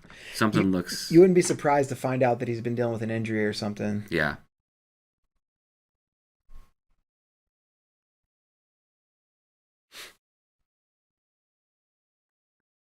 $20. Can Harvey finish the period on top? Or no, they're gonna.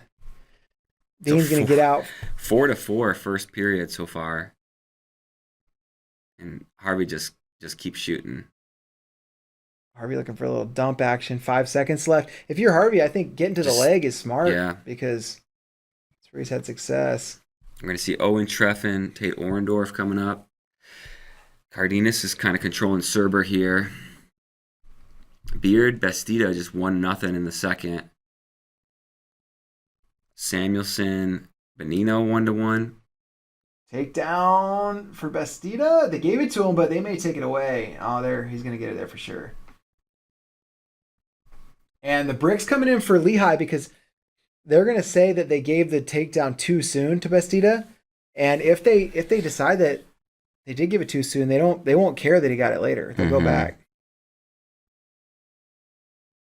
So Warner in control here, 6-2 over Trumbull.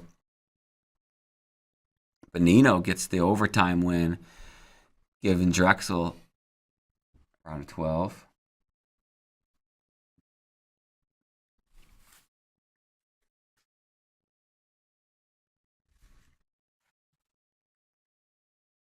Bonino's fired up. He was losing his mind, yeah. That's awesome. He's pumped. Man, Warner's wrestling really well right now. This is the best Warner's looked maybe all year. Yeah, he's going to beat Isaac Trumbull here. Dean got the escape in the second, and now he's deep on a shot. Trying to trip Harvey for the finish. And he's close. He got it.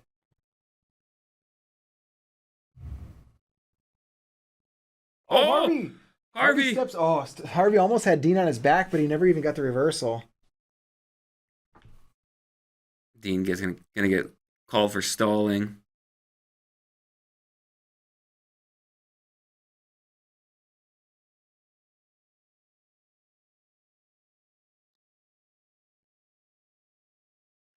So Dean up 7-4. Treff and Orndorff 0-0. McKiernan, Gordon 0-0. Dean returns Harvey to the mat. Harvey keeps threatening these reversals, but Dean drops down to the legs again. 14 seconds. Harvey to his feet again. Dean drops the leg. He is so good at dropping down and then 2 or 3 count and then climbing up the body. Harvey's trying to roll through and he almost gave up near fall doing it.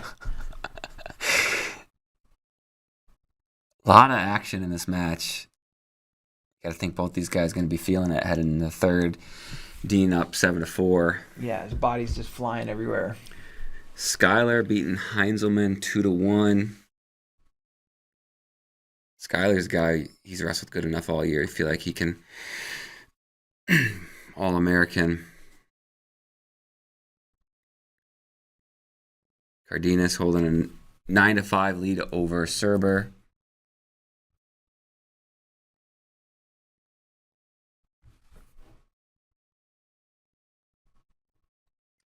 Ashlyn saying Dean looks really small. Yeah, I mean he's really an 84 pounder.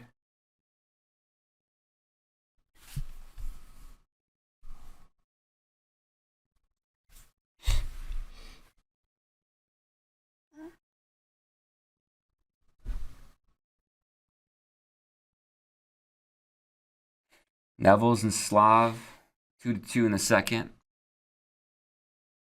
Harvey just reaching back for a headlock. It's a little bit of desperation maybe there. Yeah, he's got a lot of time left in the third to be getting that desperate. Hey, so that challenge by Lehigh, I know that happened a long time ago, but that was a good challenge. They took that takedown away from Bastida, and now Bastida going bottom in the third. Oh, he goes right to his belly. Wow, pops up from his belly.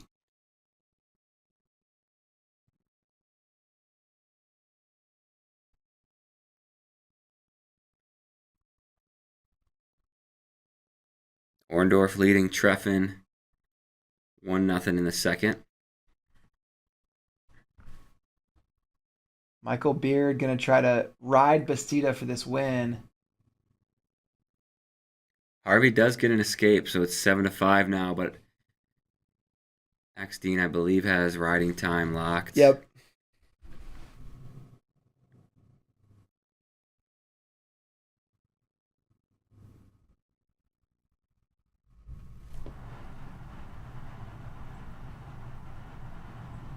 Harvey kind of trying to go big here, over under, and trip. Dean goes behind. Okay, so Dean holds on.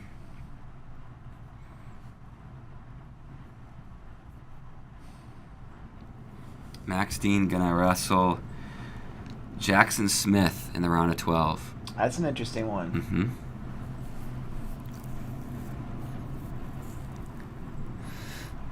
Michael Beard still riding younger Bastida. And Iowa State has a few guys in the round of 12 already. They're looking to put 2 more. They've got Redding, Swiderski,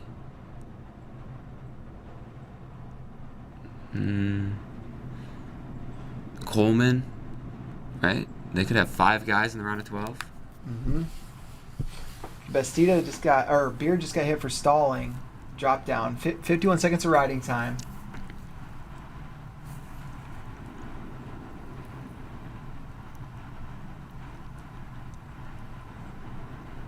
P. Young's in the chat says taco time for us. Yeah, I mean, we're going to have to figure something out to eat here. A little bit.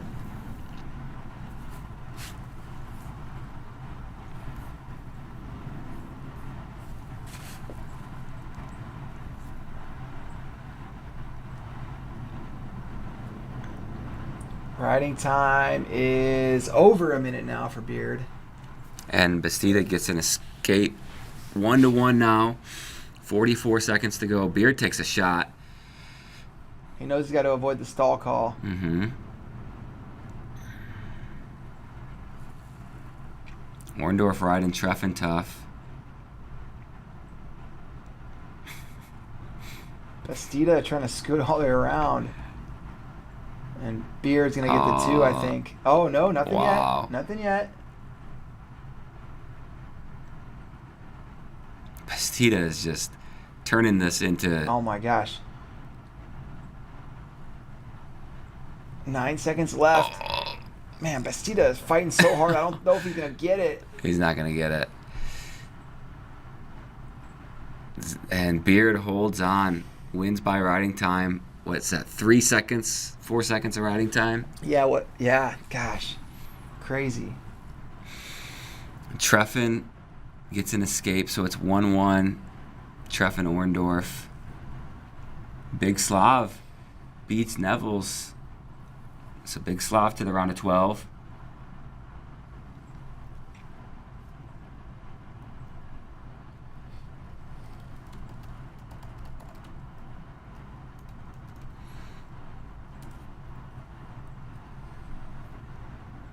Looks like we got 3 more matches this round, all on the mat.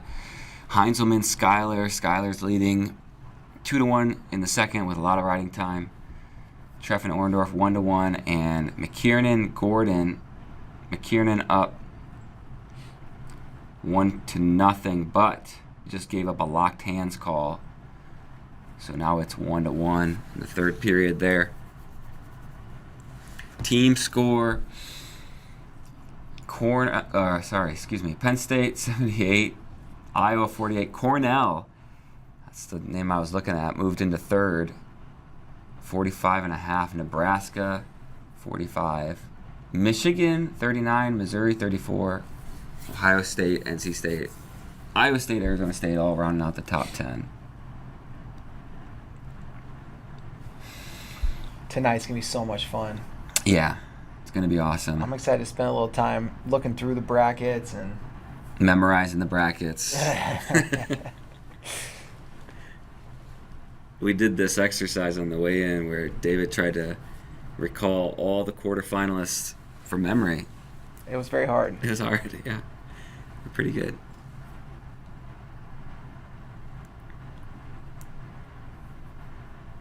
I think if I did it once, then the second time would be much easier. Mm-hmm. Mm-hmm. Semifinals will be super easy. Should be. We've watched so many matches today. All these matches kind of blend together after a while. Treffen Orndorff overtime.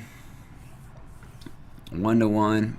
Skyler. You got to send one of the last matches of the session to overtime. Yeah, especially heavyweight. This is what Keith Gothard lives for. Yeah. He's just, yeah. The longer, the better. He's putting it on 1/2 speed.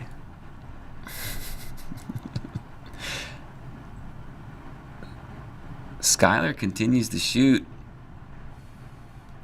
McKiernan is going to get to like exactly a minute riding time, huh? If he rides out. Mm-hmm.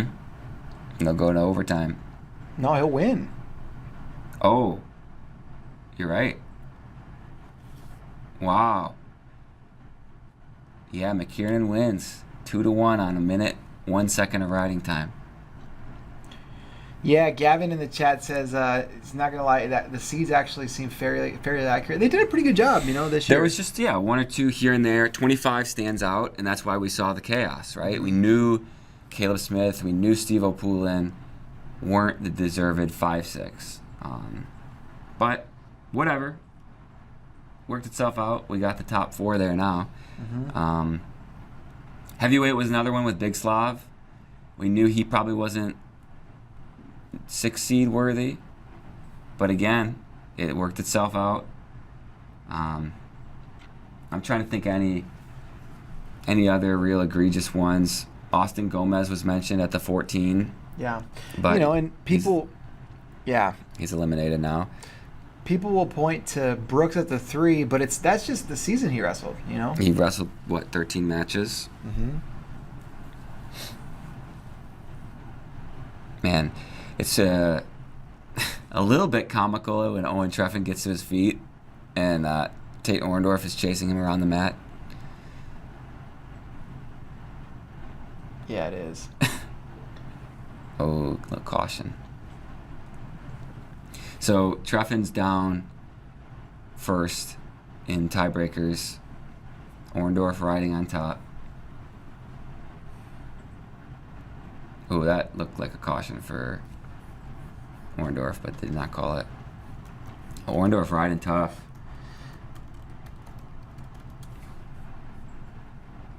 Orndorff half-hearted Granby attempt. Treffin half-hearted Granby. Orndorff going to ride out. So, Orndorff, does he choose to go underneath, or does he just go neutral? Just go neutral. Please. Please, please, please.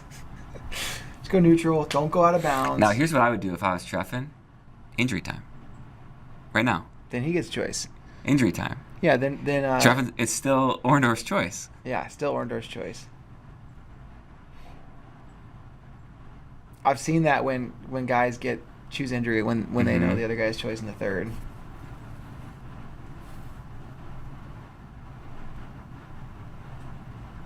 You gotta stalemate this if you're the ref. Yeah.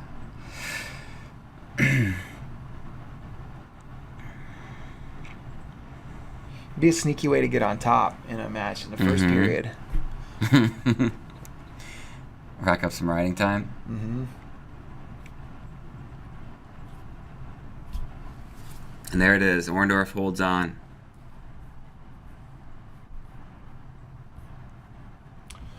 All right, so that's the last match of the session. It's just after 3 p.m. in Texas, 4 o'clock Eastern. And we got about 4-hour break before semifinals start. They're going to be at 7 o'clock Central Time. That's 8 o'clock Eastern. So come on back.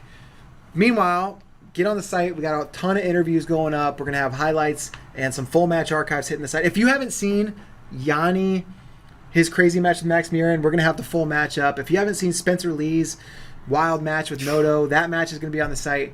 So lots of stuff to dig into in the next 4 hours before the next session gets going. All right. Hey, thanks, guys, for tuning in. We'll see you guys about 4 hours. We'll be right back. See you soon. Right back. 4 hours.